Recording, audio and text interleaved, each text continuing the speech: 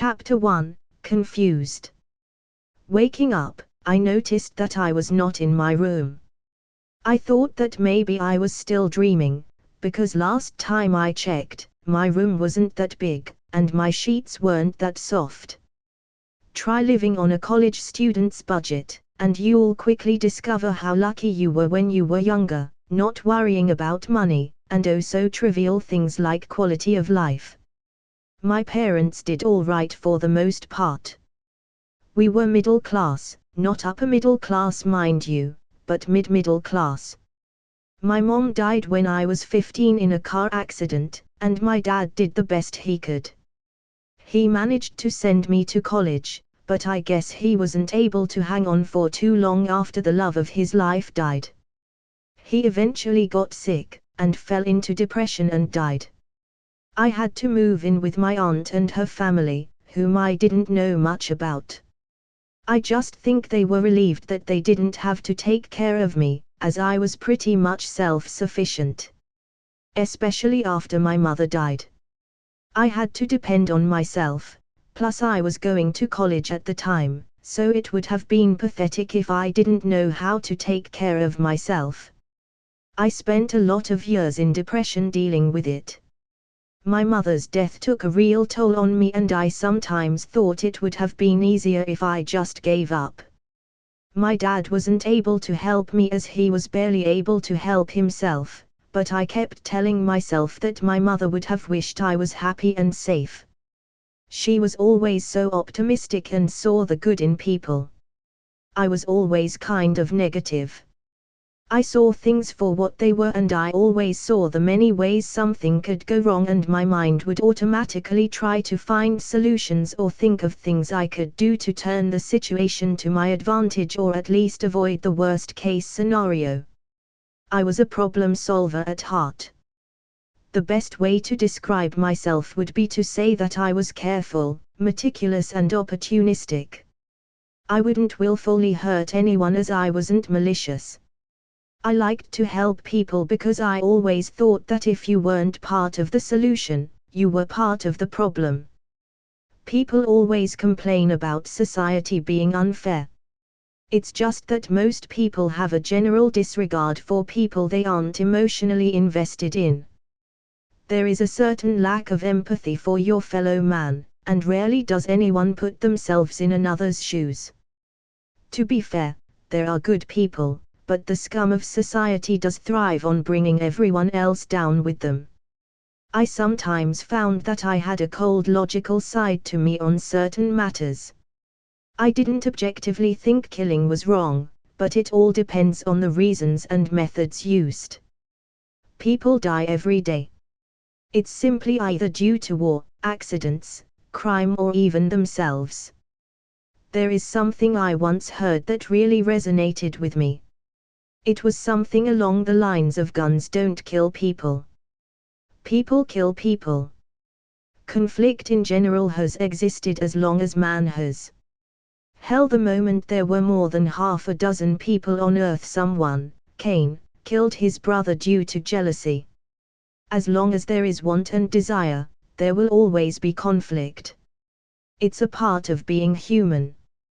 Sometimes conflict could lead to growth, but it can just as easily lead to destruction, if you don't learn from your mistakes.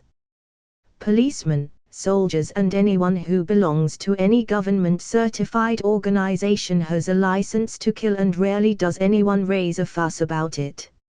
Even when military drone strikes end up having a staggering 90% civilian death rate, where schools, hospitals and streets are bombed to kingdom come, nobody seems to notice or even care that a guy sitting in a chair in his office is killing thousands of innocent people, deeming them as collateral damage. The hypocrisy of it is staggering, to say the least. There are so many layers of it, including a bunch of isms associated with the issue. I don't want to even get into it. Returning to the present, I got off my bed and stood in front of a large mirror I noticed next to my bed. I was shocked, to say the least. I was frozen in place and a cold sensation gripped my heart.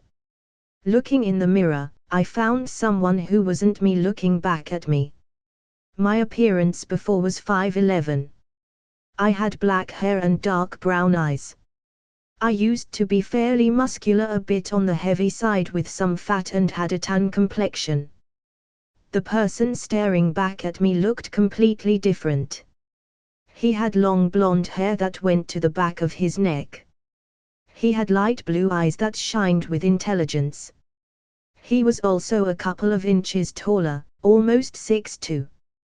His build was slimmer, like a swimmer's physique, fairly muscular but not too bulky, and he apparently worked out a lot because damn, you could cut diamonds on his abs. I calmed down after a few minutes, but my mind was still racing. Am I finally starting to lose my mind? Maybe I slipped into a coma, and I am having a really vivid dream. Tentatively and with careful steps, I stood in front of the mirror again, and really examined myself. It was strange. This appearance looked kind of familiar, like I've seen it somewhere before. I started to look for clues, or any kind of identification around the room. Anything that could tell me whose body I was in. I found a desk with some drawers and a closet that had a lot of clothes. I went and searched the desk and found a wallet in one of the drawers. I opened the wallet and found a driver's license and an ID card. I started reading the ID card. Okay, name Douglas Ramsey, issue date 2004, expire date 2012, date of birth is the 12th of July 1989.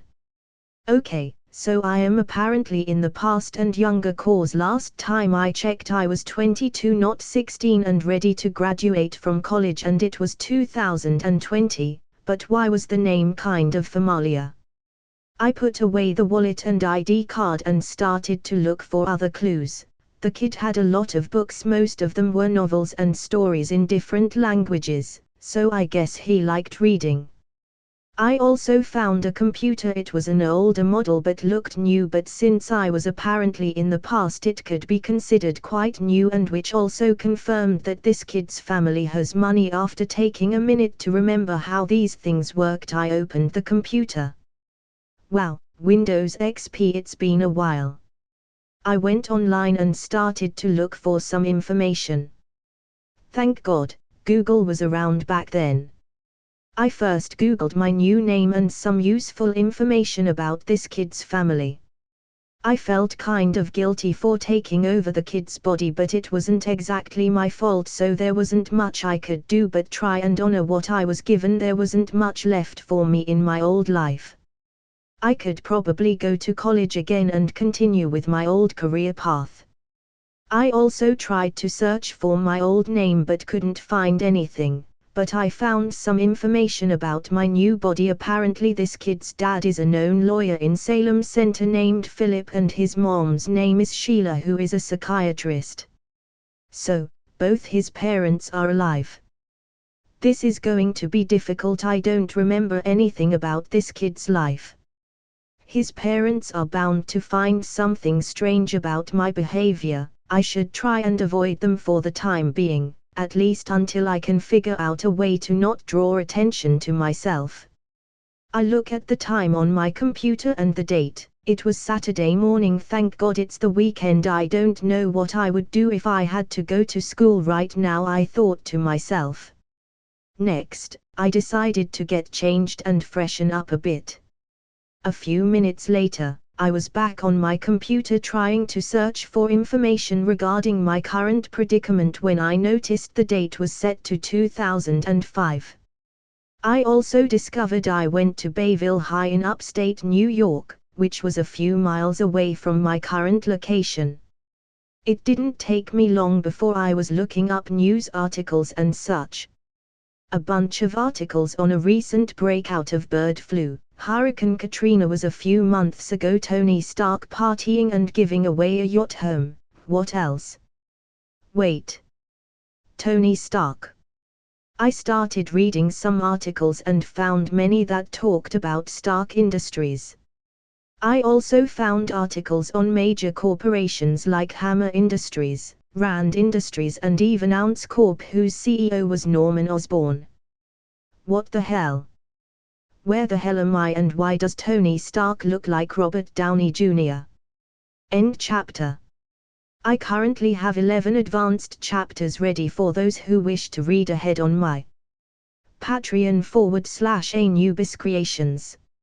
As I said, I'll be releasing 2 to 3 chapters a week on Saturdays and Sundays every week on my web novel account and my Patreon. Comment. 46 comments. Vote. Chapter 2, Ambitious. After another mini freakout and yet another panic attack, I started to consider my plans for the future and what I can do in regards to my new situation. I thought about graduating early from high school and instead going to college to get a degree in computer science, like I was doing before I came to this universe. This way my new parents will attribute my behavioral change to me going to college and being more mature. But I realized that in 12 years or so there is a 50% chance I get erased. Dying is also a strong possibility in the many events to come, and even if I try to stay away, I don't think whatever brought me here is just gonna let me go on with my life like nothing ever happened. Marvel has a way of dragging people to trouble, especially when they are trying to avoid it, and I am still not sure which Marvel universe I am in. Is it the MCU or the comics, and which version am I in? Am I on Earth 616 or a mix between the two, or something completely different? I started getting a headache and then decided to look for more information. I tried to look for any mention of mutants and I found some. Apparently Professor X is known as a famous author and psychiatrist. He also has a school for the gifted, aka superpowered child soldier training facility. After realizing where I am and my new situation, a thought goes through my mind: wait, I wouldn't be randomly transported to a random guy's body in Marvel. A few seconds pass. Oh my god. I am Cypher. After calming down again, God, I should really stop freaking out so much or I am going to have a heart attack. I started to try and remember his backstory and it started to come back to me in bits and pieces, but then I realized that something isn't quite right. Cypher is a part of the New Mutants, and if I understand things correctly, he should be way younger than he is right now. So it seems I was transported to the past, to the Marvel Universe, and into an older Cypher's body. I also remember that Doug's father helped Xavier with some legal problems in the past, and also that Xavier knew that Doug was a mutant but didn't try to recruit him. He probably thought that Cypher wasn't good enough for his child soldier program, or that his mutation wasn't noticeable and Doug could potentially live a normal life, as anything out of the ordinary could be attributed to him having a genius level intellect rather than him being a mutant. I don't really know, it's probably a combination of both for all I know. I wonder which iteration of Xavier is in this universe. Is it the morally ambiguous kind of good Xavier who uses methods that are sometimes questionable and kind of reminds me of a less likable for the greater good Dumbledore, or is it the mind-rapey Xavier? I should probably try and avoid him, at least until I could find a way to protect my mind, especially with the information inside my head that could spell doom if ever found out. I don't trust him enough to stay out of my mind, even if he tells me he won't read it. All it takes is a single stray thought to leak out and it all goes to shit. If I remember correctly, Cypher's powers are semi-telepathic and semi-clairvoyant in nature, which could help me explain why my mind is protected if I meet him, and could also explain any future knowledge I have. The only thing that is respected in this universe is power. I should also try to gain more knowledge, as knowledge is power, and using Cypher's abilities I think that I can prove that I can become a power in this universe not to be trifled with. I will achieve my goals using my otherworldly knowledge and every piece of information I can get my hands on. I start planning my course of action to achieve power in this universe. Luckily, I have some information about this body's background and mutant power if I remember it right. He's supposed to be some kind of linguistic and programming genius, can learn how to fight fairly quickly if taught properly, and has semi-telepathic and semi-clairvoyant power. I should probably see if he already activated his mutant power, as it's hard tell right off the bat. I go to the bookshelves and grab a book written in French and I start reading. At first I don't understand anything, as I didn't learn French in my last life. After a few sentences I start to understand what I am reading. By the end of the page I can understand every word. Okay, this doesn't make any sense. How the hell does this ability work? Does my brain have Google Translate or something? Maybe I gained this body's memories of this language. I go online and pull up some articles written in various languages. I didn't find anything written in Russian on the bookshelves, so he probably didn't know how to speak it yet. I find an article talking about Russia's nuclear plant project and I realize that I am already halfway through the article and didn't even notice that. I can now read Russian. What about writing and speaking? I try writing what I remember about the Marvel universe in Russian and it's surprisingly easy. I then try speaking and surprisingly I can speak it fluently. I go on YouTube to see if I am just spouting nonsense and how my accent is compared to a native speaker. I notice that my accent was a little off, but after watching a few videos my accent became a lot more natural and I could easily pass for a Russian native with my looks and accent. Interesting, so I can speak, write and understand a language just from reading a few words, but to sound native I at least need some kind of audio-visual input to master it. Suddenly a large grin is on my face. Oh, this is going to be fun. I start thinking about what I should do and my plans for the near future. Okay, I need to explore my abilities more. I am guessing I activated them when I got transported into this body. Next, I should probably go downstairs and see if someone's home. Nobody came to knock, but maybe that's because it's the weekend and he probably sleeps in. It's been a couple of hours already and I am already trilingual. So I should probably hit a library soon and learn all I can. Luckily I already have a computer with an internet connection, but I got to be careful about that because I remember something about Cypher having an internet addiction at one point and him not eating for weeks due to his addiction. He was trying to decode the internet or whatever that means. So I should try and stick to books as much as I can and only go online if I have something important to do. I shut off my computer and grab my wallet. I also found some car keys, so mobility isn't going to be an issue. I have a couple of $100 in my wallet. I go to the door and I tell myself, okay, after you open this door you're now Douglas Ramsey, nicknamed Doug. You have new parents and a new life. You go to Bayville High in upstate New and you're probably a genius now. Taking a deep breath and exhaling slowly, I grab the handle and open the door and walk out the room humming I Will Survive. Which isn't as easy to do in this universe, and I mean surviving, not singing. I have a nice voice, add that to the list of things I can do now. I arrived downstairs and found the house empty. I call out, Mom. Dad. Is anybody home? I waited a few seconds and hearing no one answer I concluded no one is home. Okay, works for me, I thought. I go to the kitchen, grab some cereal and milk. I eat a simple breakfast and grab an apple for the road. I make sure I have my driver's license and walk out of the house. I find a blue R34 in the driveway. A grin splits my face. I like his style. He may have had an inferiority complex, but at least he knows his stuff, I thought. I got in and started my new car. It roared. I can get used to this, I thought. I drive off the driveway and leave the house. As I am driving around I realize I don't know where anything is. I pull up next to a girl and slow down the car. I call out, "Excuse me miss, can you tell me where is the nearest library?" I get her attention, she gives me and my car a look. I think she's checking me out. She answers me while tapping a finger on her chin, trying to remember. "Oh, it's on the 59th on Main Street.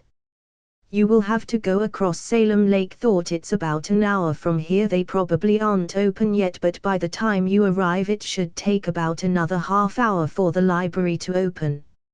I took another look at the girl. She looked to be around 16 or 17. She's a brunette and had light brown eyes. I kept staring for a few seconds until I heard her say, "If I knew my new lip gloss looked this good I would have bought 3 more. I am sorry. I didn't mean to stare, I just didn't expect so much information all at once," I said, trying to come up with an excuse. "Well, I didn't expect cute blondes in a convertible asking me where the library is on a weekend. I guess life is full of surprises," she said with a teasing smile. "I just wanted to look up some stuff in the library. I am planning on an early graduation," I said. "Oh, are you in college? You look so young though," she said. "Well, I am still in high school. I go to Bayville High in upstate New York. I didn't even tell my parents yet I plan to have an early graduation." Her eyes widened a bit. "Really? I go to the same school too. How come I never saw you around?" she asked. "Well, it is a big school, you know," I answered. A few seconds of awkward silence passed by before I said, "So do you plan on telling me your name or?" She looked embarrassed and stammered a sorry. "I am Catherine, but my friends call me Kitty," she said with a charming smile.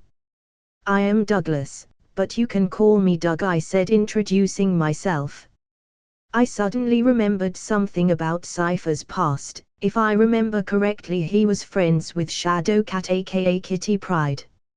Sprite, the human ghost, the one no cell can hold, and things such as walls and physical confines are merely a suggestion.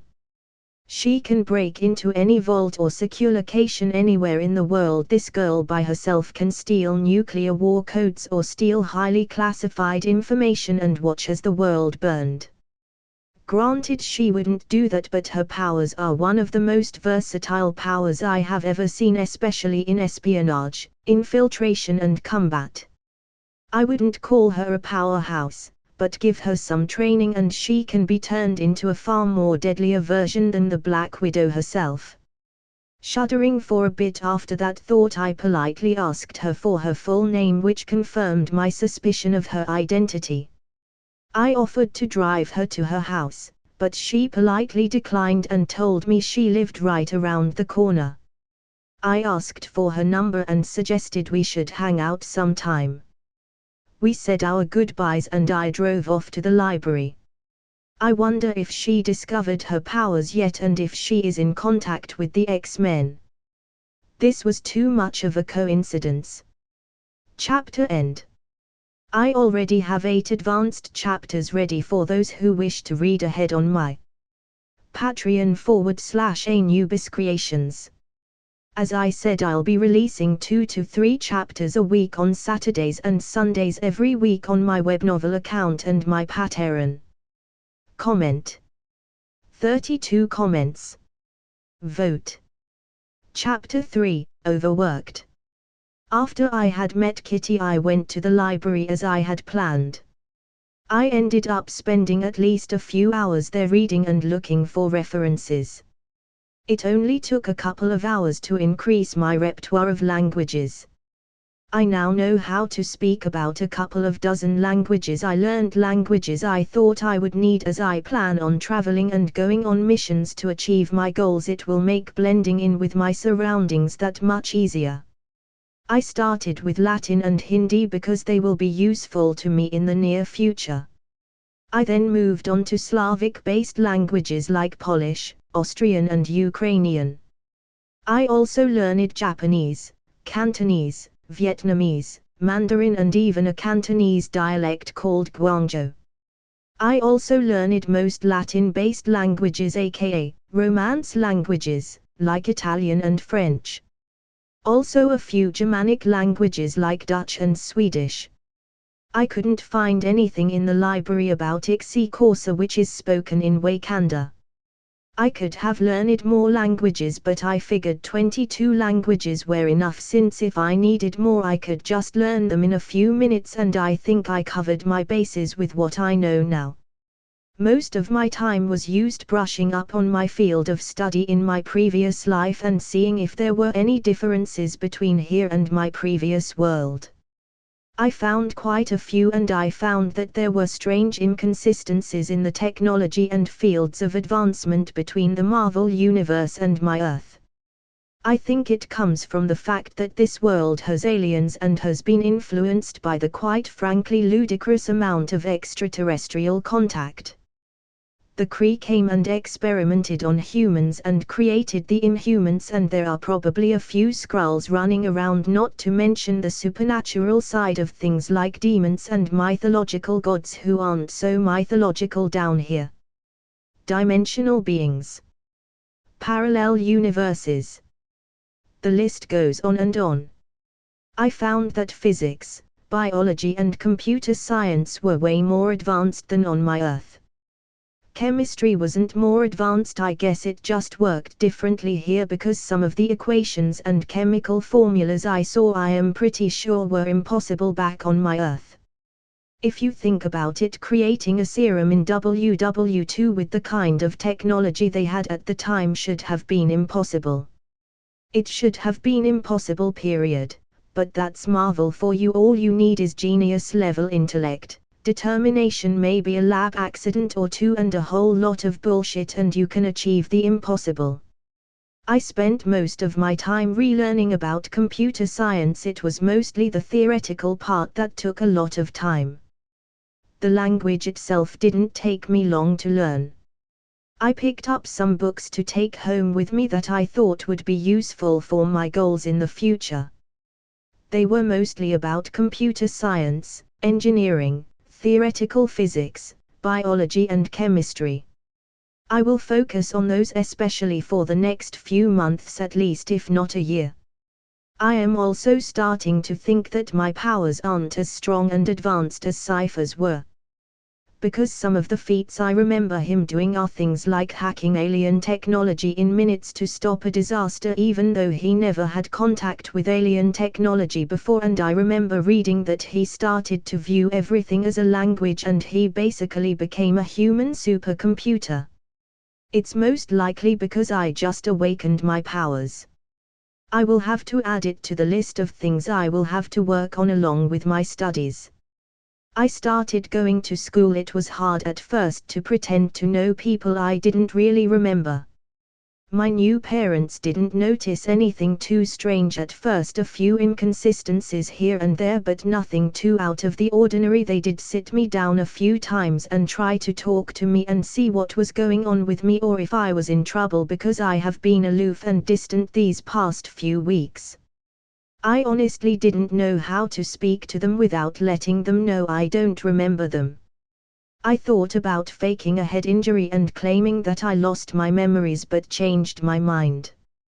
I suspected that if I did that I would find Xavier in the living room trying to help me through my pretend amnesia. I started hanging out with Kitty Allett and getting to know her. It was easier to get to know new people since I won't need to lie to them and pretend I knew them. She is a pretty sweet girl and very compassionate. I don't know how Xavier convinced her to be an X-Man, woman, in the future. I don't see her fighting or in combat situations, to be honest. I spent 6 months going to school. I sadly had to avoid those who were too close to the old Doug, which resulted in hurt feelings. I felt really bad about it, but I didn't know what to do about it.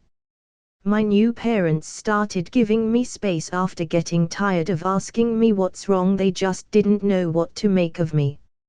I heard my mom telling my dad not to worry and that I was going through a phase, but she didn't sound too convinced with what she was saying. I think on some level they knew something was wrong but didn't know what it is. I had to fast track my plans. It was 2006 now and it's been 6 months since I arrived in this world.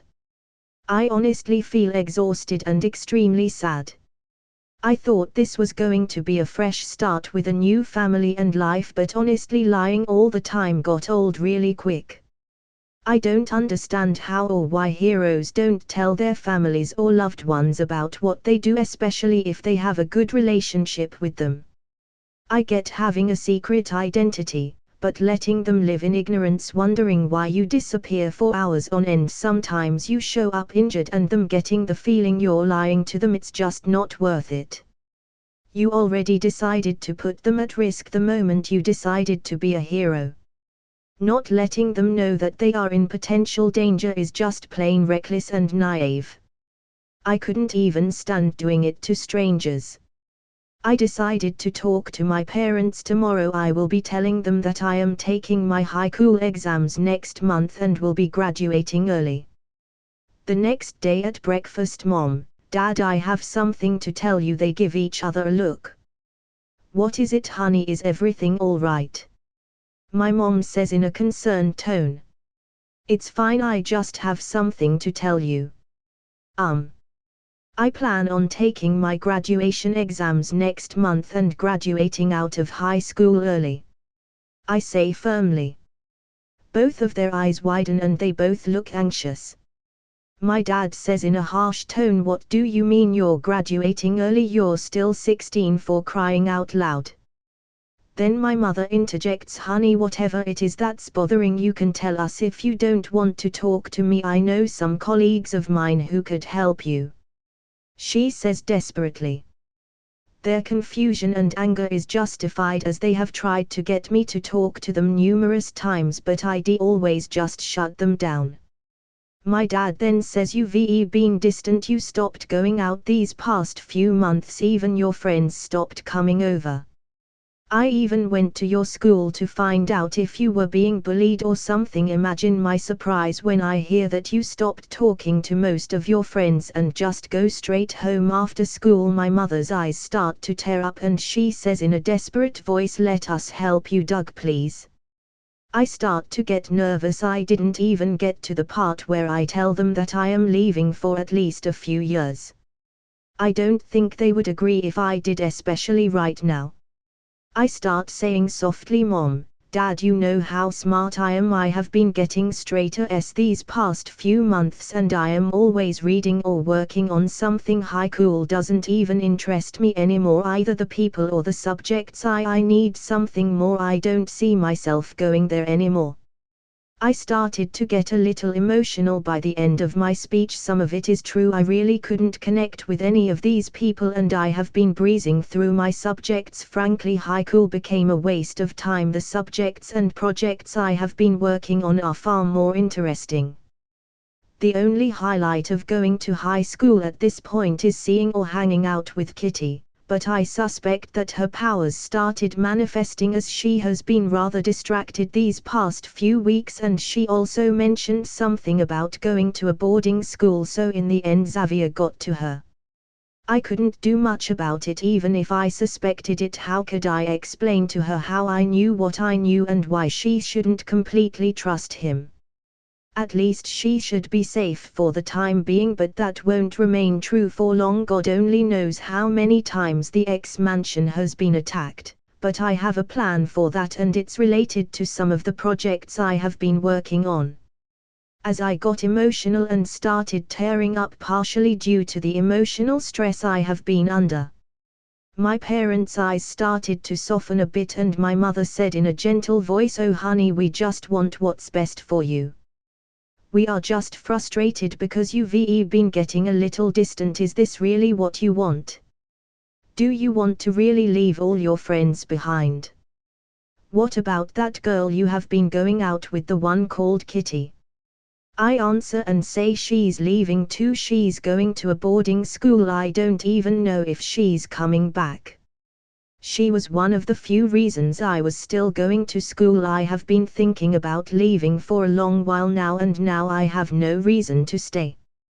My dad looks at me and says, are you really sure about this? What do you plan to do after graduating? Are you going straight to college? I shake my head. No, I was thinking of taking a couple of years off and try to find myself. I want to find out who I really am, maybe also travel a bit, see the world, see different cultures, meet new people, broaden my horizons.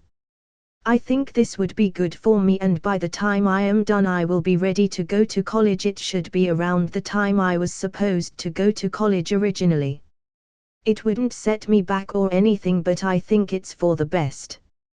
My parents are just listening to me while I talk. They haven't interrupted me or started shouting yet, so I guess they are thinking about it.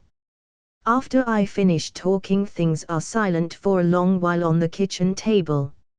My parents looked to each other and nodded. Then my mom started saying, "We don't like this and we would prefer if you stayed in high school and tried giving it another shot, but it seems that you have thought a lot about this.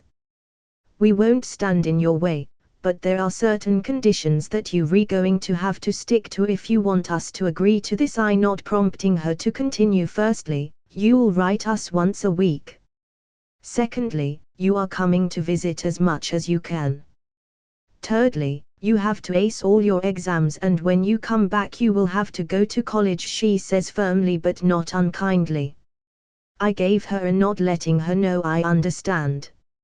"Okay, your conditions are reasonable and I promise you guys you won't regret this. I really need to do this and I am happy you understand," I said. I then got up and gave them both a hug and said, "I love you both and I promise to make you proud." After an emotional breakfast I went to school and told Kitty I am leaving next month. She was a little upset but understood my reasons and encouraged me to do what my heart tells me. She also told me that this is her last year in Bayville and she's going to her new school next year. We both hug and promise to keep in contact and visit whenever we can. I got home after school and went to my computer and spoke out loud, "So all right Sophie, where are we with Project X? Chapter end. I already have 8 advanced chapters ready for those who wish to read ahead on my Patreon /Anubis Creations. As I said, I'll be releasing 2 to 3 chapters a week on Saturdays and Sundays every week on my web novel account and my Patreon. Comment. 39 comments. Vote. Chapter 4, Sophie. "So, all right Sophie, where are we with Project X?" Doug said. "It's taking longer than expected, but progress has been made," the voice answered. I started to read the progress report, adding notes and writing new commands. "It looks good, we will have them all soon," I said in a grim tone. A few months back, after I had returned from the library on my first day in this universe, I had decided that one of the things that I would need and realistically be capable of achieving in the near future is building an AI. Now this isn't me trying to copy Tony Stark or about how cool it would be to have an AI, but it's about what I am currently capable of and what is feasible right now. I needed an intelligence network to achieve my goals and operatives to carry them out, but since I don't have the resources to achieve latter, that the next best thing was to build an AI that could handle and satisfy my needs. Building an AI isn't as easy as it sounds. There is a reason Tony Stark, one of the leading minds in the 21st century, is one of the few notable people in the world capable of creating an AI as advanced as Jarvis. Even S.H.I.E.L.D. doesn't have one. First of all, it would have been virtually impossible to achieve it in such a short time if it weren't for Cypher's abilities. The amount of time that got cut down simply due to his ability is astonishing, to say the least. It sometimes felt like I was in a trance and would find a few hours have passed of me coding without me even noticing. It really took a toll on me, and I think I could have gotten it done faster if not for my physical limitations. My fingers could only move so fast and my mind could only stay awake for so long without it all shutting down. That's not the only reason though. In my old life I majored in computer science and my graduation project was a simplified smart home system designed to learn your habits and help you. It could even scan your refrigerator and trash bin using sensors and order ingredients or supplies as needed without prompting. It could even analyze your stool and urine to find out if you had any deficiencies or diseases and consult your doctor and then order in medicines from your local drugstore. In a nutshell, it was your personal assistant /nurse /housekeeper. You could even customize it for specific needs in case you have pets or kids. If you wanted it to, it could even help cover up your tracks if you wanted to have an affair, which I used to joke about with my friends. It took me 4 years to finish PM, personal assistant and maid, in my old world, which gave me some experience in coming up with my new, improved and remarkably better in every way S.O.P.H.I.E aka Sentinel Overwatch Protector and Higher Intelligence Emulator. 2 Forced me. Maybe I just liked the name Sophie and did what SHEIL D did with their name, but there is a reason for the name. I created Sophie with a specific goal in mind. I didn't just want a personalized AI to trade quibs with and have the occasional conversation with, or have it hack for me an organization or two. Hell, I could hack or gain access to any organization I want, whether it be SHIELD, IM or any organization really, but that's not the point. I wanted a big brother in the sky, or in this case a big sister in Overwatch, that could keep track of persons of interest and have access to almost any organization or database in the world and anticipate potential threats or mutant outbreaks, aliens, gods or anything of interest to my goals in general. The AI is an advanced threat assessment intelligence designed to be a sentinel. I used the name Sentinel especially for a reason. If you're familiar with the Marvel Universe, especially the comics related to mutants, a few of the storylines revolve around Project Sentinel, which was designed to identify and eliminate mutants on a global scale and was an extinction-level threat for mutants and potential mutants. As long as I live, that won't come to pass, and the name Sentinel, which is the first part of Sophie's name, shall remain only that. The process of creating Sophie was met with difficulties, specifically in the hardware department. The level of computational power it needed to achieve these tasks was enormous. Writing the code itself on my PC was not an issue, but for what I needed it for, I needed a serious upgrade. I needed a supercomputer, and I needed one bad. I almost gave up on the idea until I remembered an article I read a few years ago in my old world in 2010. It was about the 33rd largest supercomputer in the world, which had a core made of 1,760 Sony PlayStation 3, PS3 consoles. The project was named the Condor Cluster. It was made by the U.S. Department of Defense and was declared the fastest interactive computer in the entire U.S. Defense Department. It was capable of performing 500 trillion floating point operations per second. It was used by Air Force centers across the country for tasks such as radar enhancement, pattern recognition, satellite imagery processing, and artificial intelligence research. Its speed allows it to analyze ultra-high-resolution images very quickly, at a rate of billions of pixels per minute, to greatly reduce the amount of time required. Due in part to the video game console's cutting-edge graphics capabilities, the supercomputer also had improved algorithms that can better identify blurred flying objects in space than previous computers could not. The best part was that it costs about 5 to 10% of the cost of an equivalent system built with off-the-shelf computer parts. Another advantage of this PS3-based supercomputer is its energy efficiency. It consumes just 10% of the power of comparable supercomputers. Renting a few storage units wasn't that hard or expensive. What was difficult was spending almost 6 months either scavenging or buying boatloads of PS3's gaming consoles. I eventually got a hold of the manufacturers and made a deal to buy faulty or deemed unfit to sell gaming consoles. I only really needed a few necessary parts to build my supercomputer, mainly the graphical processing units and a few other parts. I eventually planned to depend on in-house computing facilities, and large-scale computing resources in the cloud and / or collaborate with people in industry to get access to the high-end computing resources and data sets that I need. I almost had to sell my car, but I thankfully found out that I had a trust fund written in my name in the bank.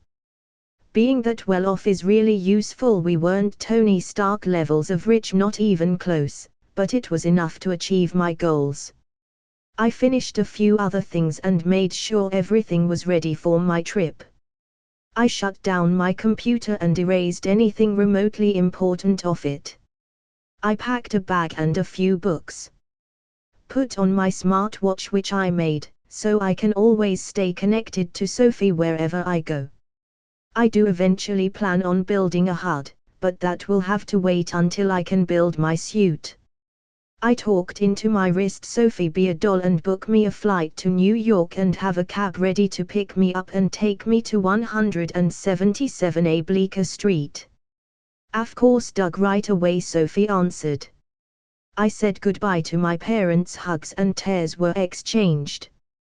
I could have drove to New York, but I had to keep up appearances and leave my car at the airport, so they can pick it up later. I walked up to my car and got in.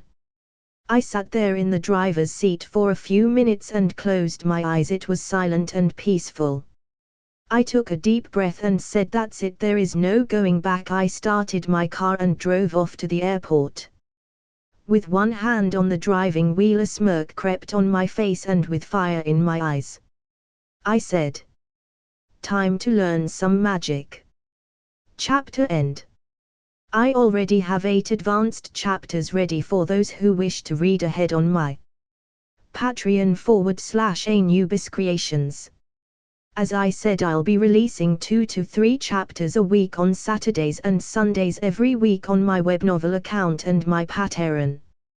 Comment. 33 comments. Vote. Chapter 5, The Ancient One. I got off the plane after we landed, then I went to grab something to eat at the airport.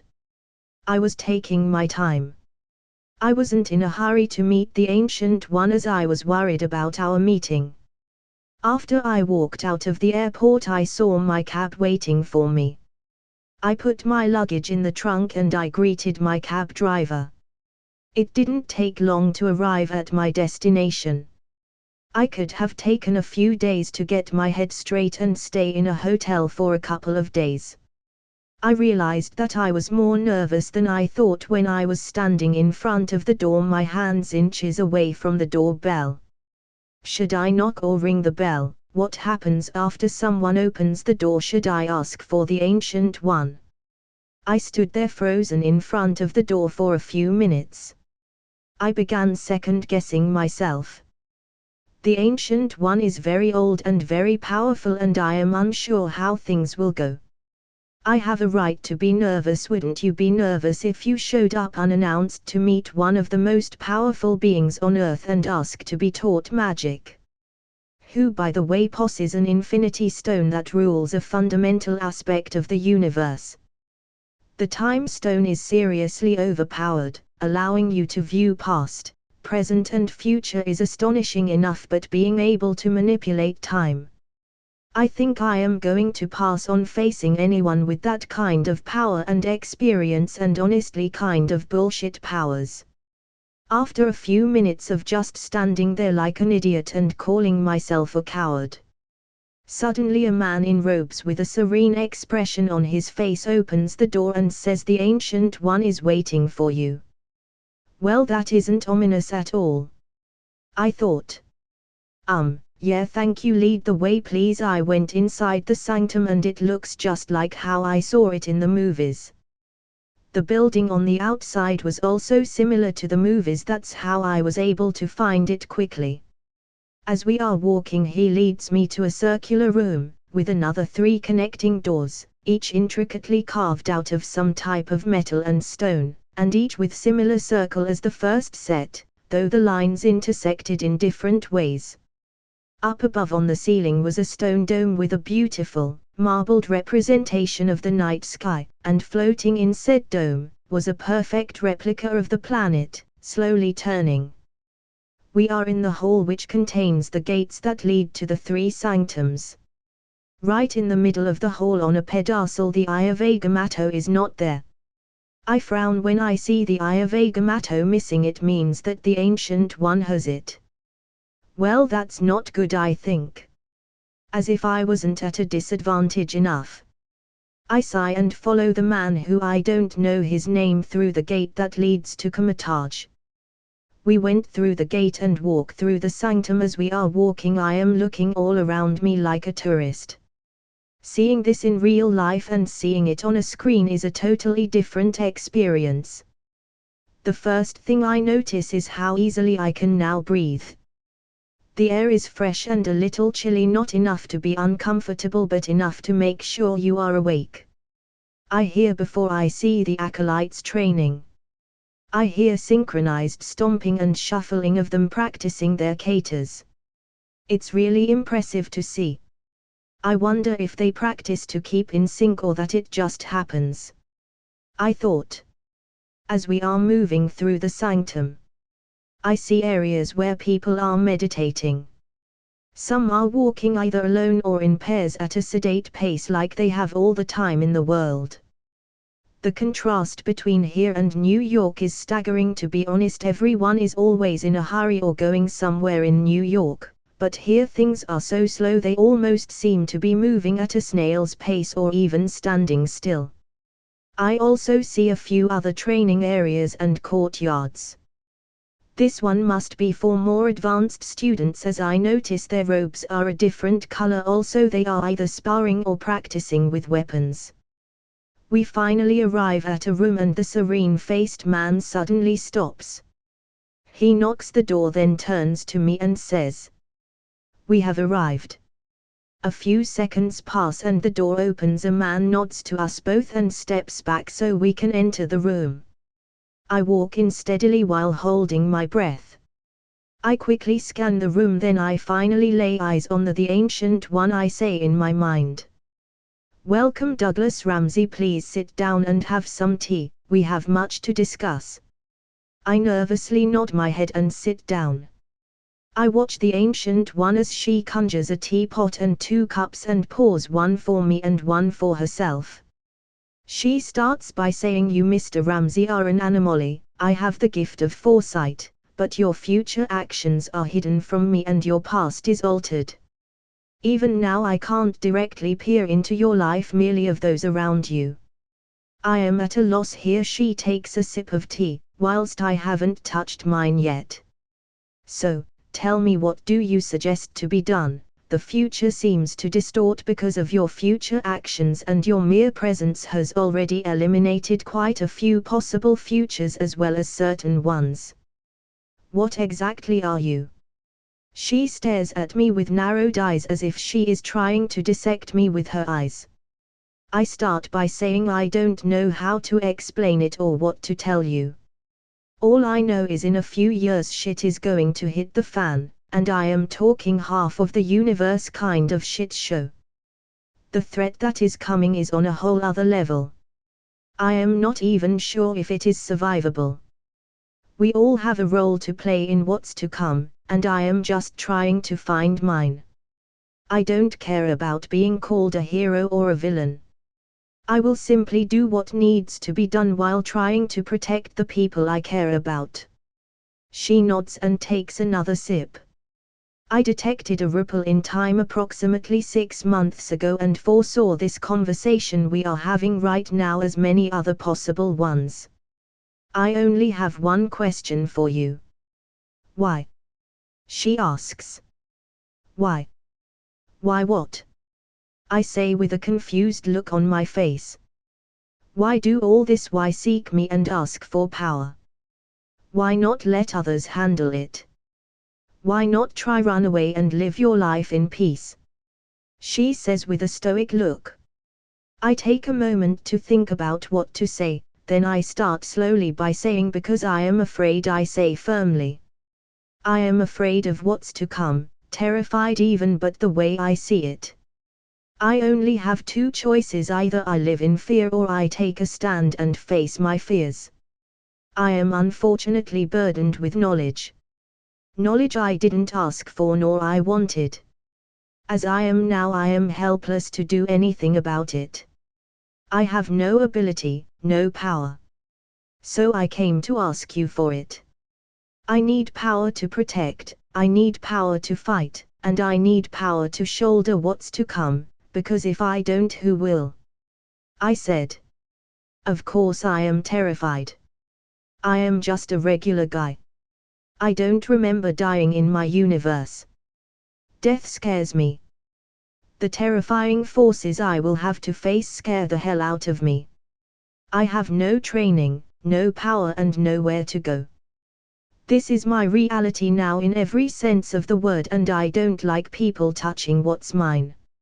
A few minutes of silence pass by after my passionate speech. The Ancient One has a light smile on her face. She starts by saying, out of all the versions of your answer that I saw, this one is by far your most honest one. She suddenly stands up and says, very well then, from this moment on, I shall take you as my disciple. I never thought I would take 2 disciples in 1 decade, but oh well, this is interesting as well. I gape at her. I never expected for her to offer to teach me personally. I didn't even get the chance to ask for her permission to be taught magic. The conversation and meeting has been completely one-sided the entire time, and she had me on the back foot the entire time. I didn't even have enough time to think. I was too busy being nervous of what she was saying. Well, that's better than expected, I say in my mind. Wait, just like that? I don't have a death wish or anything like that, but why do you believe me? I say nervously. She smiles mysteriously and says, oh, I would know if you tried to lie. This room is special, you see. Also it helps that I can see the future. I shiver a bit at her tone of voice. Well, Mr. Doug, let's start with your first lesson on the mystic arts, she says. The language of the mystic arts is as old as civilization. The sorcerers of antiquity called the use of this language spells, but if that word offends your modern sensibilities, you can call it a program, the source code that shapes reality. We harness energy drawn from other dimensions of the multiverse to cast spells, to conjure shields and weapons, to make magic. Right now, I was sitting across from the Ancient One as she explains magic to me. During her speech she waved her hands, creating a line of pure magic before creating a circle, square, and finally striking the overlapping shapes to cause the entire spell to shake and expand before disappearing. So, is anyone capable of learning magic? I ask. Well, the answer to that, it is rather complicated, but to simplify matters, it depends on many factors. Among them is aptitude. Some people have a high aptitude for magic, while some don't. Most people are somewhere on the scale as talent varies. You can even find those who are more talented in certain branches of magic than others while being average or mediocre in other types of magic. I am listening with rapt attention and hanging on her every word, memorizing what she is saying. Seeing this on a movie screen and in real life are completely different things. First of all, it's a lot cooler and visually pleasing, and secondly, she goes into much more detail than I expected. I ask various questions to satisfy my curiosity or to clarify certain things. Time flies and she suddenly stops the lesson and says, well, I think that's enough for today on magical theory. Let's move on to the practical part of the lesson. I start by asking what practica.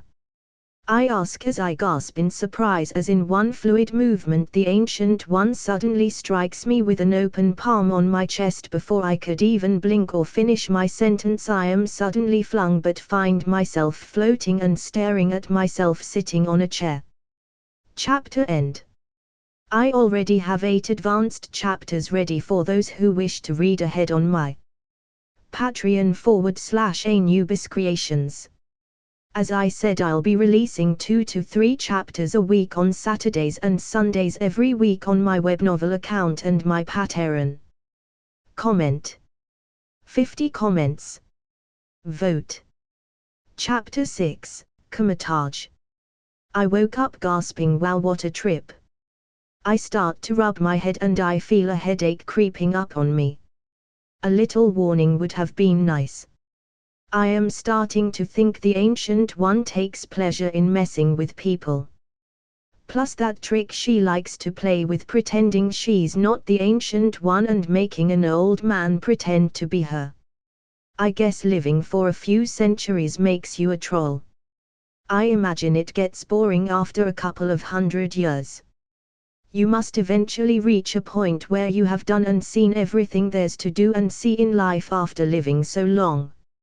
I wonder what I would become like if I lived for so long. I'd probably be a major troll and troll everybody until they curse my name or have nightmares about me. Probably bang a few alien chicks and try to get it on with a few female superheroes. After a few minutes of fantasizing about things I probably wouldn't get to do, I start scanning the room I am in. It looks like the room Doctor Strange was in while training in the mystic arts. I wonder if they are all the same or if she's doing it on purpose. I guess they brought me here after I came back from my astral trip through the multiverse. I know it was necessary to open my third eye and all, but a little warning would have been nice. Screaming like a little girl wasn't my idea of a good first impression. I sit up in my bed and I start meditating. I think I feel something is different. Like a sense I didn't know I had was unlocked. It feels strange and hard to describe. I try to reach deeper and get a better sense of what I am feeling, but I can't quite get it. After a few minutes I open my eyes and sigh. I think what I am feeling is magic. I don't know if I am doing it wrong, but it seems I will have to ask the Ancient One or read a book or something. It's a good thing I like reading because I think I will be doing a lot of it in the foreseeable future. I get off my bed and I find my bag next to the bed. I head towards the door and as I reach towards the handle, the door suddenly opens, which makes me jump in surprise. A man in green robes with a stoic look on his face looks at me and says, "The Ancient One has told me to show you the library, follow me." He then turns around and starts walking before I can even process what's happening. Is she doing this on purpose? I am certain she is trolling me somehow. How is she doing it? I start following the man as he is almost at the end of the corridor. He takes me through a few more corridors and after a few lefts and rights, we finally reach the library. Immediately, the first thing that drew my attention was an ornate table in the center of the large room. At said table were 3 young people in monks' robes with yellow sashes, avidly studying over a large tome. Surrounding that was a maze of simple bookshelves made from a lacquered redwood of some kind, and a sporadic placement of intricately carved pillars. From the entrance, I couldn't see much more than that, though. The bookshelves were in the way. I followed him as he leads me through the bookshelves. Not long after, we arrived at a desk where a diminutive man sat, looking over a ledger and clicking a pen repeatedly. He just nodded to him and turns to me and says, "This is Master Yoon. If you have questions about any books he can answer them. Any books you check out will be noted in this ledger." He then points at a pile of books on the table and says, start with these books and finish them. If you have any questions, ask Master Yun, and when you finish, seek out the Ancient One. He then pauses to make sure what he said sunk in. He continues and says, breakfast is at 5 a.m. Morning training starts at 6:30 and is finished at 8 o'clock. You will be studying these books after training. Until you finish the books, you are not required to attend lectures given by the masters, but you can if you want to. He turns around and starts to leave. I shout and say, wait. He faces me again with a raised eyebrow. What's your name? And also, what's the Wi-Fi password? He stares at me for a second, then says, it's Master Mordo. He then hands me a piece of paper from his robes and turns around and leaves. As I am watching him leave, I take a look at what he handed me. I never guessed they would keep the same password even years from now. Is that why they have them printed out? I sigh and turn around to the piles of books I have to study. I pick one of the piles and head to the nearest table. All right, let's get cracking, I said to myself. A few hours pass and I am on pile number 4. Most of the books are language books. I looked through them to see if there was anything new, but they didn't take more than a few minutes for me to get through. Even new languages I hadn't learned like Sanskrit and Greek didn't take me long. I had already learned Arabic and Latin. Magical theory for beginners took a little while, and I even tried looking for books talking about Wakanda and the goddess Bast, and surprisingly found a few. I also picked up their language. The book that interested me the most was one that talked about the different branches of magic. It was written in Sanskrit and it mentioned that masters of the mystic arts mainly depend on channeling dimensional energy from different dimensions to power their spells, or even borrow power from patron gods. The part which interested me and surprised me the most is some masters specialize in body enhancement using various energies, and among them is Kai. I had thought that you would have to go to Kunlun to learn how to utilize it effectively, but apparently some masters here in Kamataj already specialized in it. I think it isn't popular here because for the same amount of time and effort you can get stronger faster and more effectively if you went with the traditional route. Plus you have to be really talented and have a considerable amount of Kai for it to be effective in combat. It took some Kai masters years to build their reserves and control. Not all people can gain the opportunity to punch the molten heart of an immortal dragon to boost their Kai reserves. There was a certain passage that drew my interest while reading about Kai. The passage states that other than channeling Kai to your arms and legs to boost your fighting strength, Kai can be channeled to any body part to boost its functions or even heal it. A thought went through my mind. What happens if I channel enough Kai to my brain? Will it boost my powers? I mean, it's basically life energy. It can't be harmful at the very least to try and see what happens. I finished reading all the books assigned to me. And I decided on what I would like to focus on. I decided to focus on any Esper abilities like telekinesis, telepathy, empathy and clairvoyance, as I have a theory that my mutation can help me learn them faster and in return they can boost my natural abilities. I also decided to learn body enhancement magic, especially Kai manipulation. I will also be learning about portals, as teleportation is damn useful. And any useful spells I can get my hands on. Invisibility spells, making eldritch energy constructs such as shields, whips and swords. Also learning how to access the mirror dimension and astral projection are going to be very useful, especially for my plans. An evil smile grows on my face. Oh, I am going to abuse the hell out of those two. I stop fantasizing for a moment and then speak to my wrist and say, Sophie, how is the connection? Are you having any problems or interference? No, Doug, the connection is running smoothly. Surprisingly, there aren't any issues even though the temple is situated in the mountains. I nod and say good. How's the search going? Have you found any mention of Shanghai yet? Sophie, yes, I have found a Shanghai with your description in Hong Kong, China. A security camera picked him up heading to a diner. I believe he just ordered some roasted duck and egg rolls. Doug, good. Keep an eye on him. Notify me if anything changes and also inform me the moment he sets foot in New York. Sophie, of course. Doug, or shall I say Master Doug? I chuckle and say I am not a master yet, merely an apprentice. Just stick to Doug. Sophie, of course, apprentice Doug, she answers with a cheeky tone. I chuckle again and mutter troublesome women. I tried to give her a personality, but I think I overdid it a bit. It got boring after a while as I couldn't talk to anyone about what happened to me or my plans, so I thought a little banter wouldn't do much harm. Boy, was I wrong. I think for a bit and then say, have you found anything about the Hellfire Club or the Brotherhood? Sophie, I have found various hideouts for the Brotherhood situated mainly in DC, New York and Louisiana. Doug, what about Magneto? Still no news?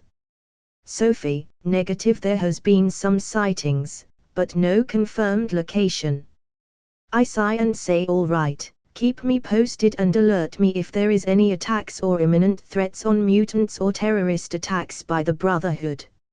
Sophie, of course, Master. I sigh. Why did I make her so cheeky again? I've been thinking about how I am going to deal with these future problems, but I am too weak right now to stop anything.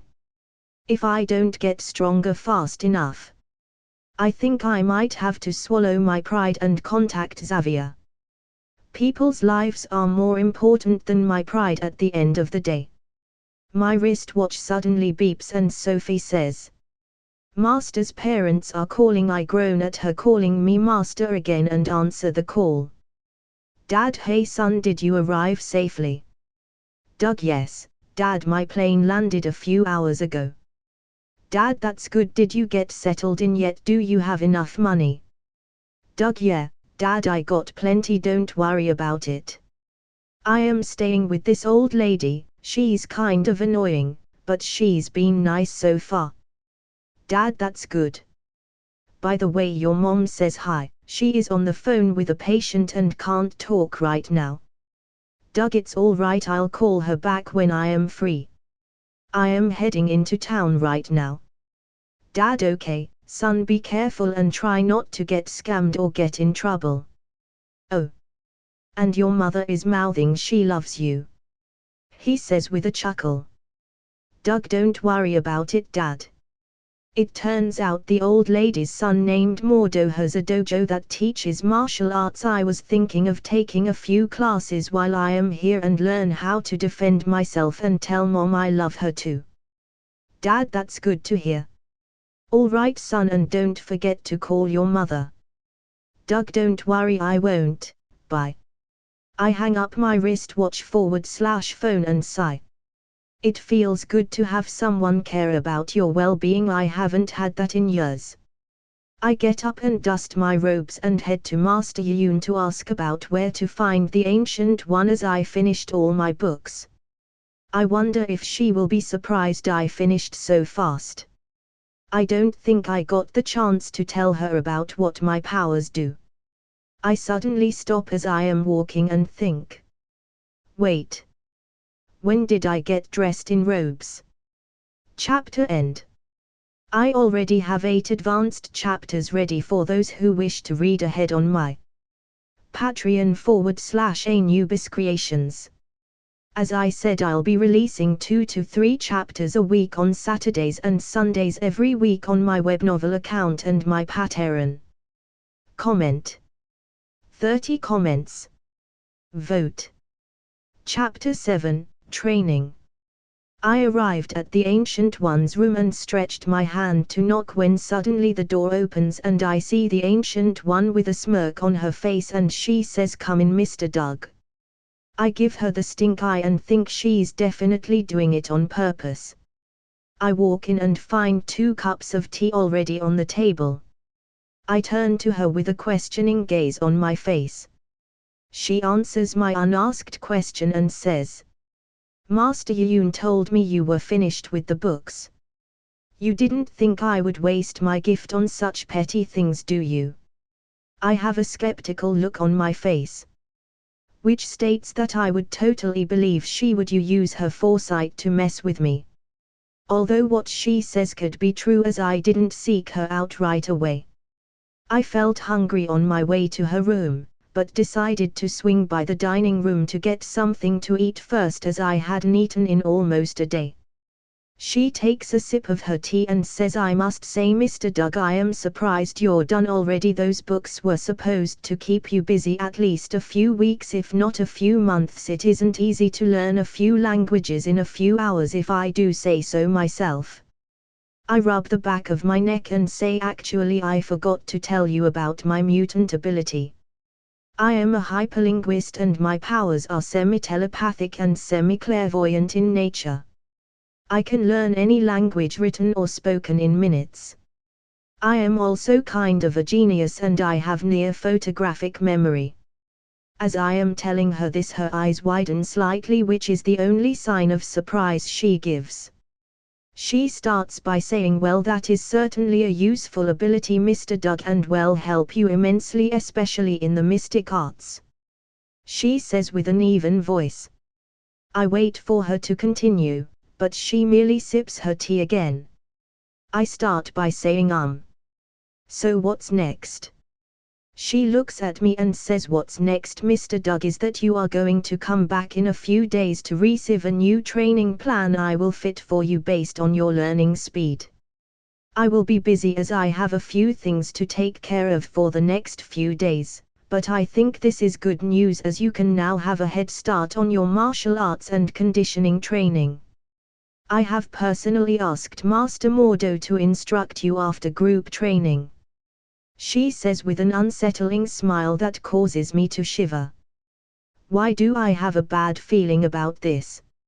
I look down at my tea and take a sip and say, "Millimeter.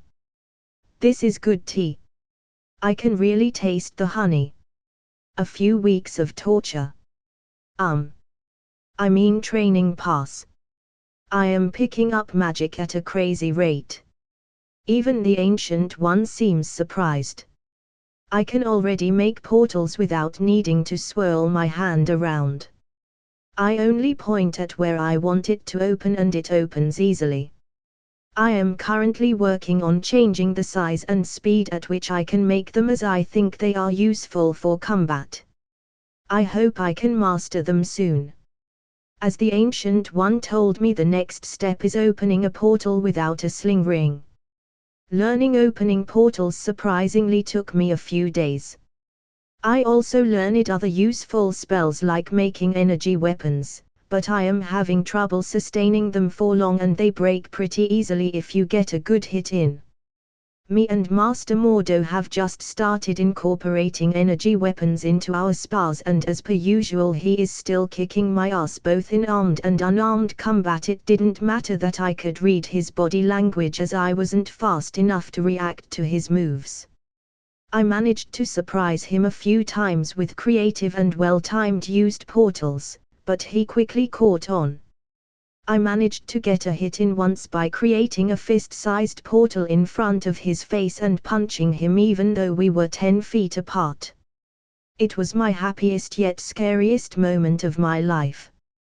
He quickly caught on and started predicting where I would place my portals to attack and would make another portal in front of mine, causing me to hit myself a few times. I got really pissed off and increased the pace of my attacks, but he just kept dodging and beating my ass. I think at one point he may have asked me, "Why are you hitting yourself?" but now I think I must have been hallucinating or something from all the concussions he gave me, because there is no way in hell Master Mordo made a joke. He was even more of a hard ass than he was with Strange. He must have really liked him, because sheesh, last time I am ever pissing him off. Well, unless he turns evil. Then I would definitely just let Strange handle him.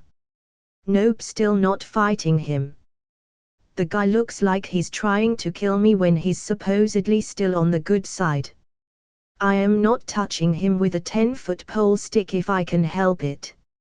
It would probably get embedded next to his other already present stick in the ass. Pfoot. Master more sticks. The hardest part of my training was probably Kai manipulation.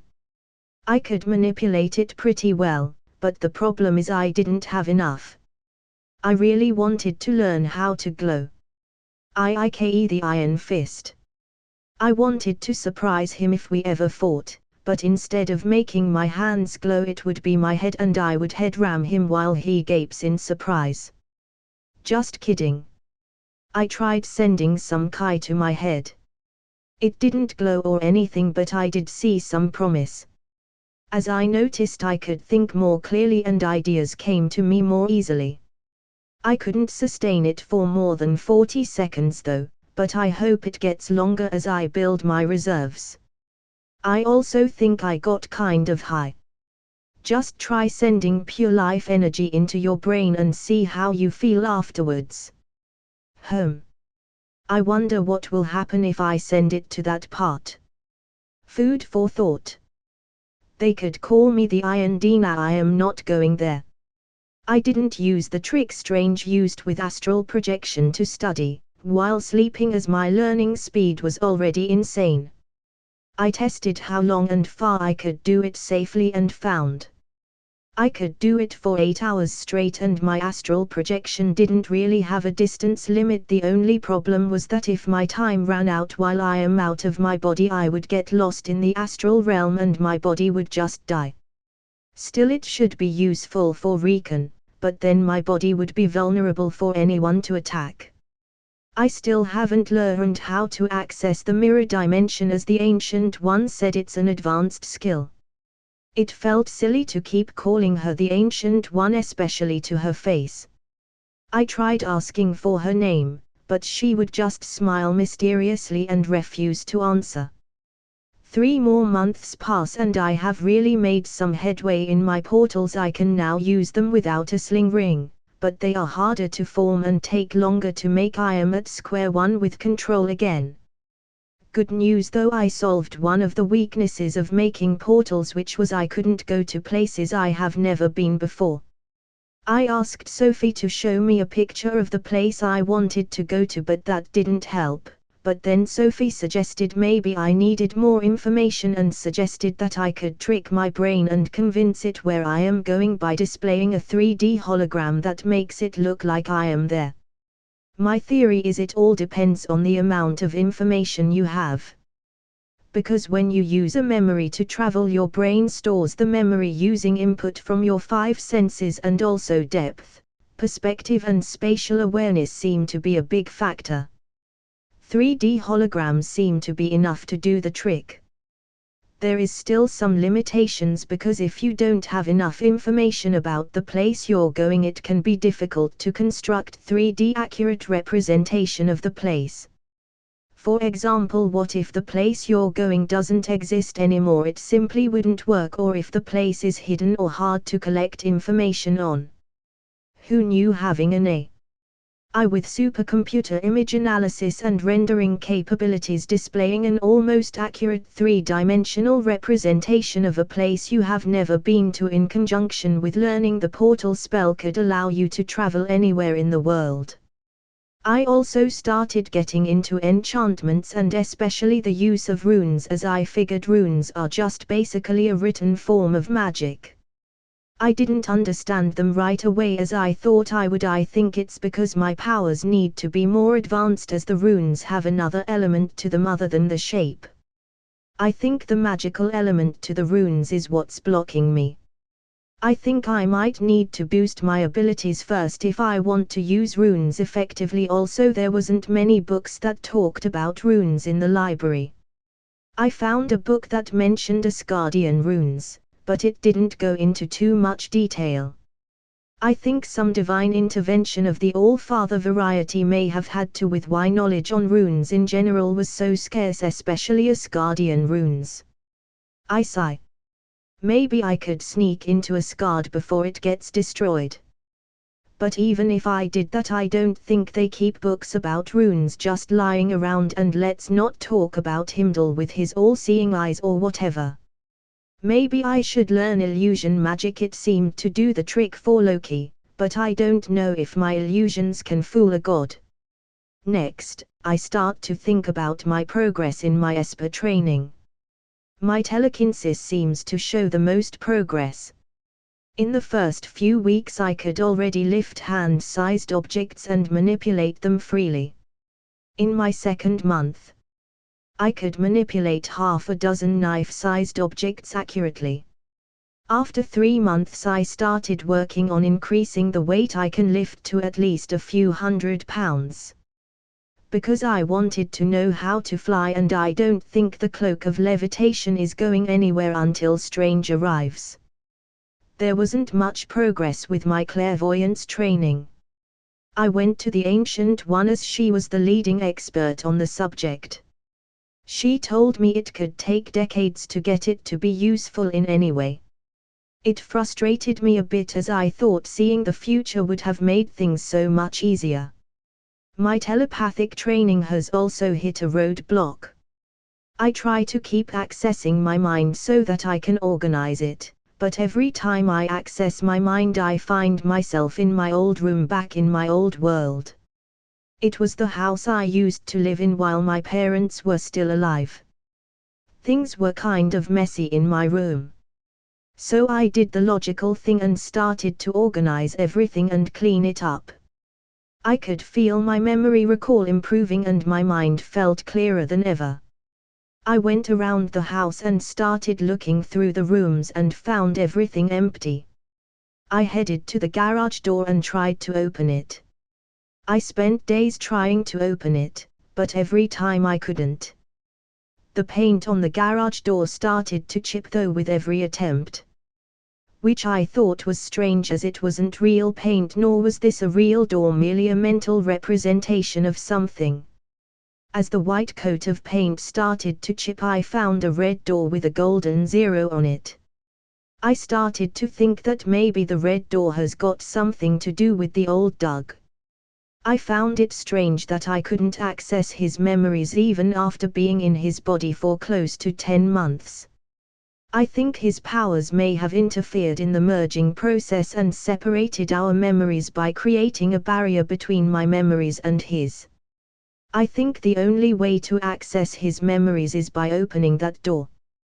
I thought about it for a while and decided I would leave it for now, as it seems I can't progress my telepathic training anymore until I open that door, and I can't seem to force it open. I will try it again after I make some progress in my Chi training, as I think I could force the door open if I pump enough Chi to my brain. I just have to find a way to increase my Chi reserves. I wonder if there are dragons still around. I think I will just ask the Ancient One about it. Maybe I could get lucky and steal the dragon heart before Danny does it. Chapter end. I already have 8 advanced chapters ready for those who wish to read ahead on my Patreon /Anubis Creations. As I said, I'll be releasing 2 to 3 chapters a week on Saturdays and Sundays every week on my web novel account and my Patreon. Comment. 21 comments. Vote. Chapter 8, The Mirror Dimension. A year has passed since I have arrived here in Kamataj. Things had progressed nicely. I was able to not only surpass my peers, but also grow in my knowledge by leaps and bounds, quickly leaping in the ranks of sorcerers to the point of master. My energy constructs got way better, as have my combat abilities. There is nothing like being wailed on for a year straight to get you in tip-top shape. My abs have abs now. I can even be mistaken for a professional athlete. It turns out Chi makes you buff. Who knew? I was considered fit before, but now I can say I am in peak physical condition. My Kai training has come along nicely as well. I can now hold my Kai in any body part I want and boost it. I am still working on learning how to heal using Kai, but my reserves are still a hurdle. I mean, they have definitely grown, but not as much as I would like them. When I focus my Kai on a specific body part, it doesn't glow bright yellow like I thought it would, it merely shimmers a bit. Also the color is light orange and not yellow. I also finally learned how to access the mirror dimension, and let me tell you, it's broken as hell. Flashback. 2 months ago. I was training with the Ancient One, but then our spar was getting a little destructive. She suddenly stops and says, I think it's time you learned how to enter the mirror dimension. With an excited look on my face, I run up to her and say, I have been waiting for this. She chuckles a bit at the twinkle in my eyes that come out every time the mirror dimension is mentioned. The Ancient One, you really are excited about it. Tell me, why do you want to learn it so bad? Doug, why wouldn't I? It's the perfect place to certainly train, and nobody but a few can truly access it. The Ancient One, is that the only reason? She says with a teasing tone. I nod my head like a chicken while trying to hide my true reasons. I think she wouldn't like what I plan to do with it. The Ancient One, all right, listen carefully before you learn how to access the mirror dimension. There are a few things that you have to know. She starts explaining and says the mirror dimension allows an advanced sorcerer to train more advanced and dangerous spells without adversely affecting the real world, keep an eye on threats without being noticed, and a prison for those without a sling ring. The final usage is paramount, that a prisoner is locked without a sling ring, as it is the only means to escape. However, the realm can be accessible without the use of the sling ring, though a sling ring is ultimately required to leave it. The mirror dimension can be used in combat by a sorcerer with the knowledge and skill needed to perform it liberally by manifesting a gateway to it to absorb attacks and then sending the manifestation at the enemy to trap them at the mirror dimension. But these mirror dimension gateways can be destroyed when enough power is directed at them. So although you can make portals without sling rings, if you go in without one on, you will be trapped in there forever. She finishes in a grave tone. I gulp nervously at the warning. We then spend the rest of the day with the Ancient One teaching me how to access the mirror dimension. By the end of the lesson I have got the basics down. She then informs me that from now on we will have our spars inside the mirror dimension and we can be as destructive as we can. I don't know why, but that sentence made me really nervous for some reason. End flashback. My telekinesis got way better too. I can now boost my jumps or fall really slowly or even make psychic shields or blasts. Flying using telekinesis turned out to be mentally exhausting. I can levitate just fine, but true flight still eludes me. I discovered a nifty trick though to increase my body's defense. By imagining I am surrounded by a psychic cocoon on the surface of my skin. I also tried some tricks I saw in various movies or media. I tried telekinetic boxing like I saw in the movie Push. I still had no progress on opening the red door, which I suspect contained Doug's original memories, but I have made progress and at least managed to find a way to conceal my surface thoughts. I worked tirelessly on building mental defenses. The only issue was I wouldn't have a chance to test their potency until someone tried to forcefully read my mind. I first managed to turn my previously disorganized memories from its previous shape of a cluttered house into the mental equivalent of a computer, which had memories on it stored as files. They were all coded with different levels of encryption. I also designed a psychic program which acts as a sort of antivirus. It alerts me if someone is trying to read my mind and if someone tries to delve in too deeply in my mind. I made it so that it projects a mental image of a monkey smoking a cigarette or funny cat videos. My version of spam or adverts really. If someone tries to go too deep or get aggressive and try read my mind while I am knocked out or something, they'll find more than they bargained for. I made 3 levels of mental defenses with different designations. The first level is a code yellow, in which my mind starts projecting an uncomfortable high-pitched sound which increasingly unnerves the intruder, and horror movie characters such as Freddy Krueger from Elm Street, Jason, Predator and the Clown from IT start popping up. Pretty lightweight stuff really. More of a slap on the wrist. The second level of defense, which is a code red, is total sensory deprivation. Sight, smell, sound, taste and touch are taken away. Which is way more scary and cruel than you might think, as extended or forced sensory deprivation can result in extreme anxiety, hallucinations or even madness.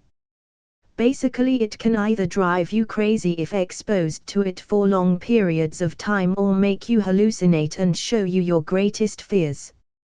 I have designed it in a way that if you are already this deep, it's hard to get out or go back to your mind, and moments in real life will feel like days to the intruder if the second level activates. And if by any chance you manage to get out, sentries, monstrous abominations and beasts will try to attack you and shatter your mind. The third and final line of defense, code black, is more of a self-destruct sequence. A last resort kind of deal. Memories which are deemed too important to reveal, like those relevant to my origins or the future, are immediately encrypted, fragmented and then scattered to all corners of my mind. The only way to regain those memories is by using a codex, which has the location of the scattered fragments inside my mind and the sequence and decryption method. I created this codex and then hid it in a secret location inside the mirror dimension. It's the most complex and advanced encryption I could come up with, and coming from someone like me who solves military-grade ciphers and encryptions for fun, it means a lot. After I created the codex, I erased my mind of its contents and only kept the memory of its location hidden in another insignificant memory inside my mind. I left myself basic mental instructions that will activate a few days later, after an intruder reaches level 3 and my meta-knowledge and true origins are forgotten due to the protocol I made. This way I can regain my knowledge back and make sure the chances of it being discovered is minimal. Doing all this took a lot of time. It required many months of designing, numerous books on the mind arts and a lot of help from the Ancient One. I didn't give her access to my mind. I just asked for advice on certain spells and mental mechanisms and psychic constructs that were too complex for me to design by myself. I supplemented with the use of magic in a lot of the defenses, as my telepathy wasn't as advanced as some of the more powerful telepaths. My defenses should at least be able to protect me from someone of at least Xavier's caliber. I don't know about the more powerful beings though. It's hard to design countermeasures against gods or entities that have a domain or control certain aspects of the universe. Doing all this took a lot of time. I wouldn't have been able to do it without the Ancient One's help, the amounts of books I read on the mind arts, and finally the way my mind actually works. Along the way I discovered that my mind operates differently. I found out I can input code or commands and it would get translated to whatever I needed to be. It turns out, due to my mutation, my mind is more powerful than your average mutant or sorcerer. Others with the same resources wouldn't have necessarily been able to achieve what I did. It was finally time that I chose a relic as my own. There is no specific way to choose a relic, I've been told. Oftentimes the magic of the relic will reach out to you as you look at it. An example of this can be seen when Doctor Strange didn't sense the cloak of levitation until it was on him. Currently I was walking through the room of ancient relics in Kamataj. We had already gone through the 3 sanctums and nothing really clicked. There was the axe of Angaruamus, which literally hummed with power. The Ancient One, who was actually helping me by guiding me through the sanctums, claimed that the axe was completely indestructible and was capable of killing all forms of mythical creatures. It also had the ability to return to the wielder's hand when thrown or dropped. Next was the Dragon Fang sword. Supposedly it was carved from the tusk of an extra-dimensional dragon by a powerful wizard named Kajitha, before being passed into the care of the Ancient One for safekeeping. It was completely indestructible, could absorb magic, and could shatter any barrier, magical or otherwise. Next was the Wand of Watum. The same weapon Wong chooses at the end of Doctor Strange. It has the power to absorb magic and redirect it, much more powerful than it was originally. There were also a few others like the Golden Mace of Hercules, the Amulet of Abaddon, the Wand of Zigondo. Master? I ask uncertainly. Are you sure it's here? Nothing that has called to me yet. Stop thinking about it too much. Focus. Feel their magic intertwining with yours and find your relic. She had said this already, several times, and I was getting a tad bit frustrated with her. That didn't stop me from doing what she said though. Closing my eyes, I try to focus on the various relics around the room. Sighing in frustration after about a minute, I look back at the Ancient One. I can feel it. It's close, but I can't find out what. I groan in frustration. She just smiles. Sometimes she can be rather annoying. Walking around the room one more time, I sigh again, but suddenly I feel something calling to me. It's almost magnetic in the way it feels as I gravitate towards it and come closer and closer. I reach out a hand and grab it, and it feels right, like it has always belonged to me and it has finally returned. The Ancient One smiles. Chapter end. I already have 8 advanced chapters ready for those who wish to read ahead on my Patreon /Anubis Creations. As I said, I'll be releasing 2 to 3 chapters a week on Saturdays and Sundays every week on my web novel account and my Patreon. Comment. 29 comments. Vote. Chapter 9, Power. I am finally leaving. I had finally finished my training and am considered a fully fledged master of the mystic arts. I decided to leave the sanctum and come back home. I will of course visit the sanctum whenever I can, but at this point it's mostly self-study now if I wish to seek more knowledge. It's the first time in my life I have ever felt like I had power.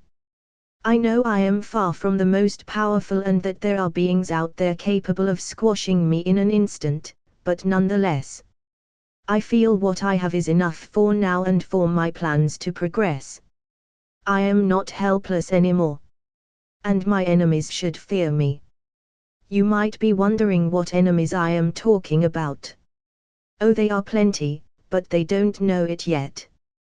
The moment I set foot in this universe, their days were already numbered. I have no problems with eliminating certain personnel in the coming days. Because the way I see it, I am in the middle of an undeclared war and there's no fucking around when it comes to war.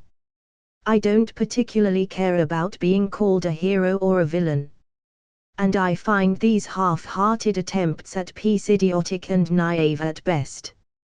One of the problems I have with Xavier's approach to things is he isn't decisive enough, while his boyfriend Magneto on the other hand is too extreme and quite frankly messy. Seriously, has he never heard about subtlety? Shaping public opinion through manipulation from the shadows. Eliminating your enemies in secret. Investigating violent hate groups and organizations interested in powered individuals, especially those that kidnap and experiment on children and young mutants. I hate to say it, but Hydra had it right.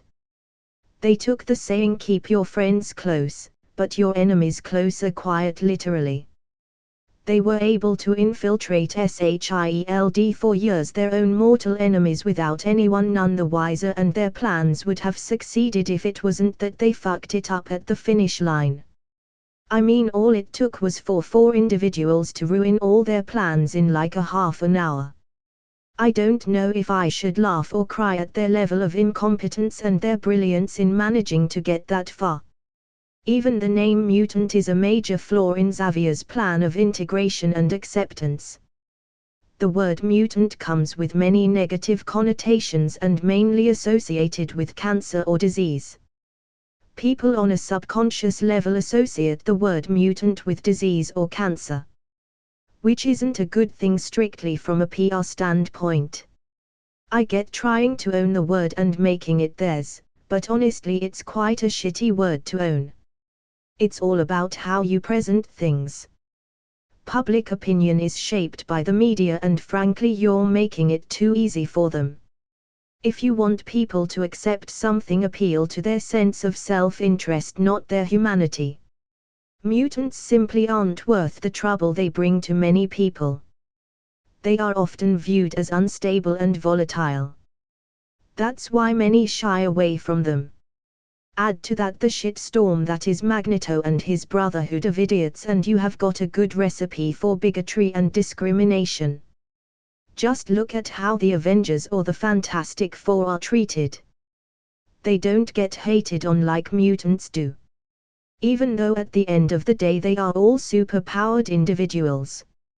Either through magic, genes, serums or dimensional energy. It's all about branding and public image, while covering your bases by having some legal representation. Being responsible and not causing collateral damage and casualties. An information network wouldn't hurt either.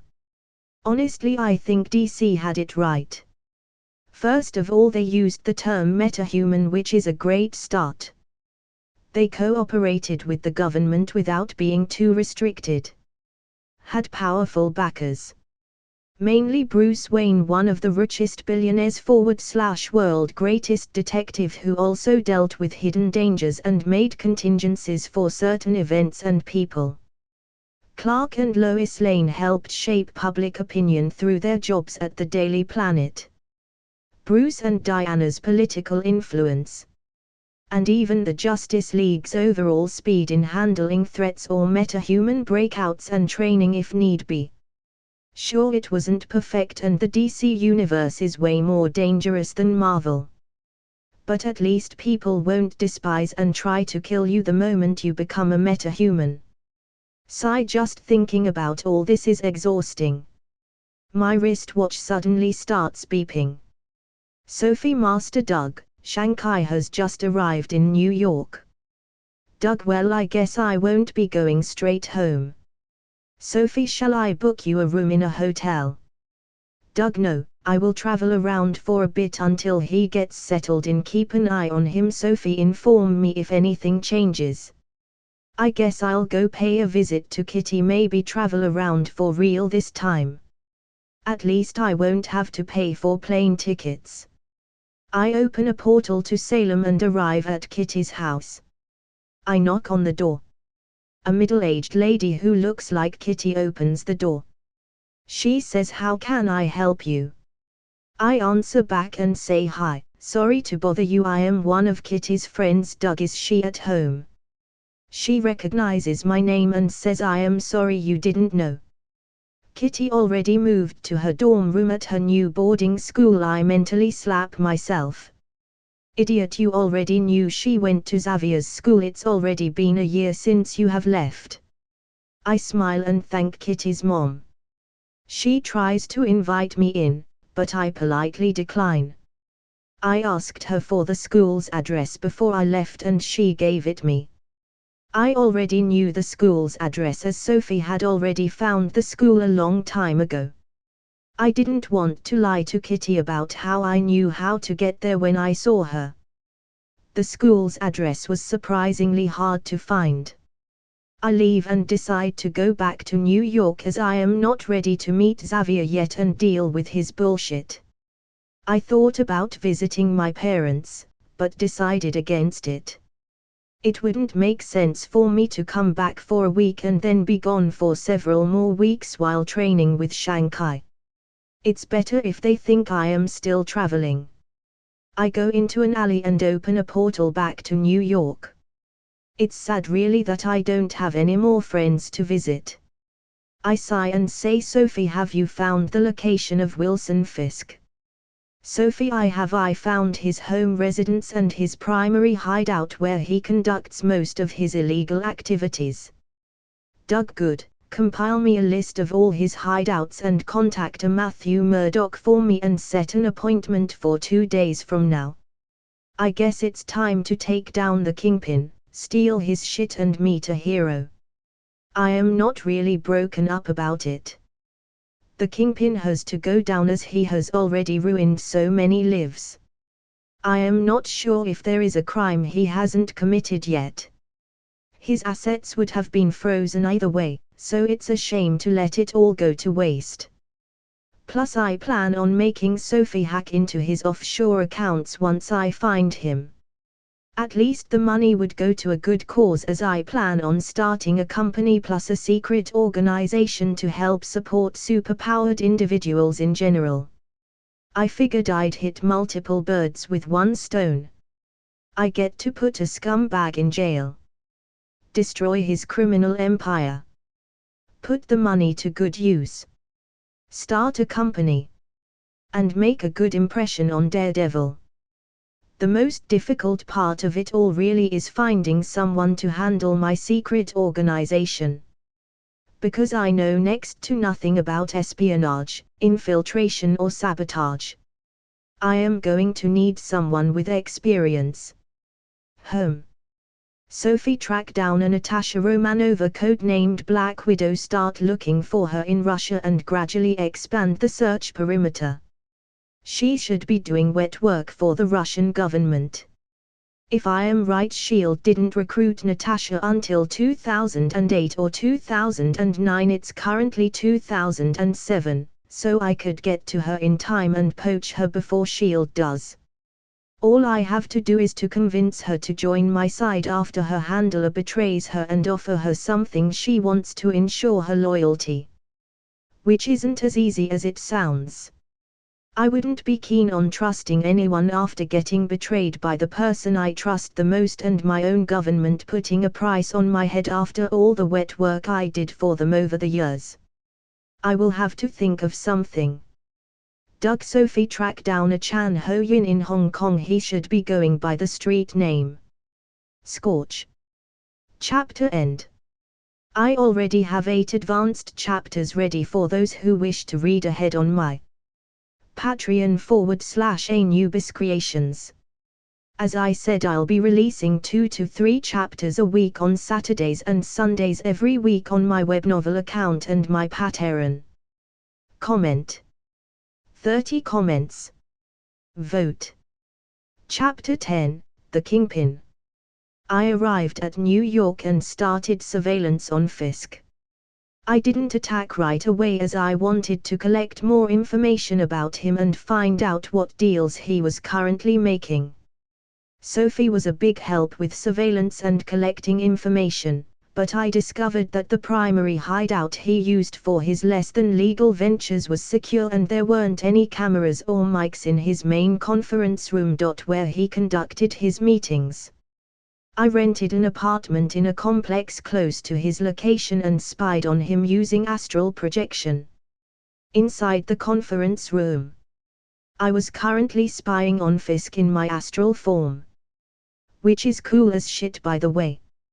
I have been watching him having shady dealings with the Irish, the Latinos and various other gangs. I even saw a couple of police officers in there. I found out he has enough liquid assets to control most of the higher-ups in Hell's Kitchen precinct of the NYPD. He either bribes them and/or threatens their loved ones, which takes competent enforcers.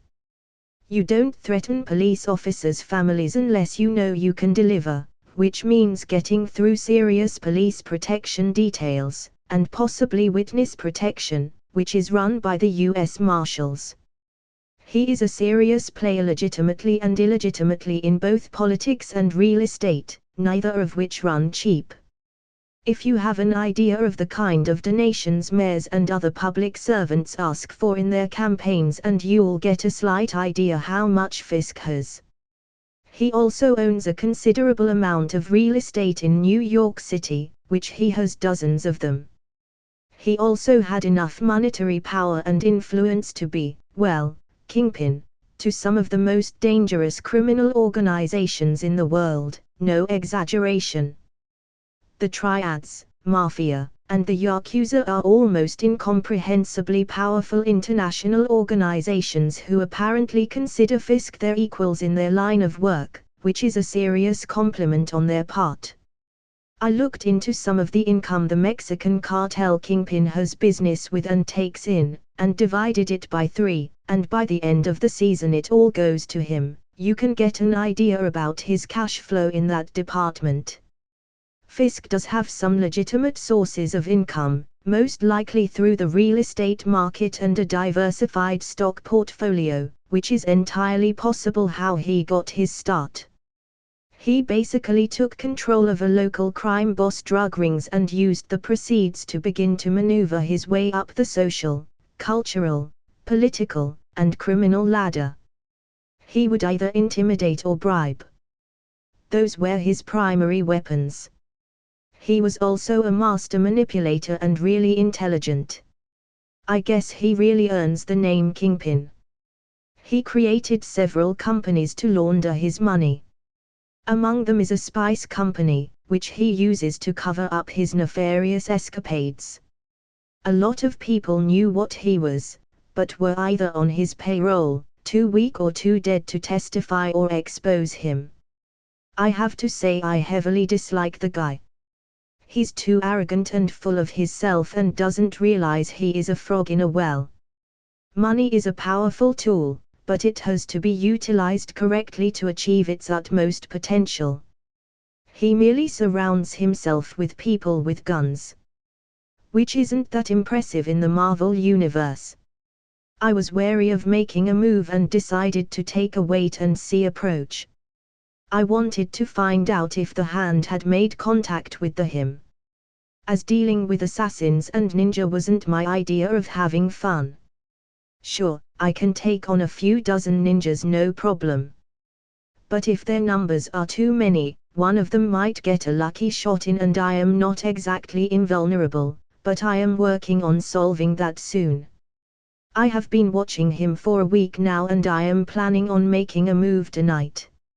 Sophie informed me that Matt is still in law school, so meeting him turned out to be a bust until he at least graduates. I decided that I will attack tonight. He is going to be staying in one of his mansions tonight. It's the most optimal place to attack. I make a portal into the mirror dimension and I walk in. One by one I start popping in and out of the mirror dimension and knocking all the security guys out. Sophie already took care of all the surveillance in the mansion and hacked into the cameras and sensors. I have almost reached the Kingpin's room and I am walking slowly to his room. I had already snuck in while he was out and found out all his hidden weapons like guns and such and took out the bullets. I also found a couple of secret alarm buttons and a danger room. I disabled those too. He has nowhere to run now.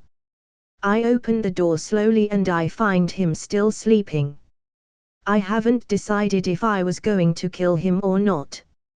I already decided on not having any mercy against my enemies, but I am not sure if Fisk really qualifies as one at this point.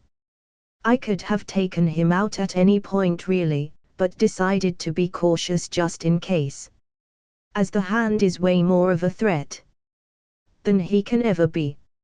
I walk up until I reach his bed and get closer to his head. I lift my hand and bring it slowly over to his head. He still hasn't woken up yet. I touch his head and I knocked him out with a spell. I then open a portal and dump him inside my rented apartment in the mirror dimension. Damn, well that was easy, I say in my head.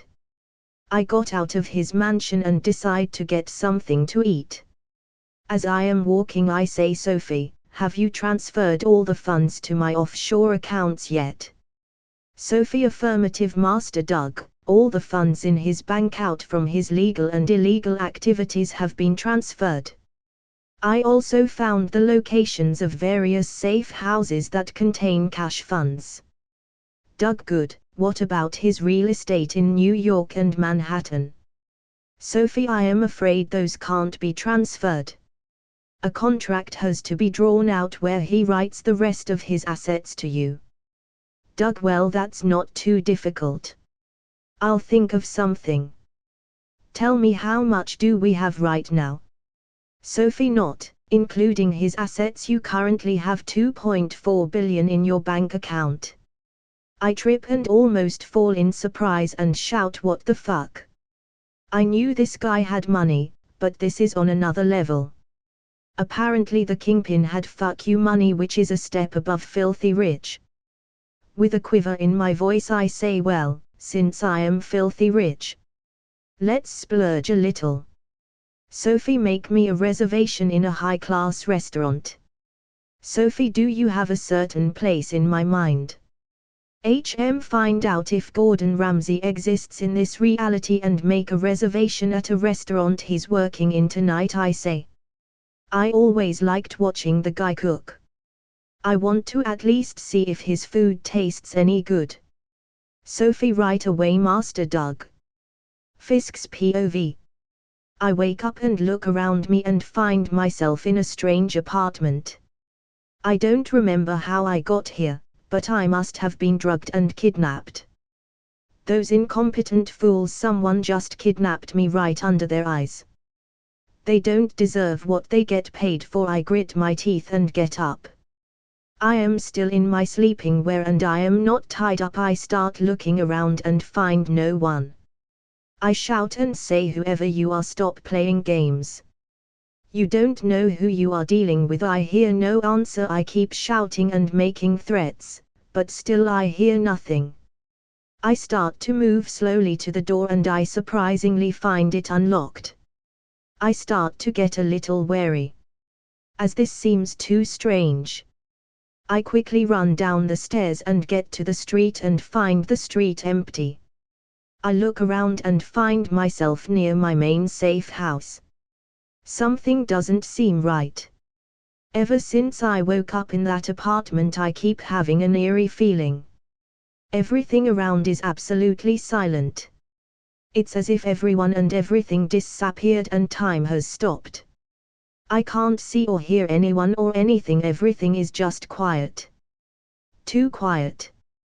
There isn't even a breeze or birds chirping. I reach the safe house and start putting in my passcode. I need to find a weapon and I am going to make whoever kidnapped me regret ever playing games with the kingpin. The padlock isn't working and I am starting to get frustrated.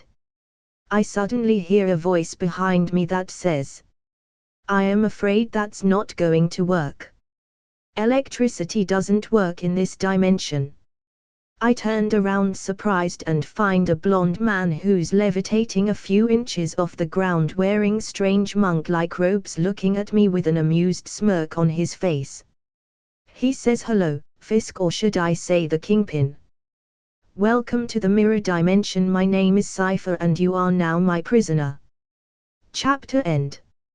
I already have 8 advanced chapters ready for those who wish to read ahead on my Patreon /Anubis Creations. As I said, I'll be releasing 2 to 3 chapters a week on Saturdays and Sundays every week on my web novel account and my Patreon. Comment. 27 comments. Vote. Chapter 11, Judgment. I was floating in midair, while staring at Fisk after declaring my arrival. He had a surprised look on his face and his mouth was slightly agape. His face soon morphed into anger and he shouted, "Who the hell are you? I answered. I just told you I am Cypher, I said with an amused tone. It seemed he was too surprised to hear all of what I said. He then gets even more angry and says, "Who do you work for? What the hell is this place? Do you know who the hell you're dealing with? I am going to make you and everyone you know regret this." It seems that in his anger Fisk lost grasp of his situation. I think the only reason he hasn't attacked me yet is because I am currently floating a few feet off the air and he is wary of me, so he has resorted to threats. I frown a little at him threatening my family and friends. I am not afraid of him delivering on his threats as he's in my grasp now, but the mere idea bothers me. I guess it's time to teach him a lesson and punish him a bit. Soften him up a bit before I force him to sign everything away. It seems, Mr. Fisk, you don't realize the kind of situation you are in. Threatening my loved ones wasn't a wise move. Tell you what, why don't you hang out for a bit and we will talk later? I say that last part with a sadistic smile on my face. He seems to calm down a bit and sense something bad is about to happen. I instantly create a portal under his feet after I finish what I said. Another portal opens up high in the sky at least a few miles above the ground.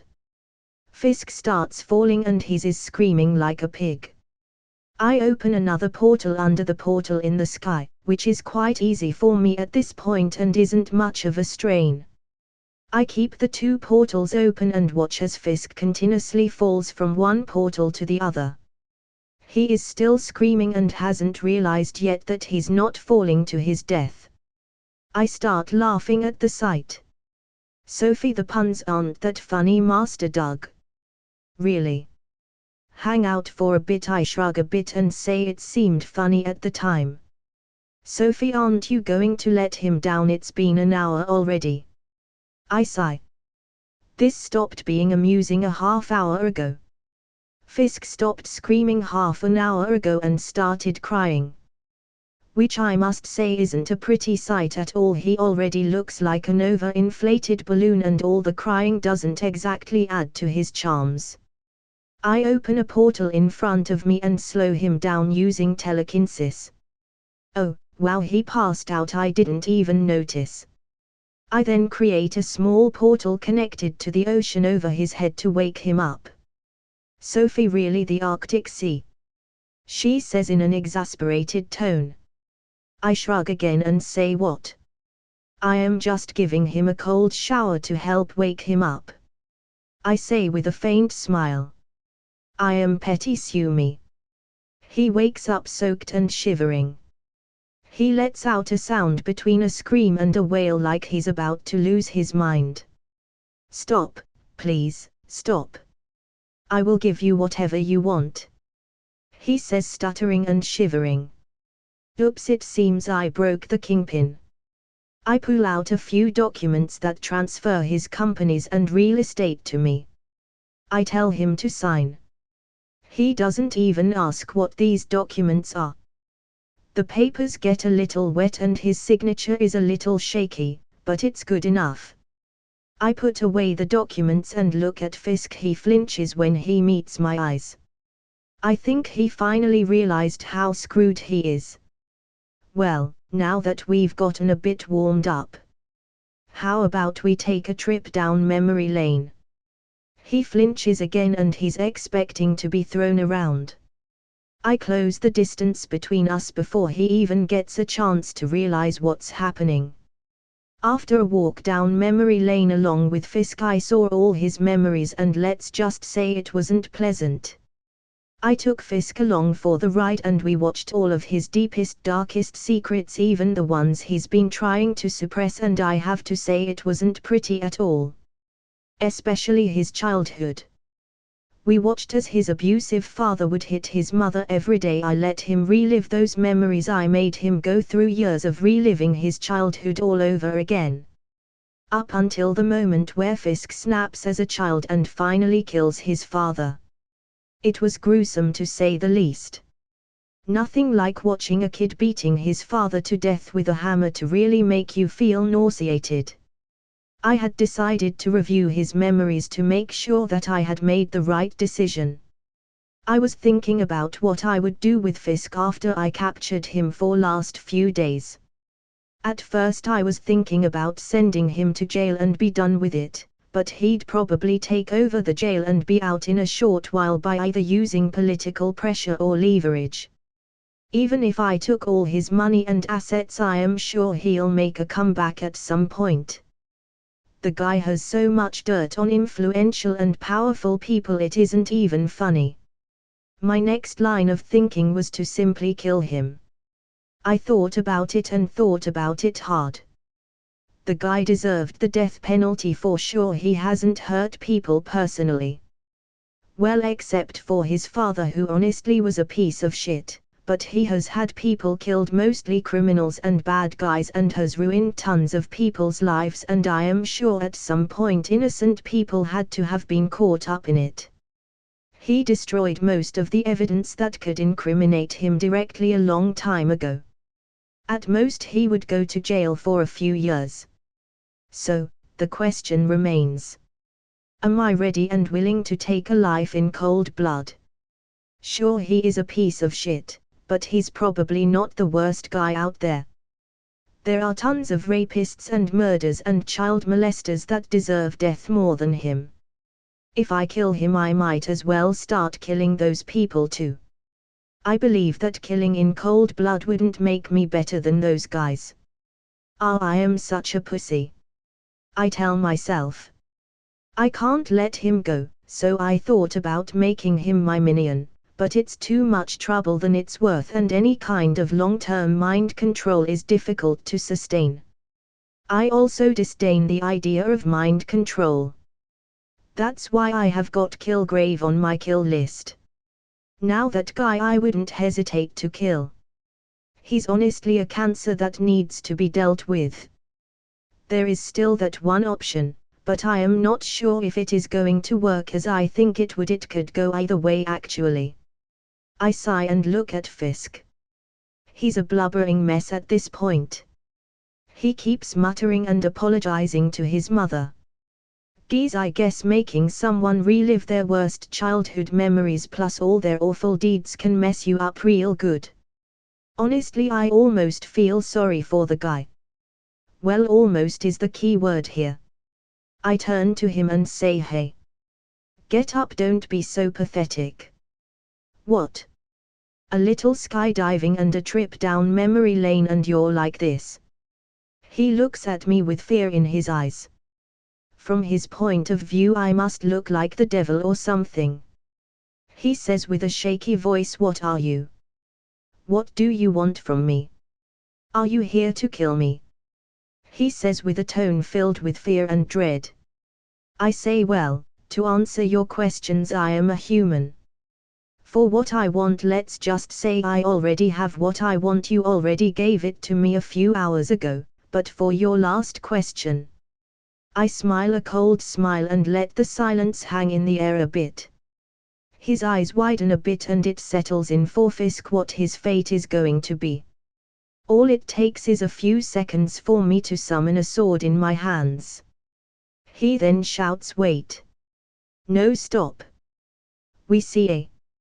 He doesn't get to finish his sentence and I plunge my sword easily halfway through his heart. His eyes widen in disbelief and he starts gurgling blood out of his mouth. He then falls on his back, his eyes wide open and his face stricken with shock and fear. He clutched the sword that was now fused with his body, his blood flowing from his chest. He looked at me only to find a cold expression etched on my face.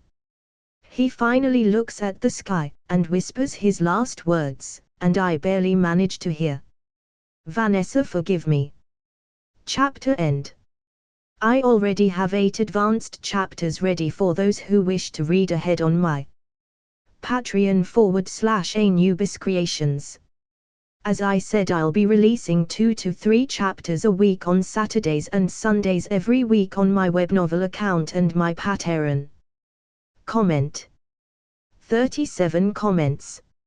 Vote. Chapter 12, Relic. A few seconds pass and Fisk's body catches fire with white and black flames.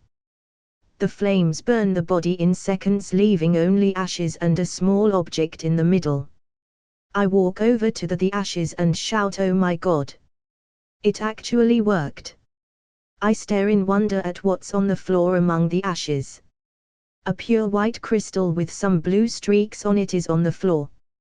I slowly squat down to the crystal that seems to be shining and pick it up. I conjure a small array to examine the crystal more closely. It seems Fisk's life energy had been converted to pure spiritual energy. Who would have guessed Fisk would be this useful in death than in life? I am honestly surprised it worked at all. The blue streaks in the crystal seem to indicate some kind of residue that is different from the rest of the crystal. I wonder what they mean. My relic is seriously overpowered. I was worried that it was going to simply kill him. I wouldn't have been too broken up about it if it did, but I prefer this outcome. I can use this crystal and refine it to increase my abilities. I had a vague idea about what I wanted to do and I guess I succeeded. My mind goes to what the Ancient One had told me about this relic, which left me flabbergasted and honestly a little excited. The Sword of Yin and Yang, also known as the Sword of Pangu, also known as the Sword of Life and Death. It is said that a primordial god named Pangu used this sword when he began creating the world. He separated yin from yang with a swing of his giant sword, creating the earth, murky yin, and the sky, clear yang. To keep them separated, Pangu stood between them and pushed up the sky. In theory, since all life consists of yin and yang, it should have the ability of creation and destruction. It also possesses the ability to cut and absorb an opponent's physical or spiritual energy. It can then use these energies to temporarily boost the wielder's abilities, either by supplying yin to boost mental powers or yang to boost physical powers. The only downside is that when the sword takes these energies from the wielder's opponents, their opponents are severely weakened and may even die. Normally that would be a good thing, but I can't arbitrarily use it against normal people. Normal base humans don't usually have a large amount of spiritual and physical energy. The sword also has the ability to slowly gather these energies passively from heaven and earth, but it is much slower and it takes a long time to recharge. The ability I just used was something I thought about, but didn't know if it would work. I mean, instead of temporarily boosting my abilities, what if I can crystallize the life energy into different kinds of crystals that contain different types of energy? The sword can naturally produce these crystals once or twice a year. These crystals should be theoretically more powerful than the one I just made, as it is directly refined from energies absorbed from heaven and earth. The sword also has the ability to kill gods and other mystical beings and absorb some of their energy. It can also shrink and enlarge according to the wielder's preferences. When I heard about that particular ability from the Ancient One, I was excited to say the least. Its powers are so bullshit I almost don't believe it exists. The Ancient One warned me though to be careful when wielding the sword and to wield it with absolute clarity of mind, because it can easily go out of control and devour my own spiritual and physical abilities. It's a powerful relic with its clear advantages and disadvantages. I am pleased with it, and I also suspect the reason why it chose me and the reason I felt a connection to it is because I transmigrated from another universe. I probably died in my sleep in my old life and crossed over to this universe, and since this sword is tied to the circle of life and death, it was attracted to me. The sword has other mystical abilities too, according to the Ancient One, but she told me that I will discover them with time, or if the sword chooses to reveal them to me. Personally, the cool part I like about the sword is that after it bonded to me, it can now be called to my hand like Thor's hammer and only be wielded by me or those I chose to give the sword to temporarily. It can also grow stronger depending on its wielder, as the more powerful or the more energy you have, the more it could take and become even more powerful. I sit down on the floor and decide to examine the crystal more heavily and even start to see if I am able to refine it. I channel my Kai into my hands and try to connect my energy to the energy present in the crystal. I probe it a few times until something finally clicks and I find my mind suddenly sucked into the crystal. I wake up and find myself in a white space that seems endless. Right away I try to make a portal, but the portals all lead to more white space. I walk around for a long while and what seems like hours pass by. I was honestly starting to get a little desperate. I was wondering if I would ever be able to get out of here. A few days pass by and I am still wondering. I have tried everything from spells to even punching the floor and blasting it with energy and weapon constructs.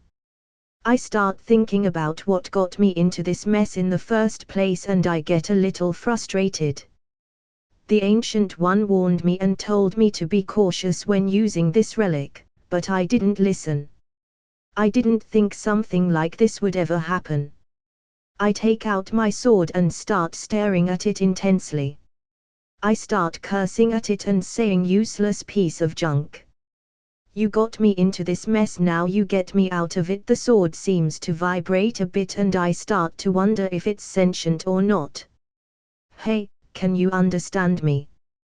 What is this place? How do I get out of here?" I say in a cordial tone. "Hey, I don't want to get it mad at me if it can understand what I am saying. At least until I can get out of here." The sword starts to vibrate more intensely and it suddenly launches itself forward. My hand is stuck to the handle and I am getting dragged along. It doesn't even have the decency to slow down a bit or fly higher, so that I don't get dragged on the floor. "Stop. Stop, you stupid thing. Slow down a bit." The sword doesn't listen to me and is still dragging me along. This keeps going until a few hours pass. I am honestly resigned at this point and blaming myself for being careless in the first place. The sword starts to slow down a bit. It keeps slowing down until I can see something in the horizon. There is a large circular mound with the symbol of yin and yang imprinted on it. 12 pedestals seem to be arranged in a circular pattern on the mound. There are 6 black pedestals on the left and 6 white pedestals on the right. All of them are blank except for one of the white pedestals. It seems to have a little rotating blue orb on it. The sword has stopped moving at this point, but it almost seems to be vibrating in anticipation. It's pointing at the pedestal that has the blue orb, almost urging me to touch it. I walk slowly to the elevated mound and step on it. I walk closer to the pedestal that has the blue orb and I touch it. Almost instantly the blue orb is absorbed into my body and some blue writing appears on the white pedestal. It's written in Chinese and it says "Mind." "Ha, neat," I mumble. Almost right away the elevated mound with the yin and yang symbol that I am standing on shines brightly. I close my eyes and brace myself. I wait a few moments and nothing happens. I slowly open my eyes and find myself sitting in the same place previously. I start to sweat a little and I ask Sophie, "Sophie, how long was I gone for?" "Sophie, gone where?" "You just sat down and closed your eyes for a few minutes." I gulp after I hear her answer. "Gone for a few minutes. Well, it felt more like days." I take a few minutes to catch my breath and calm down. I notice the crystal that I had previously in my hands has now disappeared. I start trying to remember the feeling I got when I touched the crystal and I start to glow a bit. It feels the same like when I call on my Kai and focus it. I can feel like there is something different. I remember what was written on the pedestal inside that weird space. The word mind. I then close my eyes and focus on my mind. I notice the difference right away. I enter my mindscape and find all my defenses have gotten stronger and there are blue wisps floating around. I head to the red door right away. I find that its color has significantly dimmed. I try to force the door open, but it still won't open. I can feel that I am almost there and that all I need is a little push for it to come down. Suddenly I hear a voice that says you should wait for a bit. You're still not strong enough to open it. They say patience is a virtue. I turn around startled and I conjure energy weapons to attack. I look around and find no one behind me. I start to mumble a bit and say, great, now I am hearing voices inside my own head. I hope I am not losing my mind. You're not losing your mind, but you are hearing voices, the voice says. This time I am freaked out as the voice seems to be coming from all around me. I shout and say with anger, who are you and why are you inside my head? I start to look around nervously and I can't seem to sense the owner of the voice. Oh, you know who I am. The voice says. Chapter end. I already have 8 advanced chapters ready for those who wish to read ahead on my Patreon /Anubis Creations. As I said, I'll be releasing 2 to 3 chapters a week on Saturdays and Sundays every week on my web novel account and my Patreon. Creators' thoughts. Anubis_creations Anubis_creations. I didn't like how the chapter turned out and I decided to rewrite the whole thing. It felt out of place and I wasn't happy with it. I hope you guys like this chapter more. I completely revamped it and came up with a few new ideas. The old chapter is now in the auxiliary section. Comment. 74 comments. Vote. Chapter 13, Stranger. Note, this chapter is meant to be a parody of how your typical young master novels start, where they basically find a broken Aesop artifact that helps them bullshit their way to godhood. Which is utterly ridiculous, to be honest. It's mostly meant as a joke, so don't worry, this fic won't turn into a cultivation fic. The MC isn't stupid. Someone suggested an idea, so I wrote this chapter for pure entertainment. Thank you and enjoy, winking smiley. You should already know who I am, the creepy voice said. Doug, who are you? I ask for a second time. I am the benevolent spirit that inhabits this sword, the voice says in a deep and grave voice. What? A confused expression appears on my face and I wonder if I heard right. What? A spirit? Ha ha ha, it's your lucky day, you brat, the voice says in a mischievous tone. Is the voice messing around? I start to get irritated as he is now chuckling. Show yourself, you coward. What are you doing in my head? I exclaim loudly. Suddenly a humanoid shape starts to materialize in front of me and starts to take shape. The figure looks familiar. It finally finished materializing and the person in front of me is Fisk. You are supposed to be dead. How are you here? I exclaim. Tut, tut, tut, who said I was Fisk? The man said in a mocking voice. I am starting to get confused here. First this guy says he's a spirit and then he says he is not Fisk while looking exactly like him. I decide to attack as it doesn't matter who he is. He's an intruder and that's all that matters. Well, whoever you are, coming here was a mistake, without saying anything more. I attack him using telekinesis, but nothing happens. I then open a small portal that leads to the back of his head and punch through it using a Kai-enhanced fist. The fist goes through his head. The man is still standing there with an amused look on his. He hasn't reacted to my attacks yet.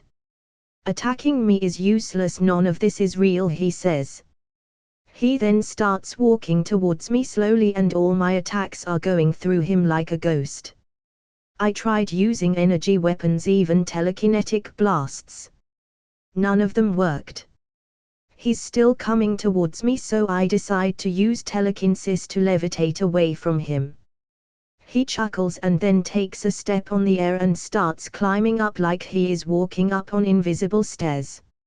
I grit my teeth and say, this is my last warning, tell me who you are and what do you want, or you're not going to like what's going to happen. This guy shrugged everything I threw at him and he is still coming at me. He hasn't attacked me yet, but I can feel pressure coming from him and I can sense he is dangerous. I think in my head, oh, no need to go that far, it's not going to work and you'll get trapped too, he says with a knowing smile. My pupils shrink a bit and I stare at him with a wary look. How did he know that I planned to activate level 2 of my mental defenses? I was going to activate Code Red, which traps the intruder in a sensory-deprived environment for months until he starts hallucinating and driven mad. I didn't activate it earlier, because I didn't want to do it while I am still this close to him. The defenses will trap us both, as it is designed to trap any intruders present in my mindscape. The reason I designed it this way is because mind control is very real and someone might even try to fool my defenses by taking my likeness or projecting a false image of myself. I think this is enough. I think it is obvious that you can't even touch me, let alone hurt me, he says. Well, you forced me to do this, I say defiantly, and as I am about to activate level 2 of my mental defenses, he suddenly disappears and appears before me. Before I could react, he lashes out with his hand and smacks me a few meters away. I don't have time for this, he says disdainfully. He walks over to me and starts talking. My name is Shin and I am the sword spirit of the artifact you possess, the sword of Pangu. I was reawakened by the absorption of that man's spiritual energy, he says. I stare at him and think, did I fall into some kind of Chinese light novel? What the hell is this crap? I think in disbelief. Wait, then why do you look like Fisk if you're the sword spirit, and what are you doing in my mindscape? I question the spirit before me. I am still wary of him and I am taking what he's saying at face value, so I can get him to divulge more information. This man, Wilson Fisk, I absorbed some of his essence when you plunged the sword into his heart. I also got some memories from him and I have to say this is certainly an interesting era. It's been thousands of years since my last master, it replies with a distant look on his face as if trying to remember the past. So, the reason you look like Fisk is because you absorbed him? I question thoughtfully. Well, as I said, some of his memories and spiritual energy. It's not enough to fully awaken me. He was too weak. It answers shortly. Wait, since you're the sword spirit, how did you get in here? And I am also supposed to be your master as I own the sword. Why didn't you answer me when I first questioned you? I ask with a thoughtful look on my face. First of all, I have to recognize you as my master for me to obey you. You are not qualified yet. Frankly, you're too weak compared to any of my previous masters. As for how I got in here, it's simple. The moment you picked up the sword, a spiritual connection was formed between you and the sword, and since I am the sword spirit, naturally I can use this connection to show up in here, he says while gazing at me. I grumble at his answer. I know I am not as powerful as some of the beings in this universe, but I am the Sorcerer Supreme's disciple. God damn it, he is not supposed to be able to smack me around this easily. I don't have much time. The spiritual energy I absorbed is not enough to sustain me. I will transfer the rest to you. In the future try to absorb something a bit more powerful, possibly a god or two, he says. A god or two? I shout. Well, I won't recognize you as my master until at least you can do this much, he says in a mocking tone. Who the hell said anything about wanting to be your master, I say in an angry tone. You won't be able to utilize the pedestals of yin and yang effectively without me. I helped you to absorb and purify the energy you took in. If you had absorbed someone more powerful, you could have gotten some of their abilities, but since you absorbed a normal human, all you get is a small boost to your spiritual energy, which in turn strengthened your mental prowess. Plus a few condensed memories and skills of that person's lifetime, he says. What memories and skills? I question. Yes, every person's memories and skills can be condensed into an essence that can eventually be absorbed by you or someone else. The crystals that are produced by the sword are not simple. They are the agglomeration of that person's life. You may get lucky and get a useful skill, or you might even get a mundane one. It depends on your luck, really, he answers. What about the memories? I don't want Fisk's memories, I say. That guy was seriously messed up. I don't want any of his memories. Plus I already had all the useful information I needed since that trip down memory lane I took him on. Well, I can help you with that if you want. I can block the transfer of any memories deemed undesirable, but I can't help you with what kind of ability or skill you get, as it depends on your luck and karma, he says thoughtfully. I nod my head and say, so, what happens after you transfer the rest of the energy to me? He hums and says, I will slumber in the sword's world until I can absorb more energy. I would go into sleep mode, as you humans might say, and awaken again the next time you try to refine a spiritual essence crystal. Until then I'll have to depend on the energy of heaven and earth to sustain me while I am sleeping. The energy absorbed this time was merely enough for me to awaken for a few minutes. Okay, so how do you want to do this? I ask. Just stand there and don't move, he says with a smirk. He then proceeds to shoot a blue ray at my head before I can react. The beam travels to my head and strikes me. I am knocked down to the floor and everything starts to fade and I pass out. Inside Doug's mindscape. What an interesting human. Things will definitely be fun. He says to no one but himself as he chuckles. Suddenly a sharp look appears on his face and a chilly aura permeates the air and he grits his teeth. Just you wait. I will get out of here one day and I will make you suffer. His voice echoes as he disappears from the mindscape and all that is left is silence. Chapter end. Creator's thoughts. Anubis_creations. Anubis_creations. Guys, calm the hell down. Who said anything about this turning into a Chinese novel?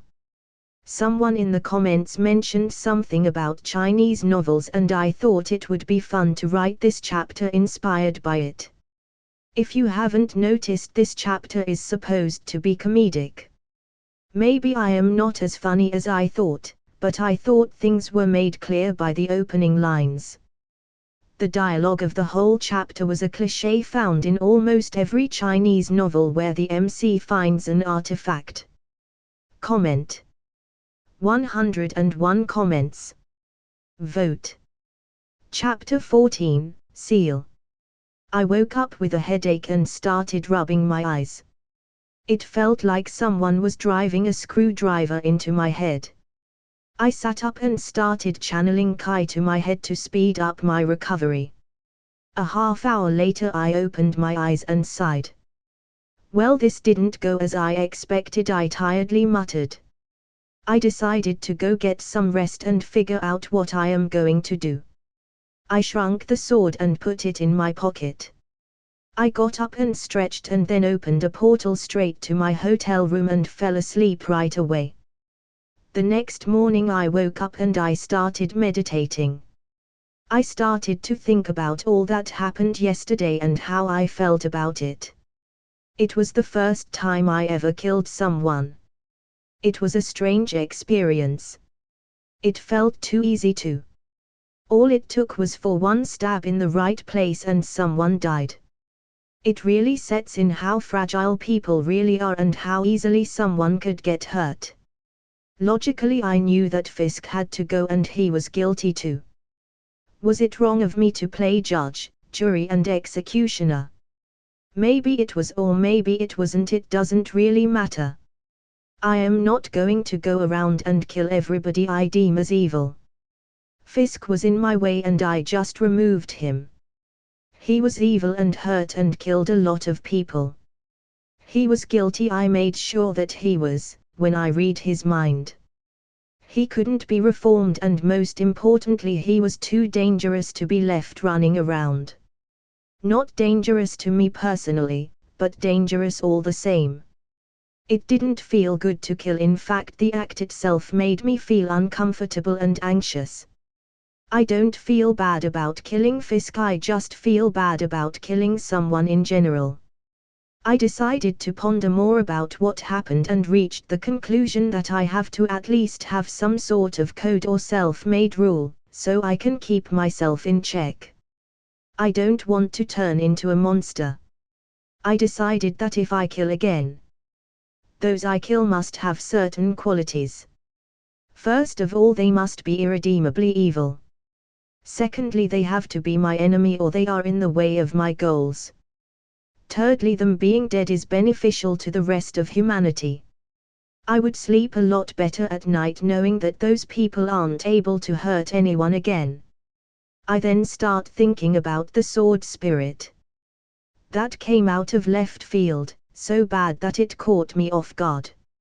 Normally I wouldn't be this flustered and the whole thing left a bad taste in my mouth. I found out what skill I got. Apparently I am now capable of parallel thought.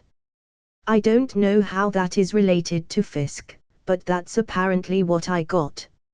It's certainly a useful skill to have and it is convenient as it can help me be a better sorcerer, but it all seems kind of fishy. Fisk was a normal base human. Why would I get this ability? And it's too convenient. Also that sword spirit was really strange. The Ancient One never mentioned anything about it having a spirit. I also don't like the idea that I was helpless against it inside my own mindscape. I also found it strange that I stopped when he told me to. I was definitely going to activate my mental defenses, but for some reason I changed my mind. I decide to go pay a visit to the Ancient One and ask her about this sword. If it's what I really think it is, then I will need her help. I opened a portal to Kamataj and then arrived in front of the Ancient One's room. I stretched my hand to knock, but then the door suddenly opens. I find an apprentice holding the door open. He says, "Come in please, the Ancient One will be with you in a moment." He then lets me in and proceeds to walk out and closes the door behind him. I walk in and find the Ancient One constructing some sort of spell formula in the air. She didn't acknowledge me when I walked in, so I waited for her until she finished. A few minutes pass, until she finishes and then she turns to me and says, "I'm sorry to keep you waiting.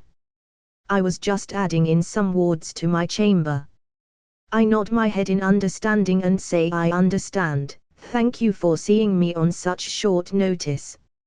It's all right, you're my disciple, you can come see me at any time. Is there something I can help you with?" she says in an inviting tone. I nod my head and then proceeded to tell her about my sword and what happened. I decided to leave out the parts about what I did to Fisk. She doesn't need to know about my business. I just told her it was a criminal and the crystal just formed when I stabbed him and he died. She frowns at my explanation and then asks me a question. "Do you think what you met was really a sword spirit as you say, or was it merely posing as one?" I think something is strange too. It seemed to shrug off everything I threw at it, but then panicked and punched me in the face when I was going to activate my mental defenses, I say while contemplating the previous events.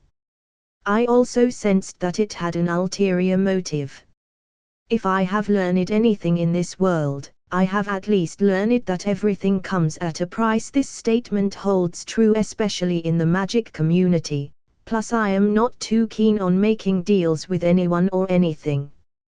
I continue. That's a good approach to have, especially in the magical world. Everything has a price and it's unwise to make deals with unknown entities. She nods her head in approval. I can't tell you how many apprentices and even masters of the mystic arts have been tricked over the centuries by entities that claimed to be gods or benevolent spirits. Almost all of them ended up either losing their soul and life or end up summoning something to this dimension that doesn't belong here. She continues. She then asks me for the sword, so she can examine it and proceeds to scan it using spells. A few minutes passed and I suddenly ask. Have you discovered something? She puts down the sword and says whatever it isn't a spirit as it claims. I can detect a malicious aura from the sword. It was undetectable before, because it was slumbering. This requires further investigation. I will have to use my own artifact to get to the bottom of this.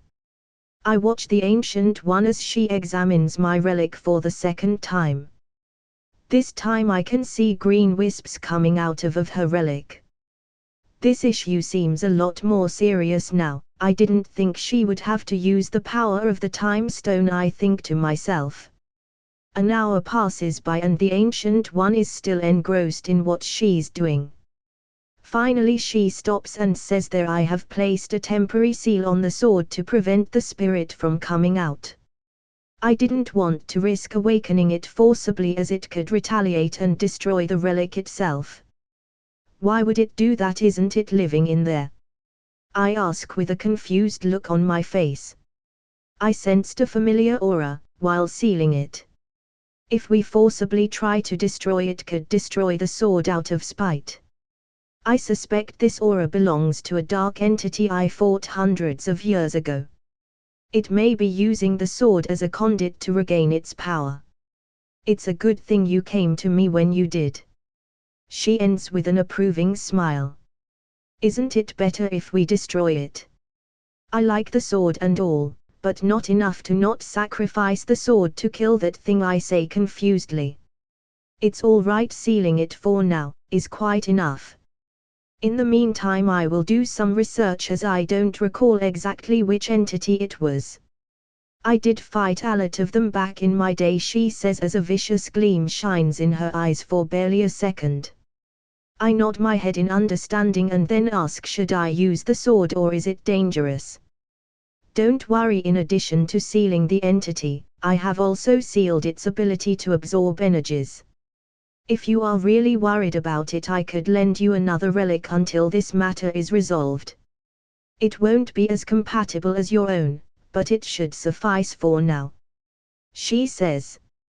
I think I'll leave it with you then, until this is all figured out. As for lending me another relic, which one are we talking about here? I ask. How about a virtually indestructible sword, she says with a smile. After I finished my business with the Ancient One, I thanked for her help and then opened a portal to New York. I asked Sophie about the whereabouts of Shanghai as I think it's time to finally meet him. I plan to start my own company after I finish my training with him, but I'll have to get him to agree first. I opened a portal at a dojo that's in Chinatown. It seemed that the dojo belonged to Shanghai's relative who died and left it to him. The building seemed old and in need of repair. I thought about offering him some cash to get him to agree, but I will have to see how our first interaction goes first. I walk up to the door's dojo and knock. Chapter end. I already have 5 advanced chapters ready for those who wish to read ahead on my Patreon/Anubis Creations. As I said, I'll be releasing 2 to 3 chapters a week on Saturdays and Sundays every week on my web novel account and my Patreon. Comment. 75 comments. Vote. Chapter 15, Martial Arts. A few weeks have passed ever since I knocked on the dojo's door. Shankai was surprisingly amiable and training with him was fruitful. I had insisted on giving him some money to at least fix up the dojo, to which he eventually relented. It took a lot of pestering for him to agree, but what finally sold it to him is that I told him if he didn't take the money I would just buy the building next to his and write it in his name and then turn it into a dojo. My martial arts certainly improved by leaps and bounds these past few weeks. Training with Shankai was interesting to say the least. He truly deserves to be called the best martial artists in the world. Even with my abilities, I think he could kick my ass if I didn't use too many spells. Experience is truly valuable. His ability to read me is not inferior to mine. I think back to what Sophie already dug up on him. Apparently Shankai was trying to get away from his father Fu Manchu. This guy was a real piece of work. He's an immortal crime lord with a shadow empire. I don't remember much about him from the comics, but he's not someone to be trifled with. I can vaguely remember something about him trying to take over the US and trying to instigate a war between the US and China. I don't remember how he planned to achieve it, but I remember Shankai was somehow able to stop him in time. I think back on my first meeting with Shankai and remember how eventful it was. Flashback. Knock, knock. A few minutes pass and I hear no one coming towards the door. I check the door and find it unlocked. Isn't he home? Sophie told me he hasn't gone out yet. I thought to myself. I opened the door slowly and started to walk inside. I found myself in a dimly lit hallway with still no signs of anybody home. Hello, is anybody here? I shout in a loud voice. I hear no answer, so I proceed to head down the hallway and look for him. I reach a big room that looks like your stereotypical kung fu dojo. The dojo is dimly lit by the moonlight coming from the windows. Suddenly, I see a shadow out of the corner of my eye move in the room. I turn to face the direction from which I saw it move, but it disappears too quickly for me to track it with my eyes. It happens again, but this time I see a human figure. I quickly yell out, Shankai, is that you? I get a kick to the face as an answer and I manage a weak block. I skid back a few feet and rub my arms and mutter, damn, this guy kicks like a bull. I yell out again and say, Shankai, there's no need to fight, I just want to talk. This time I am greeted with a fist to my face and I see Shankai in front of me. This time I block his fist, but he kicks off with his foot and kicks my knee and then proceeds to do a backflip by kicking his other foot off my arms. He lands on the floor facing me in a fighting stance, one hand behind his back and one hand in front of him, and says, then talk. I sensed your Kai as soon you came in. Tell my father that I won't be coming back and that I will one day stop him, he finishes saying in a calm tone. I can sense the underlying anger though in his tone. He seems to be wary, but confident as he stares at me. I am not sent by your father. I am merely seeking guidance, I state calmly. His gaze is still on me and I can sense his disbelief. Seeking guidance. I can sense that you have a considerable amount of Kai. You're not a normal person and you also managed to block my attacks twice. Why should I believe that you're not one of my father's lackeys, he says in a calm voice. I shake my head and say I am not. I simply have this much Kai.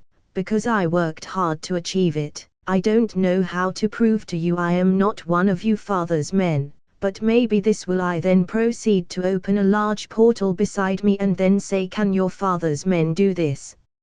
I say while smirking. His eyes widen in disbelief and I can see shock on his face. I lift my arm towards the portal, prompting him to get closer. He moves closer, but still with wariness towards the portal. He stands in front of the portal and I hear him mutter, "Whoa." I walk towards the portal and walk through it. I look at him expectantly for him to follow. A few seconds pass and he walks in after me. He walks in slowly and stares all around him. I then say, "Welcome to the highest point on earth, the top of Mount Everest," I say with a devilish smirk on my face. "Is this real? Is it an illusion?" He says in awe. I answer and say, "If it is an illusion you want, that can be done too." I then create an illusion of him standing beside us, which seems to surprise him even more. Well, my father, although powerful, was not capable of such things. Nonetheless, his men, he says. "Who are you and what do you want?" He questions. I look at him and smile as I said, "I am looking for guidance. As for who I am, my name is Douglas Ramsey, master of the mystic arts and personal disciple of the Sorcerer Supreme, but you can call me Doug or Cypher for short," I say while giving a slight bow. He stares at me dumbfoundedly. A few seconds pass by and I give a slight cough. I don't think he understood most of what I said. I think he is just surprised by the whole thing. "I don't understand. Why would someone as powerful as you seek my guidance?" he says with a confused look on his face. I shake my head and say, "Don't underestimate yourself. You're the greatest martial artists on earth and a master of Kai. I came to learn from you and to ask you to join me. I am putting together a team and I will need someone to teach them and guide them. In return you will have my full support both personally and financially against your father and any of your enemies," I finish in a persuasive tone. He looks at me and says, "I appreciate your offer, but you must know my father is not an enemy to be taken lightly." I smirk and say, "Neither am I." We went back to the dojo and talked for some time. He agreed to train me, but said he'll have to think about my offer regarding him being a team instructor and joining a team. I promised him that if he ever needed my help I will be there. I tried offering him more things such as funding and a training facility or even weapons. He refused and said that my help against his father was more than enough. Flashback end. I get off the floor and wipe the sweat of my forehead. I hear again and then get up to face the music. I have gotten better, that's for sure. I can now last 20 minutes against him instead of my initial 5 minutes. Of course that's if we're strictly using martial arts. I could probably win if I go all out. I have also improved in the use of Kai and can manipulate it a lot easier than before. I also came up with a new technique, where I pump Kai to all parts of my body to boost my overall stats. I call it Kai mode. It boosts my durability and regeneration the most. My speed and strength also get a boost, but not as much as my durability and regeneration. I can maintain this state for only 5 minutes for now, but I am working on increasing the duration. Shankai was certainly impressed when he saw me do it. He also complimented my creativity and control. Most people don't have enough Kai to do what I did, and even if they do, they don't have the mental capacity and control to do it for it to be viable. I was only able to do it because I used the ability I gained from the sword, parallel thinking. It takes a lot of mental power to both maintain this state and be able to fight and cast spells at the same time. It's certainly a useful trump card for when I face someone I can't normally handle. I have also tasked Sophie with starting on the paperwork to start my company. I am still undecided on the name. I am trying to decide between Omni Prime Industries or MetaMinds Industries. Sophie says my naming sense is terrible and that I should just name it something normal. I get a kick to the face, as a reward for being absent-minded, while sparring, and I just lay there on the floor.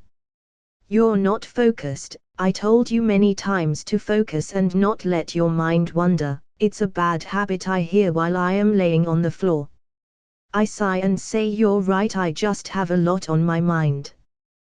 then we should take a break. Unfocused training is not beneficial. A certain state of mind should be maintained while in combat. You should go meditate and try and clear your mind before we resume, he says. I nod my head and get up to start meditating, and my mind wanders again after a few minutes. I suddenly get a smack to the head and hear him say, "Focus, you're breathing wrong," he states. I grumble a bit and mutter, "Troublesome masters, first the Ancient One and Mr. Stick Up his ass, and now him." I sigh and close my eyes. Chapter end. I already have 8 advanced chapters ready for those who wish to read ahead on my Patreon /Anubis Creations. As I said, I'll be releasing 2 to 3 chapters a week on Saturdays and Sundays every week on my web novel account and my Patreon. Creators' thoughts. Anubis_creations. Anubis_creations.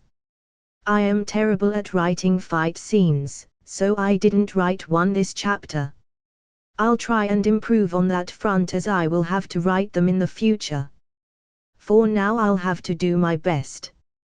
I'll post 2 more chapters this week as promised. As I said, I'll post 2 to 3 chapters every week. Leave a comment if you have any suggestions on what to name his new company. Winking smiley. Comment. 70 comments. Vote. Chapter 16, Home. Getting back home was a relief. It's been a long time since I have had a place I could call home. I think ever since my previous parents died, my home died with them, but now I felt like the emptiness that I had felt for years was beginning to be filled by my new parents' presence.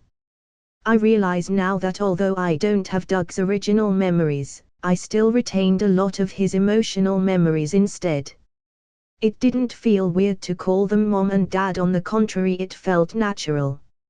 I guess these memories, although locked away for now, still had an effect on me, at least at a subconscious level. If not consciously, there is a sense of familiarity and kinship. I decided I would finally go home next week. I want to spend some time with them before I do what I have got planned. There's still a risk that it won't work, or that I would simply die. I am honestly being reckless here, but I just can't wait anymore. I started to feel that a crucial part of me was missing ever since I discovered that red door. It's time that it comes down. Ding, dong.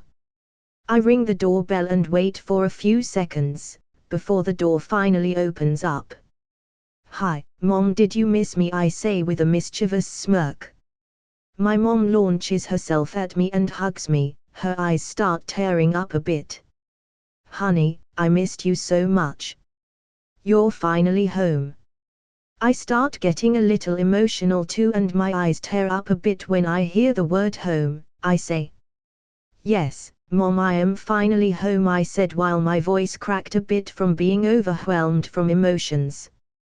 I have been gone for almost more than a year. After I finished training with Shanghai, I traveled for real this time. I decided to put all those languages to good use. I saw the world, interacted with a lot of people, saw a lot of different cultures and traditions. It really broadened my horizons, and I feel that it was a good decision. My mom started hugging me tightly, almost to the point I couldn't breathe. I said, "Mom, I can't breathe," while wheezing a bit. She loosens her tight hug and says, "You're finally back," she said, cupping my face with her right hand. I then asked where Dad was. She answered and said, "Yeah, he's got a new client, a colleague of mine actually, Professor Charles Xavier. He's opened a school and needed some legal advice on some things." I freeze for a second and then manage to say, "Professor Xavier. Do you know him?" "Yeah, he's a fellow psychiatrist. We've met a few times at various conventions and seminars where he would speak. He's a famous author and wrote various books. I recommended your dad to him when he mentioned something about having to deal with legal issues regarding his new school for the gifted. We had been thinking of admitting you there, especially since you said you didn't fit in your last school, plus I found out that Kitty actually goes there." she said while nudging me with her elbow. I asked confusedly, why would I want to go there? Well, it's a school for the gifted, so there is bound to be some subjects that interest you. I heard they have got a lot of advanced classes, plus they offer scholarships for top students. You're still 17. Your father and I already indulged you enough. You have been gone for a year already. Make some friends before you go to college, socialize a bit, maybe meet a girl or two. You're still young, don't give up on people too soon. Maybe you'll meet some interesting people there, who knows. Look, we'll talk about it more when your father comes. She says after she notices my dissatisfied look. I am actually tempted by the idea, having a chance to spend more time with Kitty, my only friend, and even getting to meet some of my favorite characters like Wolverine. If this had come up a year ago, I would have refused it on the spot, but I now have my mental defenses, and if someone tries to read my mind, they are in for a world of hurt, so I am not afraid of getting mind raped anymore. I'll also get a chance to solve that whole Dark Phoenix debacle before it all goes to shit. It's not that I have a hero complex or something, it's just I have always thought that Jean got dealt a bad hand, and almost 90% of the time she ends up dead, or even worse, she ends up dating that douchebag Cyclops aka Laser Eyes. I want to recruit her to my team. I think she would be an invaluable addition, especially if she gets a handle on her powers. Having a cosmic entity's avatar in your corner seems like a win to me and worth the risk. I was wondering how I was going to approach her and how I would try to get her on my side, but this seems like a golden opportunity. Maybe I'll get to bring Kitty on my side too. She'd be a great infiltration specialist and very suitable for my spy team.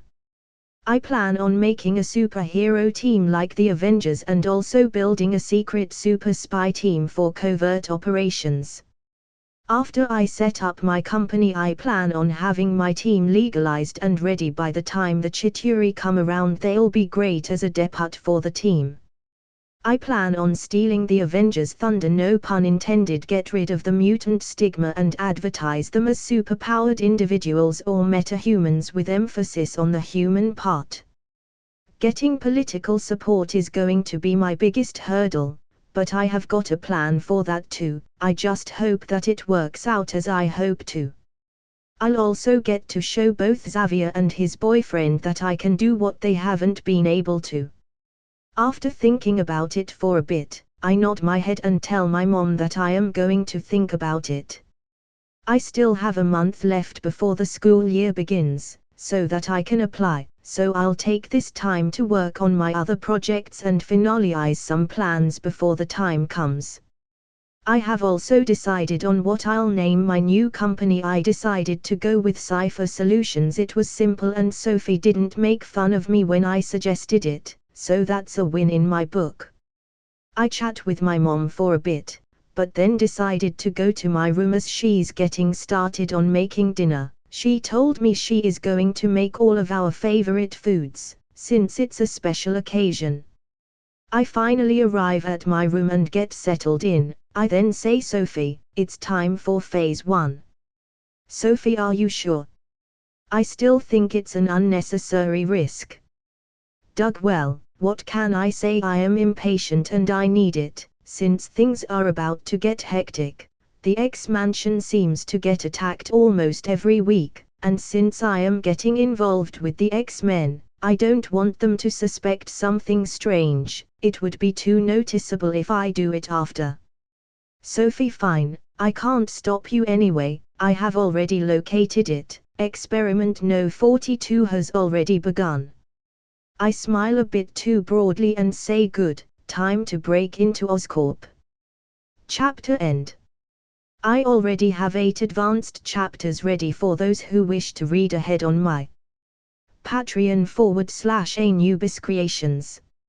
As I said, I'll be releasing 2 to 3 chapters a week on Saturdays and Sundays every week on my webnovel account and my Patreon. Creators' thoughts. Anubis_creations. Anubis_creations. Experiment No 42 is finally here, winking smiley. Comment. 77 comments. Vote. Chapter 17, Experiment No 42.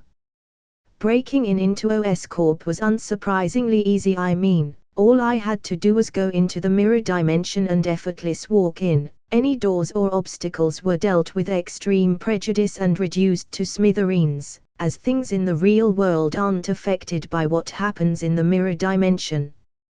The hardest part really was finding the right enclosure and making sure I got the right spider. In my old universe I used to be a real fan of Miles Morales' Spider-Man. I mean, his powers were cooler and he was arguably stronger than Peter Parker. I am honestly starting to think that most of the people who got spider powers were in some way more powerful than the original Spider-Man. Cindy Moon was even bit by the same spider as Peter, but still got better powers. For starters, her spider sense was stronger, her webs were more useful and versatile for combat, and she also kicked Spidey's ass a couple of times in the comics. I am starting to think that the spider gene reacts differently to each person. I might not necessarily gain the same powers as Morales did, I may even gain stronger ones. Sophie thinks there's a good chance I could just die and the process could have an adverse effect on me due to my X gene. Still, I have my fingers crossed. I am just hoping with enough ass pools and some Marvel bullshit, it will be enough for what I have got planned. I finally reach the lab where they keep the spiders and search for the one I need. I cast a minor illusion to hide the fact that a mini portal just appeared inside the cage. I take the spider and quickly stick it in a large vial I had prepared and stash it away. I then head to the closest bathroom and then exit the mirror dimension. I then cast an illusion over myself to make myself invisible. I head to building's mainframe and connect my smartwatch to the mainframe. Sophie, are you in? I whisper. Sophie, yes, I am in. Decryption will take a few minutes. Doug, good. Copy any decent files you can find on any experiments related to serums like the spider serum or the goblin serum. Also download schematics for any weapons or armors. Now you might be wondering why I only took the spider and some files, but I have got my reasons. Most of the projects that could be useful to me are either still in their infancy or in the prototype stage. It's better if I let them develop them more and just take all their hard work when it's finished. The data is more useful, to be honest. The only reason I took the spider was because most of the research and legwork was already done by the Parkers before their untimely demise. They were honestly brilliant and years ahead of their time. I finish downloading everything and leave a few surprises for Norman in the system. I open another portal and arrive home. I take out the spider and start to examine it with my Kai. The spider surprisingly has a strong life force. I thought about testing its venom and experimenting with it first, but I don't have enough time, as there is only 1 week left before my enrollment to the X-Mansion.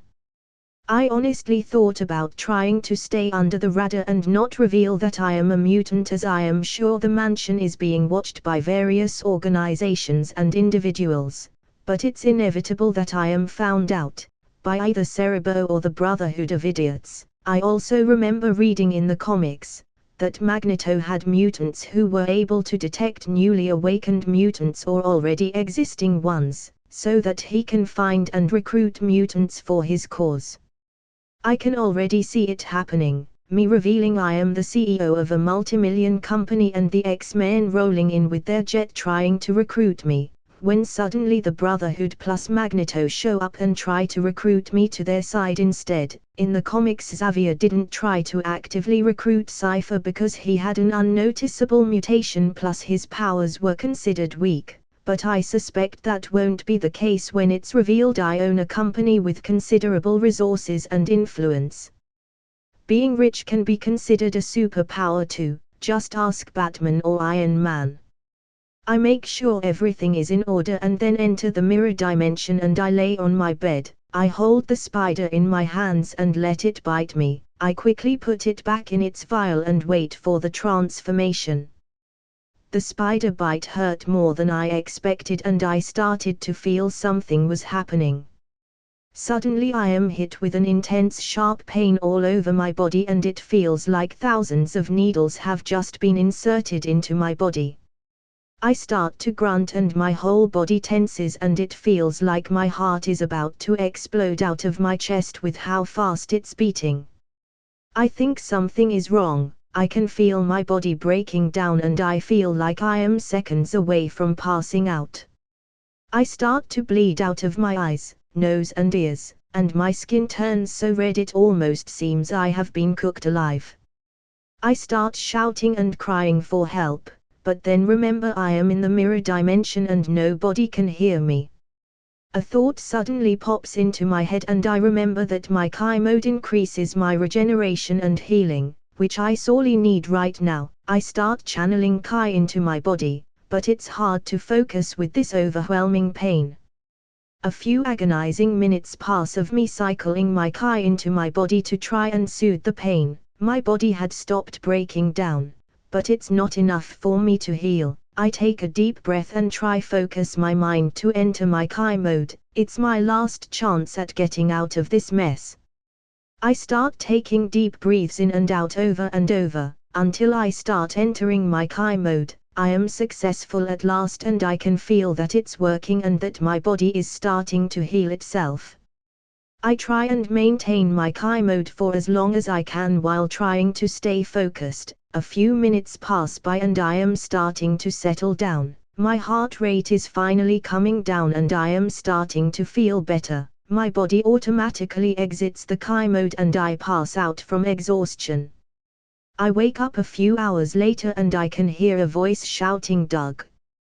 Doug! Are you all right? Wake up!" I am still out of it, but I manage to say I am all right. It's fine, I am fine. "Sophie, I have been trying to wake you up for hours," she says in a concerned voice.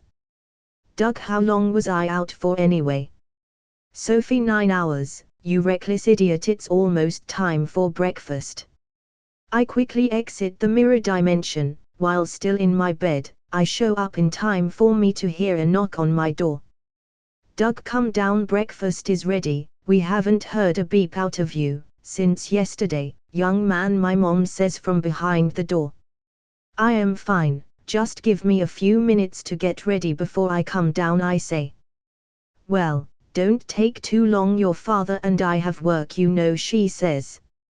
I get up to head to the shower after casting a spell to get rid of all the dried blood, when I am suddenly hit with a rush of memories and I pass out again. Sophie sigh. What an idiot *AI virtual facepalm *. Chapter end. I already have 8 advanced chapters ready for those who wish to read ahead on my Patreon /Anubis Creations. As I said, I'll be releasing 2 to 3 chapters a week on Saturdays and Sundays every week on my webnovel account and my Patreon. Creators' thoughts. Anubis_creations Anubis_creations. Next chapter we will find out what his new spider powers are. Stay tuned, I have got some surprises planned, winking smiley. Also, I have got a lot heists and stealing planned. Maybe I should just change his name to Ultimate Thief, LOL. Seems the fastest way to get stronger in Marvel is to steal. Comment. 93 comments. Vote. Chapter 18, Memories. Knock, knock. Sheila. Doug, honey, come out, breakfast is done. Doug. Sheila. Doug. Can you hear me? Doug. Sheila. Okay, I am coming in, you better be December. Scream Doug. Doug. Wake up, Philip, call an ambulance. Doug is hospital. I wake up to an unfamiliar ceiling, for the second time in my lifetime, and suddenly start to see flashes of memories. They feel foreign yet strangely familiar. I start feeling a headache creeping in on me, so I close my eyes again and delve straight into my mindscape. I enter my mindscape and see how it looks. In one word, it's a mess. I start looking around and see random objects strewn about on the ground and all around me. Some look like books, some others look like computer parts or even random knickknacks from my room. I start walking until I reach a house. This one seems different to the one I knew before from my previous life. I stretch out my hand to open the door, when it suddenly opens. I start to get annoyed and mutter, I swear someone is messing with me, every damn time I try to open a door. My mini rant went on for a bit. While I was walking inside the house, the corridor seemed that it stretched on forever, until it was swallowed by darkness. I walk for a long while, and I notice that strange patterns and symbols are starting to appear on the walls. They almost seem like the patterns you see on computer chips or circuit boards inside electronics. I finally reach the end of the corridor, which seems to be blocked by a barrier that has intricate patterns all over it. I walk up to the barrier and reach out my hand, and surprisingly, my hand sinks right into the barrier. I sack up and step through the barrier and find myself in front of the red door, but this time the door seems a little different. More of those strange patterns are all over the door and the door opened right away when I touched it. I sigh and say finally, it's about damn time. It's been difficult trying to live another person's life, especially when you have no memories of said person's life or loved ones. The spider serum was the final push that I needed to fix the clusterfuck that is my mind. During my time training at the temple, I found that my progress with my powers was somewhat slow. It was like I didn't have full access to my powers. I found it quite strange, as my prowess as a sorcerer seemed to improve day by day, while my own metahuman, mutant, powers seemed to lag behind. I push the door slowly and find myself in a room that has some strange circuit markings all over it. I also find a giant computer screen that takes up most of the room. I approach the screen and find myself standing in front of it. I start looking for a button or something to turn it on, when suddenly it turns on by itself. Scenes of people I never met and a childhood different than mine start playing on the screen. I watch as the scenes change one by one. My first day at school, my first friend, my first crush, my first kiss, my first girlfriend, all the things a normal kid goes through until he becomes a young adult. As I am seeing these scenes playing, I start remembering them too. It almost seemed like they were being downloaded to my brain. The scenes stop playing, until it finally reaches the day before I awakened in this world. The screen goes black again, and I finally think it's over, but then a face appears on the screen. The face looks similar to my own, but its pupils are black and the face seems to be made from the same circuit markings that surrounded the room. A slight smile appears on its face, before the face disappears. I find myself standing in front of the monitor, thinking about what just happened. A sad smile appears on my face, and I think it feels really strange to have two sets of memories. I can clearly remember Doug's original memories as if they happened to me personally, but they don't seem to have an effect on my personality or thought process. I guess this means that the old Doug is dead, or perhaps it's more accurate to say he merged with me, but I am still the main ego. As I am contemplating my existence, something new pops up on the screen. This time it's just a terminal window with what seems like computer code written on it. I stare at the codes and try to understand what they are supposed to mean. A few seconds pass by and I am starting to see a pattern.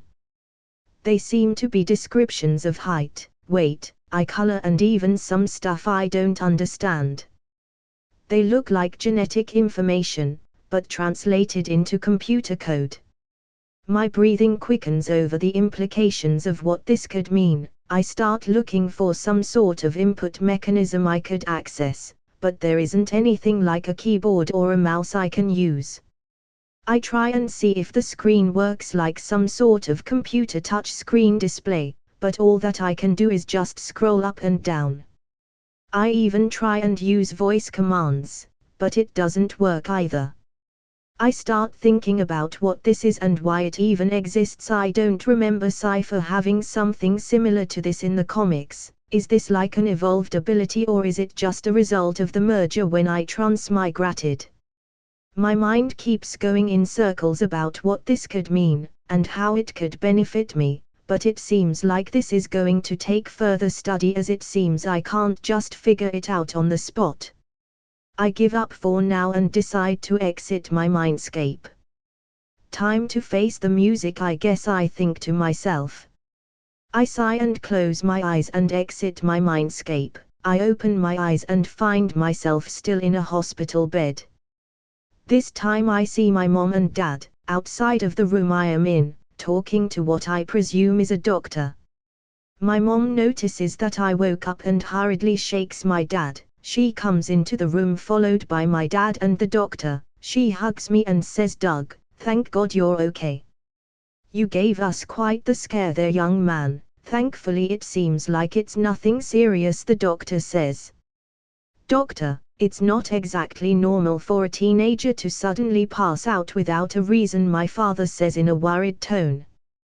"Well, his blood work and all the tests we ran all came back negative. Even his CT scans all came out clear. It seems like it was likely due to exhaustion or low blood pressure. Although he was a little dehydrated, nothing else seems to be wrong. Although I do recommend keeping him under observation for the night, at least to make sure that everything is all right," the doctor says. "I am all right, Mom. It was just a fainting spell. I haven't been getting much sleep and I probably burnt out," I say, trying to assuage her worries. "Are you sure, doctor? He didn't wake up no matter how much I tried," she says, ignoring what I said. "Thank God I used a spell right after I woke up, to clean off all the dried blood that was all over me. I don't think she would have let me out of her sight if she had found me passed out with dried blood all over me instead," I think nervously. This goes on for a bit. I keep trying to reassure my parents and hugs and tears are exchanged, mostly my mom. We eventually start talking and having light-hearted conversations to lighten the mood. I no longer have to measure my words or try not to give them the impression that I don't know what they are talking about. It honestly feels liberating. My mom even starts talking about the first time I ever went to a hospital. It was when I was little and broke my arm. It was my first time learning how to ride a bike. She made fun of how much Dad was panicking. He was even more scared than I was, but kept trying to calm me down, even though he was the one that was freaking out the most. We shared a few more laughs and stories and I felt as if a weight has been lifted off my shoulders. My parents seemed to have sensed the change and were happy to see my mood improve. They eventually left me to rest for a while and went home themselves to get some sleep. I was finally alone again, and waited for a while until a nurse came to check on me. After she left, I got off my bed and casted an illusion over the bed to make it seem I didn't go anywhere. I look for my watch and find it in a small cabin in my hospital room, and put it on. "Hey, Sophie, sorry for not listening. I admit I was an idiot," I say. Silence. "Come on, don't be like that. I promise I won't do something like that again. I'll even buy you some brand new fancy supercomputers and server farms," I say while trying to placate her. "Huff. You were already going to do it anyway," she finally answers. "I already said I was sorry. Geez, I was like 75% sure it was gonna work. Anyways, I am going to head out and test some of my new powers. Find me a good place to test my powers. Also check and see if there are any blood samples left from the blood they took," I say. "They took 2 vials of blood for the tests. There is still a vial left," she says.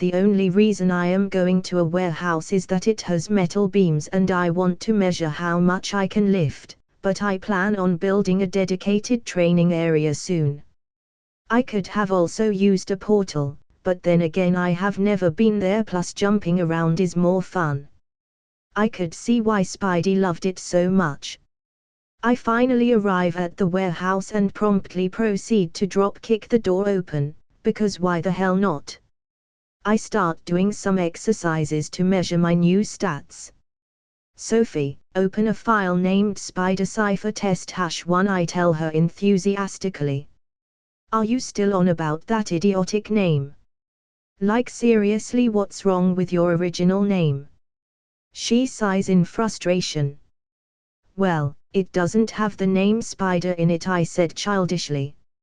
I need to update her personality matrix and add a serious mode or something. The banter is fun and all, but I may have gone a bit overboard with the recent updates that I made.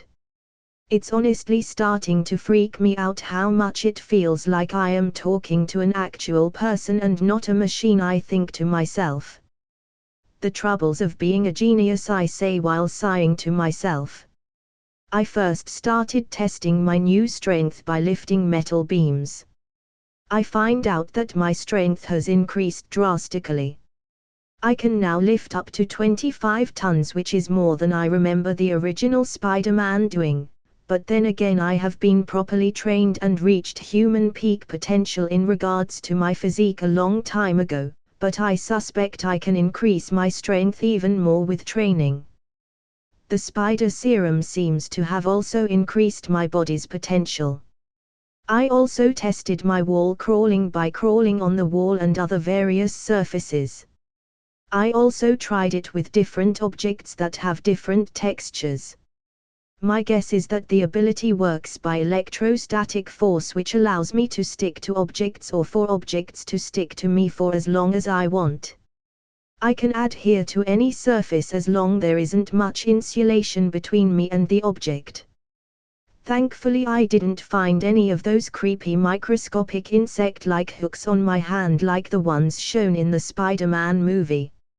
I always thought those were weird. I mean, how would they even work through a suit or gloves, and what about his legs? Does it work through shoes too? I then move on to one of the cooler spider-like abilities, and that's camouflage. Many people mistake it for invisibility. But the ability is much more useful than simple invisibility. First of all, it allows you to camouflage yourself, your clothes, anything you happen to be holding, and potentially a small area around the user. It can also camouflage your heat signature, essentially making you impossible to detect, except by smell or sound. It's certainly more useful and convenient than my usual invisibility spell, which by the way works by tricking the eyes and simple devices like security cameras that don't use infrared.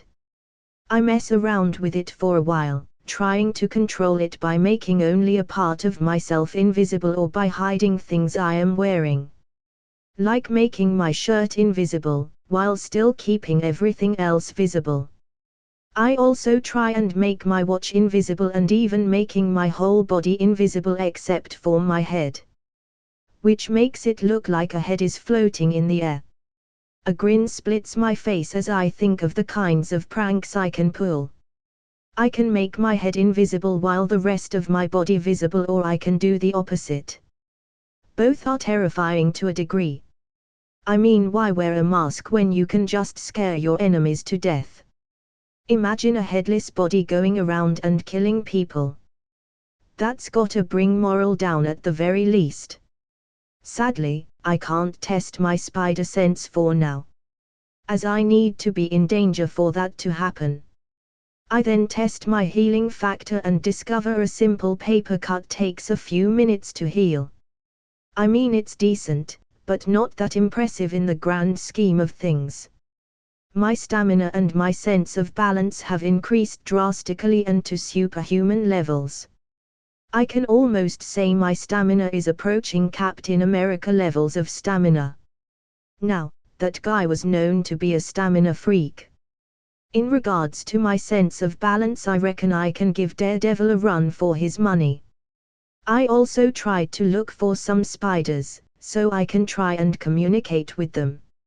Strangely, I couldn't find any, which seemed a bit weird to me since this is a pretty big warehouse and not finding a single spider is very strange. I did find a lot of spider webs though. I try a few more tests for agility, top speed, reaction time, and overall performance. My new speed is at least 120 miles per hour, which is pretty fast. I also measured my reaction time by throwing rocks and screws at myself using portals, and with my strength, they were pretty fast. My reaction time is 0.0343 seconds, which is fast enough for me to at least react to a speeding bullet, not enough to dodge mind you, but at least shift a bit and avoid a fatal blow in close proximity, and in regards to my agility it's almost inhuman. After I finished measuring my new basic stats, I moved on to the more specialized aspects of my powers. I tried using the Venom Blast, but it didn't work, but then I tried channeling my Kai instead and it worked. My Kai mode was now upgraded to Lightning Kai mode. My whole body was surrounded by a golden glow with red and golden lightning arcs coming off me. It looked like the Raikage's lightning cloak in Naruto, or even the Flash when he is using the Speed Force with lightning surrounding his body. I start to test myself again in my new boosted state. All my stats are double what they were, maybe even tripled. My speed is now almost as fast as a low-grade speedster, which is still pretty fast if you consider how fast they can go. I can't break the sound barrier yet, but I am close. I start to try and manipulate the lightning, as I know this is just my own bioelectricity and I should have some degree of control over it. I start by trying to control the intensity and also increasing the flow in certain parts like my legs or arms. I then try and fire electric bolts and I am met with some success. It seems that I still need to practice more, especially if I want to gain more control over my lightning constructs. I decide on practicing for the next few days so that I can get a handle on my new powers before I go to the X Mansion next week. Sadly, I don't have any organic webbing or anything like that, but maybe I'll develop them with time like Miles did. I'll still try and figure something out in the meantime. I don't want to be a Spider-Man knockoff, but at this point, he'll be the knockoff since I was bitten first. Maybe I can use energy constructs instead, like those energy ropes the Ancient One likes to use so much. It will depend on the degree of control I can have over them, but I guess they are not necessary for now. I get back to the hospital, after a night of total destruction. I pretty much wrecked the whole street with the testing I was doing. I go to bed with a satisfied smile on my face.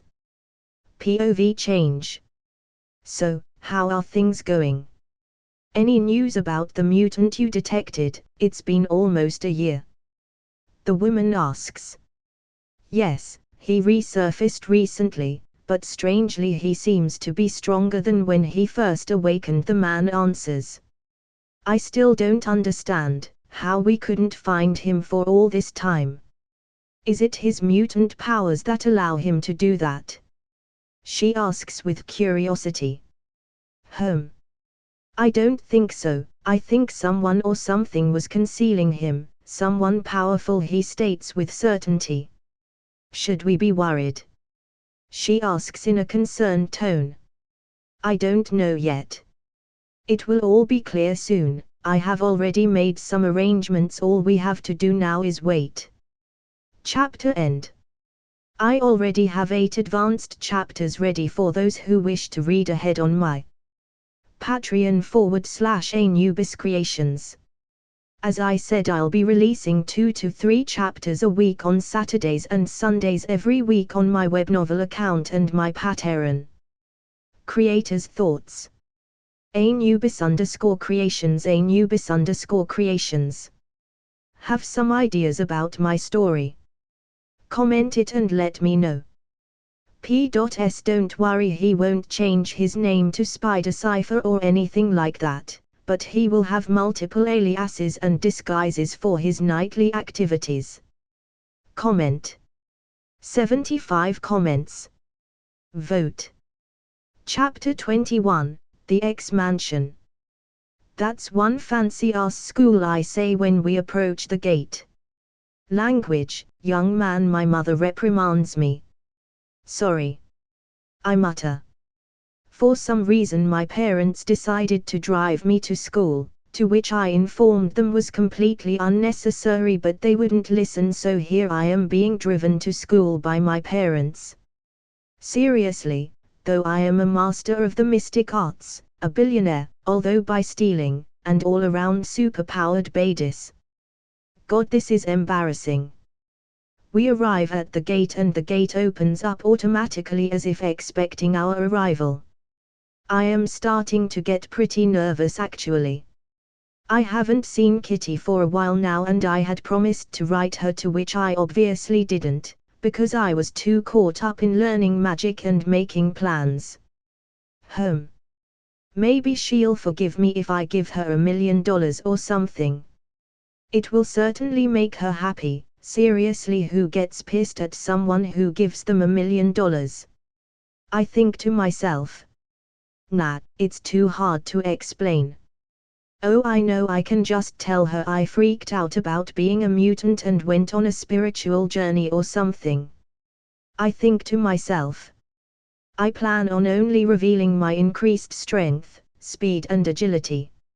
Maybe even my telekinesis and telepathy, so I can have an explanation as to why my mind is protected. On the plus side, it will give me an excuse to get close to Jean under the guise of training together.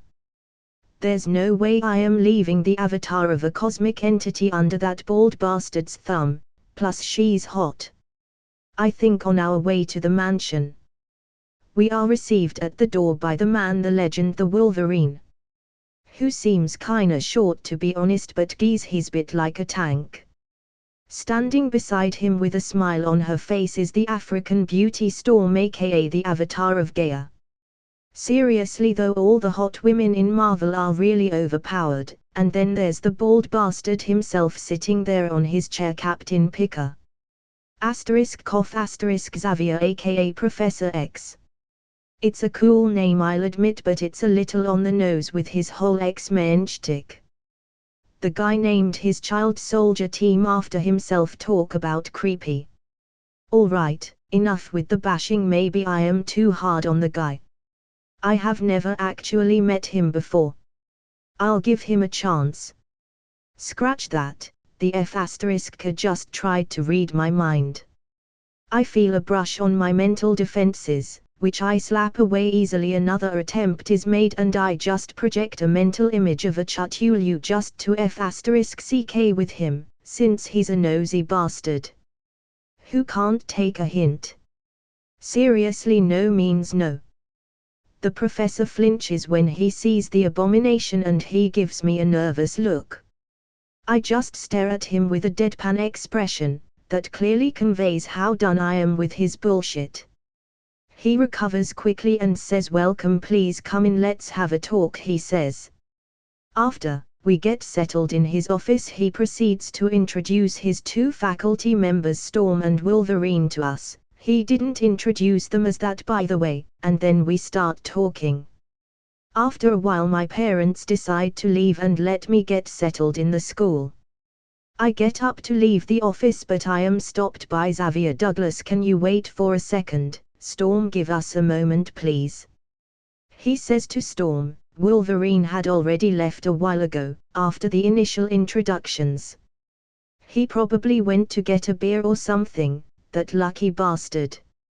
I look at the professor and wait for him to speak. He starts by saying, "Not a great first impression, I admit, but I have learned to be cautious over the years, so a fellow telepath I see," he questions.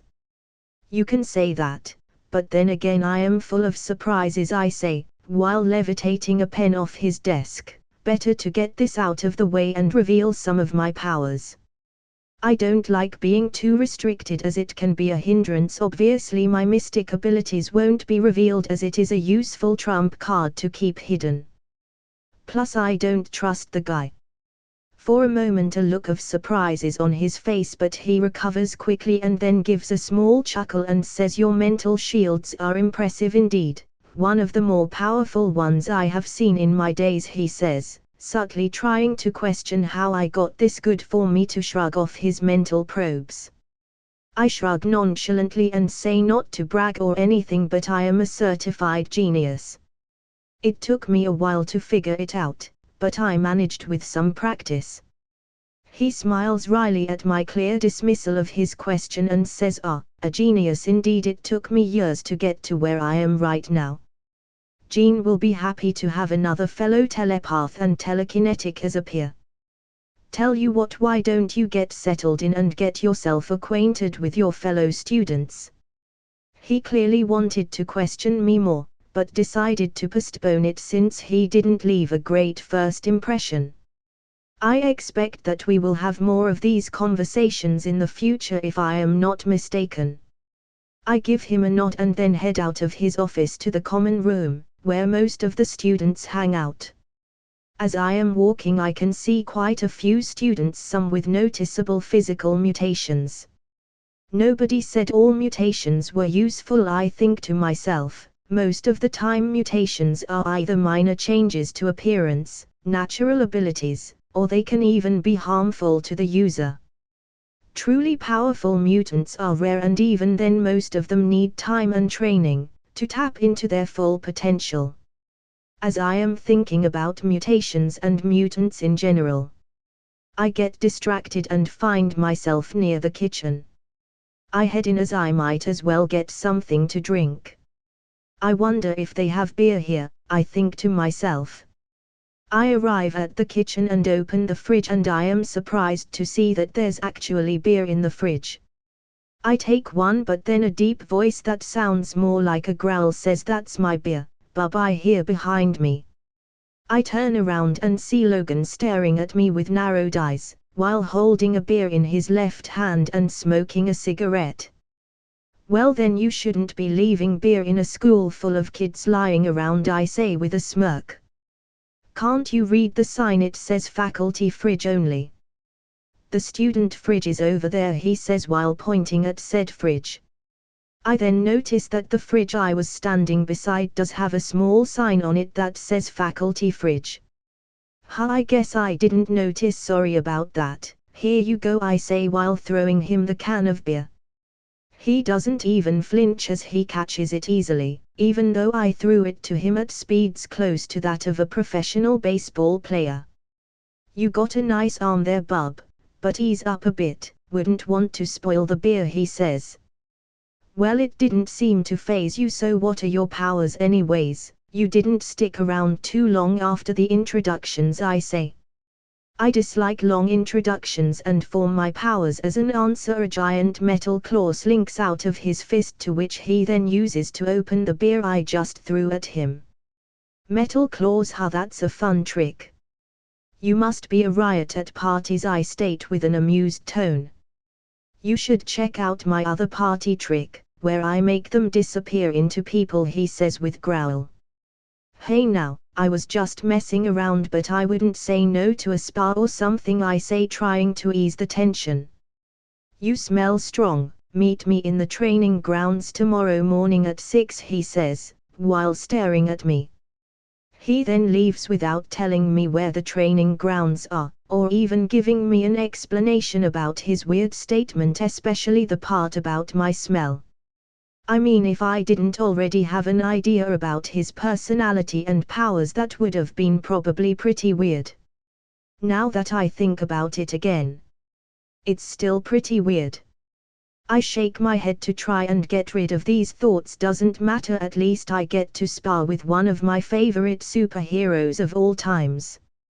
I chuckle a bit at my own thoughts, and then head out to try and find my room. Who would have thought this would be my real life one day, I mutter. Chapter end. I already have 8 advanced chapters ready for those who wish to read ahead on my Patreon/Anubis Creations. As I said, I'll be releasing 2 to 3 chapters a week on Saturdays and Sundays every week on my web novel account and my Patreon. Creators' thoughts. Anubis_creations. Anubis_creations. Creation is hard, cheer me up. Vote for me. Your gift is the motivation for my creation. Give me more motivation. Comment. 76 comments. Vote. Chapter 22, Wolverine. Author note: in celebration of 1 million views on web novel, here's an early chapter. Enjoy. Winking smiley. I'll kick your ass, old man. I shout while throwing a wild punch. I was currently sparring with Logan in the training grounds. We started warming up first and then proceeded to start our spar. Even with my abilities, Logan was a tough opponent to fight. Reading his body language turned out to be more difficult than I thought it would be. His movements would shift between that of an animal's and that of a human. His fighting style was heavily influenced by his animal-like instincts. Honestly, my spider sense is what saved my ass the most. Granted, we both weren't going all out. If I were to go all out, especially with my lightning Kai mode and my use of magic, he wouldn't last more than a few minutes at best, and that's mostly due to his healing factor and how sturdy he is general. Fighting against someone with a crazy mutant healing factor like Logan is difficult, especially when he has almost over 100 years of fighting experience over you, but there are some tricks one can utilize against such opponents. First is decapitation, but having a skeleton made out of adamantium may prove it difficult to achieve, but it could be done with a blade made out of adamantium or vibranium. A well-placed portal may yield similar results, but I don't think he will wait around for me to open and close a portal around his neck. But, in the end, this is a friendly spar, so that option is definitely out. Oh shit, the claws just came out, I think, startled. Apparently we're finished warming up and he's starting to get a little serious. I dodge a swipe from his left arm. By jumping over it and doing an impressive backflip, I dodge another attack, this time a kick. I am starting to think, this isn't exactly a normal spar.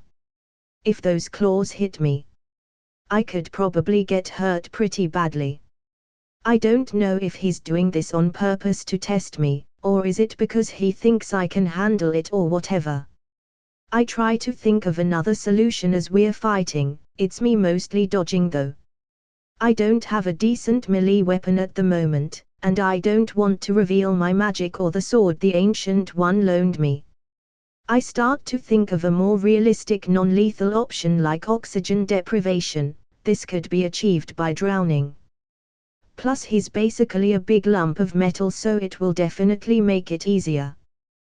But, sadly there isn't any water around. Wait a second, that could work.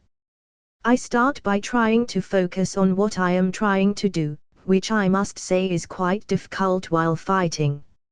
I start by using telepathy to disorient him, while we are fighting. I then try and focus on his sight and hearing, as those are the easiest to influence.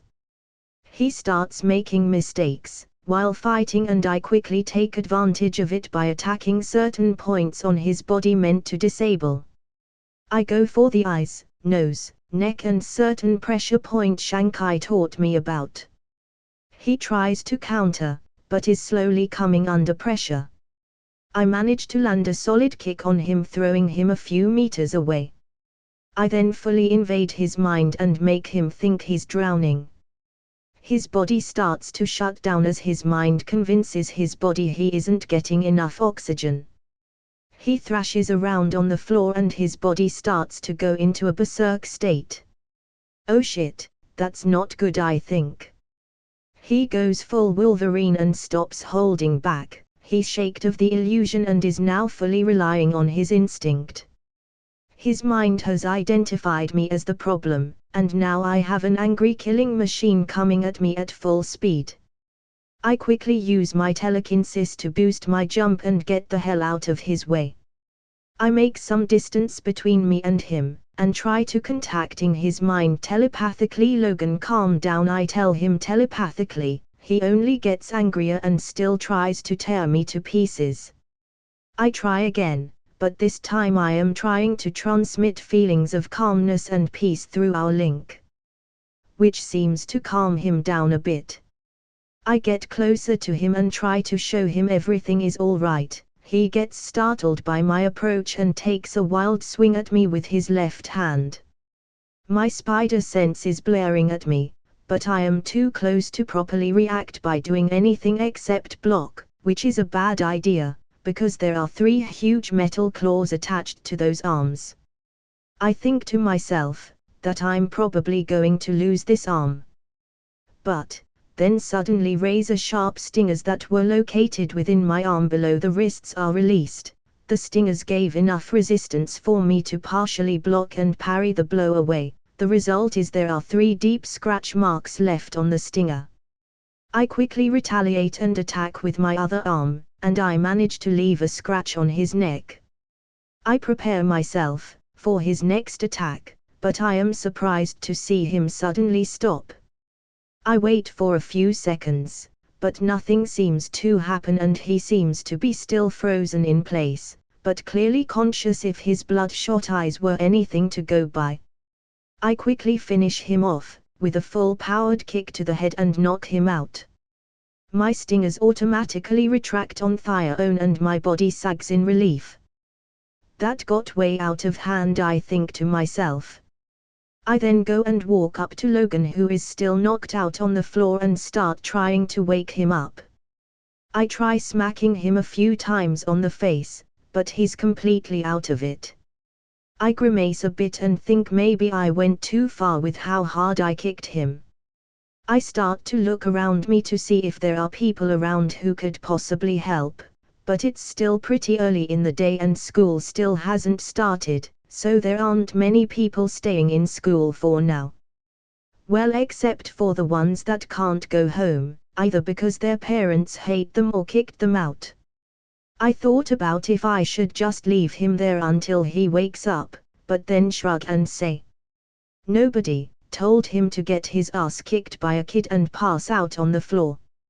He's also really heavy and I don't know where his room is. Even if I have super strength, I am not carrying him around. That's just embarrassing, and my foot kinda hurts from the kick. You try hitting a skull made out of adamantium and see how your foot feels afterwards. I shrug and leave him there and proceed to walk out of the training grounds with a slight limp. Sophie, are you really just going to leave him there? She asks curiously. Doug, watch me, I say while limping away. Chapter end. I already have 8 advanced chapters ready for those who wish to read ahead on my Patreon /Anubis As I said, I'll be releasing 2 to 3 chapters a week on Saturdays and Sundays every week on my web novel account and my Patreon. Creators' thoughts. Anubis_creations. Hey guys. Imagine my surprise when I discover we went from 800k views to 1 million in a few days. I was going to release the chapter on Saturday, but decided on an early release. Thank you guys for your support and keep reading. Comment. 58 comments. Vote. Chapter 23, Reunited. Author note. Guys, it's official, I am in dire need of a beta reader. I don't know how to get one or where to even find one, but if you do, please tell me in the comments. I still have tons of ideas for the story and would love to write more, but it's getting harder at the rate I am going.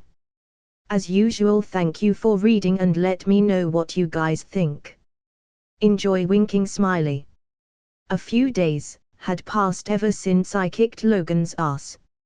I haven't seen him for a few days. I don't know if he's busy or is it because he got his ass handed to him by a teenager, but the guy seemed to have just vanished. I did see Storm and she gave me one hell of smile. When I saw her, she told me she heard about our little spa, and told me she was impressed, since she knew how strong Logan is. I thanked her for the compliment and was surprised when she offered me a friendly spa. Storm, we should go for a few rounds sometime. I am not a battle maniac like Logan, but I do like to keep my skills sharp, she tells me. Sure, anytime, I tell her. I am not exactly thrilled with the idea of fighting her, because she's basically Gaia's avatar, not that she knows it yet, but you don't want to mess around with a person who can make natural disasters on a whim. I shudder a bit as I think of how broken her powers are. She can basically destroy countries if she stops holding back, and that's without having access to her powers as a child of Gaia. Next day. The next day comes around and the students start showing up. I finally see Kitty, and as soon as her eyes land on me she gets a huge smile on her face and shouts, "Doug." She gives me a big hug and then punches me playfully in the arm and says, "You asshole, I haven't heard from you for almost a year, what happened to you promising to write me?" She says with a mock scowl on her face. I rub the back of my head and say, "I am sorry, I just had a lot to deal with this past year, but I promise to make it up to you." "Well, don't expect me to forgive you too easily. What are you doing here anyways?" "Not that I am unhappy to see you, but I didn't expect you to show up here," she says with a curious tone. I give her a hurt look and say, "Wow, you're really cold-hearted. Is this how you treat your new classmates?" I say with mock sadness. "What? But this means you're..." She doesn't even get to finish what she's saying, before I suddenly start to levitate a bit off the ground. Her eyes bug out and she shouts, "You can fly." "That's not the only thing I can do," I tell her telepathically. She seems even more surprised, but before she can speak I continue by saying it isn't exactly real flight. I am using telekinesis to lift my body off the ground. "Oh my god, you're a mutant, I can't believe it," she says to herself in a disbelieving tone. Our exchange took only a few minutes. We talked for a bit more, but she then suddenly grabs my arm and goes, "You should totally meet my roommate. She has the exact same powers as you," she says excitedly. She drags me to the girls' dorm rooms, to where her room is. I start getting curious looks from people as she's dragging me behind her. I then say, "Kitty, are you sure this is all right? Isn't this the girls' dorm room?" I question with an unsure tone. "Nah, you're with me so it's fine," she says, dismissing what I said.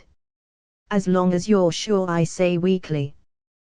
We finally arrive at her room, to find a beautiful redhead bombshell unpacking her bags. A woe escapes my mouth when I see her. I understand now why almost every male in the X-Men is simping over her. I think to myself. She notices us in the room, and then looks to Kitty, then me. Kitty proceeds to introduce us and says, "Jean. Guess what this is, Doug, you know the one I told you about," she says excitedly. "Oh, hi, nice to meet you. So you're Doug, the one who said he was going to write, but never did," she says with a smirk. "God. I said I was sorry, I already promised I'll make it up to her," I say.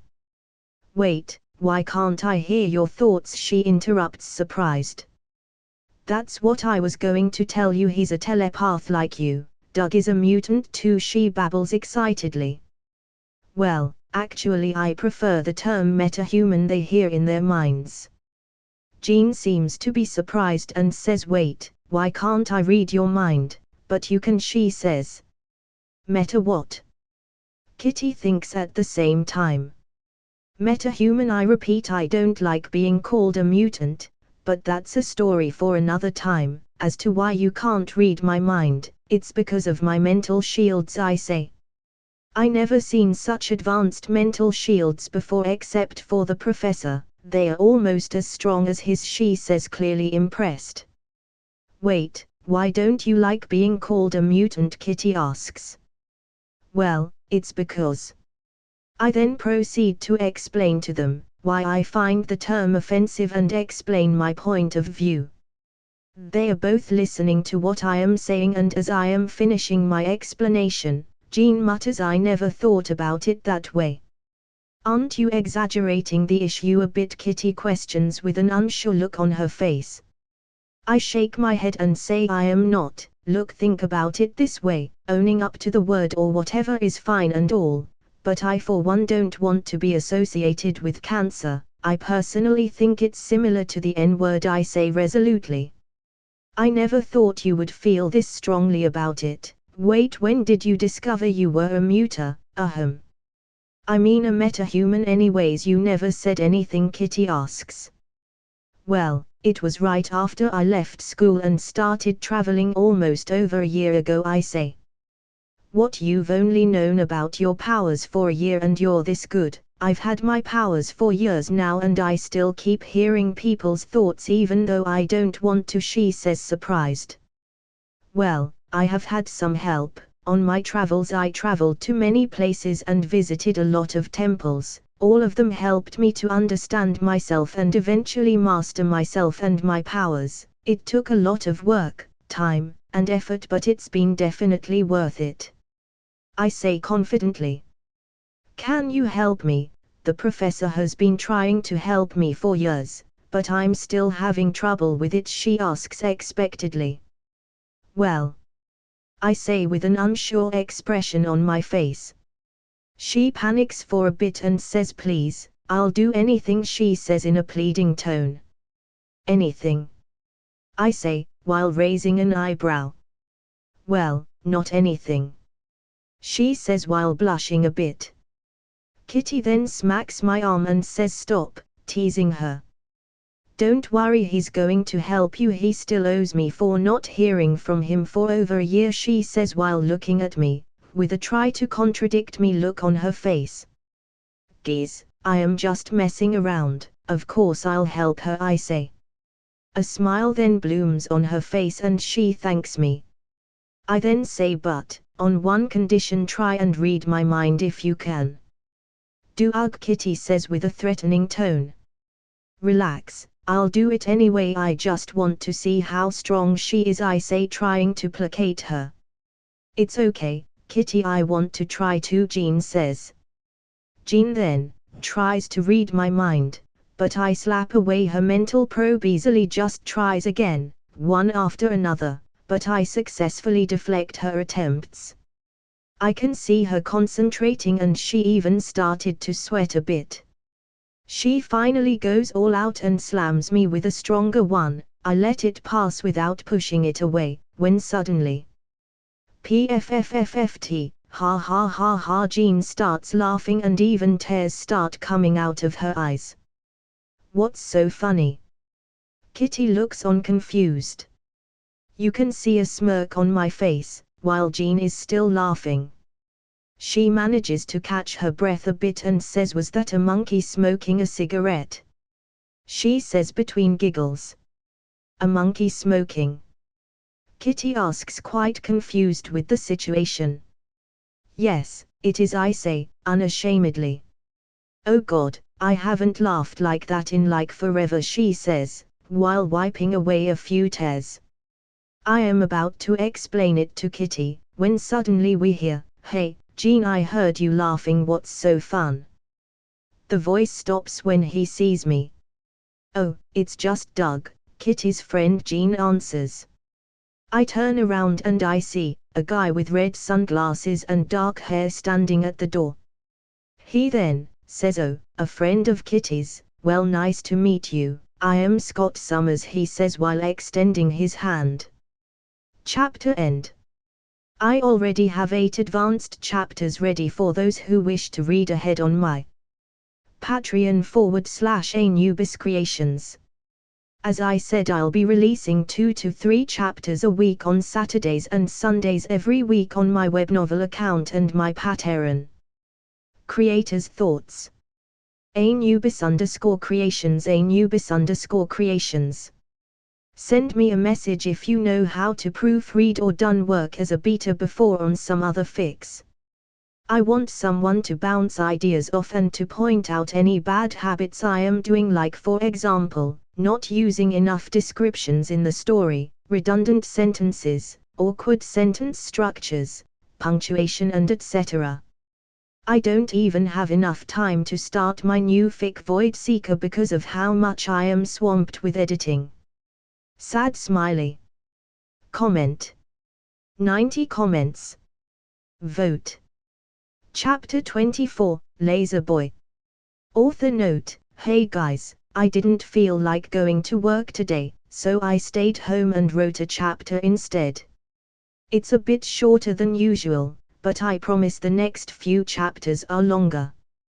Things are going to start heating up in the next few chapters, so keep reading, and as always thank you for your support and I hope you're enjoying my medical writing skills. Enjoy, winking smiley.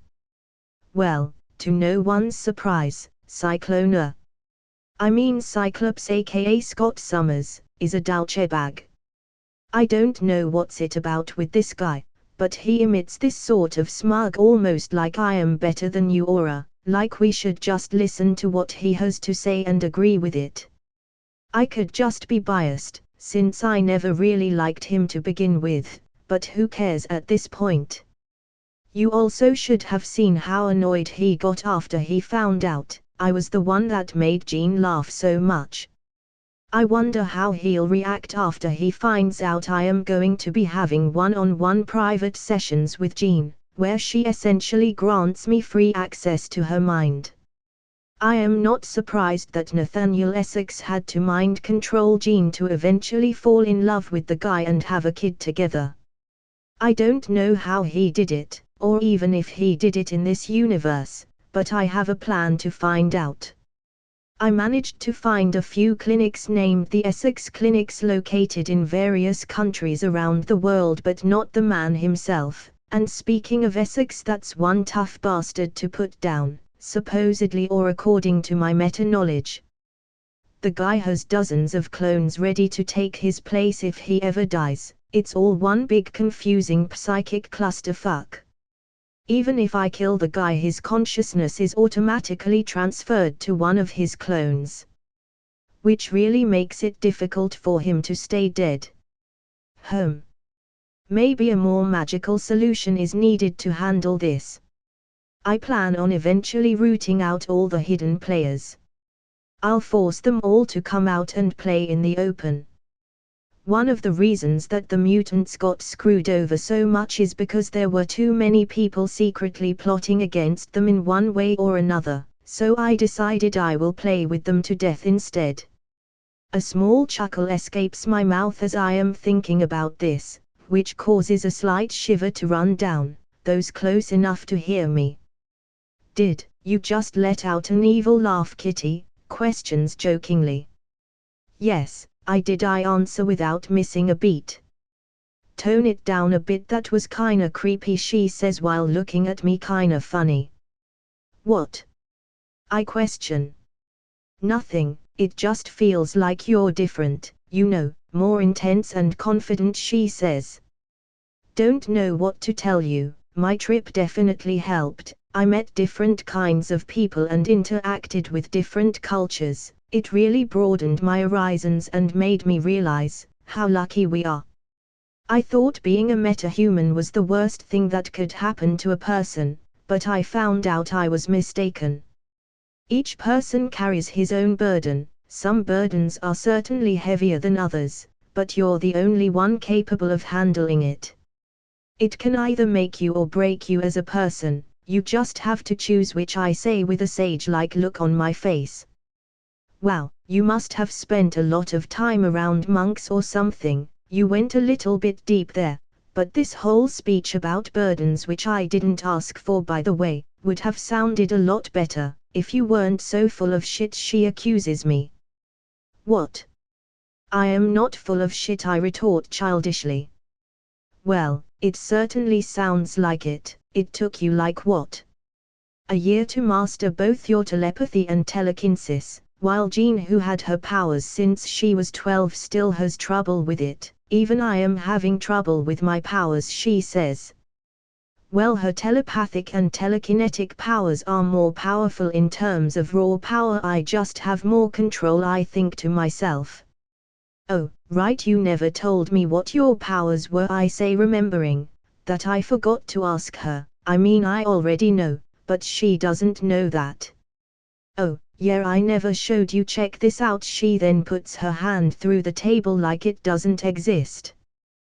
That's certainly impressive. It's an amazing ability, I say approvingly. It's not as impressive as your guys' powers. Mine are pretty boring, she says in a depressed tone. Don't put yourself down too much. Your ability is pretty powerful, but it's as useful as how much you can utilize it and how creative you can be with it, I say, trying to cheer her up. You say that, but what am I going to do with it? Prank people to death. All is it good for is just running away or not getting hurt, she says. My mind flashes back to some of the anime and stories I read. I then think to myself, if only she knew how broken her ability really was, we wouldn't be having this conversation. I mean, characters such as Obito with his Kamui was able to take on several Kage-level opponents easily while not having trained ever since Madara died. That Mirio guy from Mahou took on that guy Overhaul with his broken ass quirk and still kicked his ass.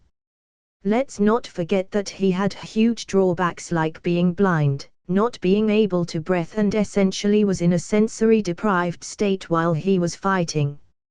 If you train this ability hard enough, you can essentially be unparalleled in hand-to-hand combat. I even think that Kitty's mutation has more potential and without any of the apparent drawbacks seen in other media and forms of entertainment. Let me worry about that. If you want, I could train you and help you reach your true potential, but I am going to need you to at least come up with 5 creative uses for your powers, and show them to me by next week, I say. Really? You'll help me, thank you, she says excitedly, while giving me a quick hug. No worries, enough about that, we are friends, aren't we? Anyways, are you ready for tonight, I say. She nods her head and says, you still haven't told me where we're going. Well, that's a surprise, I say with a smirk. What's a surprise? We hear coming from behind us. We turn around and see Jean coming to our table with her lunch tray, and then sitting at our table. Doug is taking me out tonight, Kitty tells her, excited. Really? Is it like a date? She asks, intrigued. No, we're just friends. He's trying to make it up to me, but he won't tell me where we're going, she says with a pout. Don't be like that. Don't you like surprises? I ask. I do, but at least tell me what I gotta wear. Hey, can Jean come too? She suddenly asks. We both turn to look at Jean, who's currently chewing her food. When she notices us looking at her and hears her name, we hear a muffled what, because of the food in her mouth. Kitty giggles and says, do you want to come? It will be fun. I don't want to intrude on you guys, she says with an unsure look on her face. No, it will be fine, plus I am the one asking you to come, so don't worry about it, she says, trying to assure her. I have no problem as well. In fact, why don't you girls make a day out of it? Just make sure to wear something cute and easy to move in, that's all I can say, I say. Are we going dancing? Kitty asks excitedly. Sure, if you want, but that's not the only thing planned on the agenda, I say mysteriously. Kitty just squeals in happiness and gets more excited. You can even see a small smile on Jean's face. We keep chatting for a while more, getting to know each other, but we eventually say our goodbyes, and then we all head out to our respective classes for the day. It turns out, I have got history with Logan this afternoon. I wonder what's he going to say when he sees me. Chapter end. I already have 8 advanced chapters ready for those who wish to read ahead on my Patreon/Anubis Creations. As I said, I'll be releasing 2 to 3 chapters a week on Saturdays and Sundays every week on my web novel account and my Patreon. Comment. 64 comments. Vote. Chapter 25, Danger Room. Author note: can somebody for the love of God tell me where to find a beta? Are they unicorns? Where can I find one? 60% of my time is spent editing, rewording and restructuring what I write. Is it normal that I am starting to regret not taking my writing classes seriously back when I was in college? Is this my punishment for playing hooky? Question. Is my writing improving at all, or are all my sad pathetic attempts at improving ending in failure? Please, enjoy. Winking smiley. As it turns out, Logan was avoiding me out of guilt. He explained it to me after class and said that it's been a long time ever since he lost control like that. I told him it was all right and that part of the blame falls on me for using telepathy in the first place, but luckily he doesn't remember much of the fight, well, except for him losing control, that is. I guessed that's as good as news as any, and told him he can make it up to me over a few beers sometime. He agreed but warned me not to tell anyone since he's technically a teacher. I still find it ironic that he's a history teacher, although he lived through a lot of it. I am not sure how much of it he still remembers after all the experiments done on him. He also doesn't remember the whole Stinger thing, which is good, since I can't keep explaining away random powers popping out of my ass. I mean, I can give a bullshit explanation about my enhanced durability, strength, and speed and say it's due to my telekinesis. I can just say that I can envelope myself in psychic energy and enhance myself, but stingers. That's a bit harder to explain. The next day, when I woke up, I had Sophie hack into the X-Mansion's system. I hadn't been idle for the short time I had been here in the mansion. It took a while since I didn't want to alert anyone to my presence inside their system. Unsurprisingly, the mansion had an underground hidden base. I suspect that's where the good stuff is being kept. I also managed to get the plans of their secret underground base, and strangely I was starting to feel a strange mixture of excitement and satisfaction over my newfound kleptomaniac tendencies. I mean, who could resist all the goodies that people just leave lying around? The main difference I found between the DC universe and the Marvel universe is that if you're willing to work hard enough for it, aka steal or be a super genius, even a relatively normal person has the capacity to grow in power and rival literal gods. Granted, most of the good stuff is under heavy security or top secret, but nothing a liberal application of hacking and using the mirror dimension won't solve. I wonder why the Ancient One decided to depend on the dark dimension to stay immortal. I can be immortal by tomorrow if I wanted. Granted, it would come with some flaws and won't be true immortality, as I can still be killed, but if we are talking about stopping the aging process, it's not that hard actually. There are plenty of serums and artifacts she could use. I suspect she isn't aware of how much science has progressed in recent years. Which gives me an idea. I have been thinking about how I should approach the subject of her giving me access to the time stone and even some of the more forbidden rituals and magics. Maybe an offer of immortality instead of relying on the dark dimension is enough to persuade her. I mean, I already have some of Logan's blood and tissue samples. I am sure I can come up with something, not to mention my plans regarding the extremis virus. Now that I think about it, I should probably accelerate those. The good news is I think I found the location of the danger room. It's located in the sub-basement of the mansion's west wing.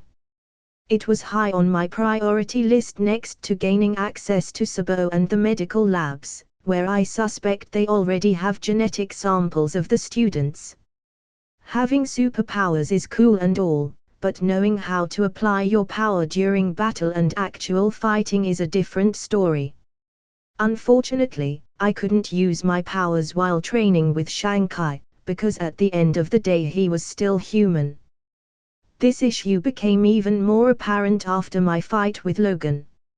If I ever face an opponent who is physically superior to me or even one with a crazy healing factor like Logan, hand-to-hand combat becomes less effective.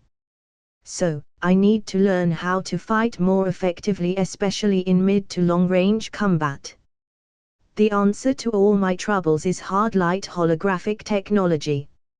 Using advanced technology, the danger room could give the illusion of being many times bigger than it actually is. Anything from gravity, heat, humidity, or texture can be manipulated from the control booth.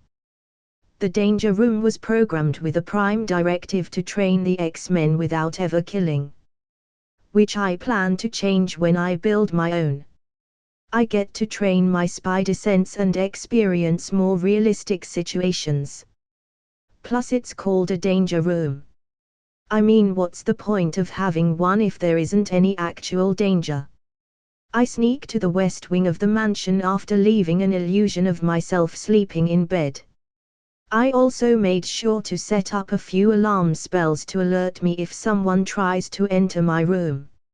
Luckily I don't have a roommate yet, but he's due to arrive tomorrow, which gives me only tonight to sneak in without drawing attention to myself.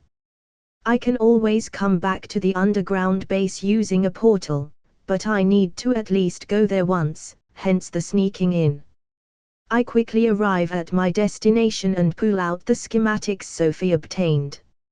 I find a hidden entrance that seems to lead downstairs. It asks me for a password and an eye scan to enter.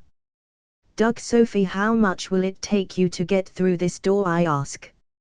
Sophie, approximately 15 minutes, she answers. Doug, what? Why is it so long? I ask, surprised. Sophie, the security system was more advanced than predicted, some of the coding used is almost on par with mine. She says. Well, that's troubling, I think to myself. Doug, don't bother, I have an easier solution, I say confidently. Sophie, I've run hundreds of simulations, and found this to be the fastest and most discreet solution, she says in a confused tone. I then discreetly enter the mirror dimension and proceed to curb stomp the door using my enhanced strength. The door surprisingly takes a few hits without breaking, so in response, I turn on my lightning Kai mode, and kick the door down in one hit. Sophie silence asterisk. Doug, what? Did my brilliance shock you into silence? I ask jokingly. I am met once again with silence, and after a few minutes, I was surprised to find that Sophie had actually shut down and was rebooting. She's probably just speechless and can't compute my superior display of intellect and decided to reboot, I think to myself as I am walking down some stairs that lead to the danger room. I finally arrived at an overhanging control booth, which was used to manage the room's mechanisms and to also oversee the exercise, while ensuring the subject's safety while training. I then connect my watch to the danger room's mainframe and wait for Sophie to download the room's schematics and scenarios used in training. I was also surprised to find archives containing videos of various training sessions and personnel files detailing information in regards to compatibility, threat level, and even a psychological analysis of all the participants that may have used the room at one point or another.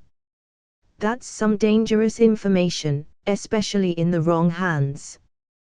Why the hell would they keep something like this on archive? They almost seem like threat level assessments, I wonder to myself. As I am finishing up and hiding any tracks I left in the system, I suddenly hear, "Who are you?" I turn around surprised, thinking I have been had, and find nothing behind me. I examine the room thoroughly and even cast a few detection spells. I find nothing around me and start to wonder if I am hallucinating or something. I then hear.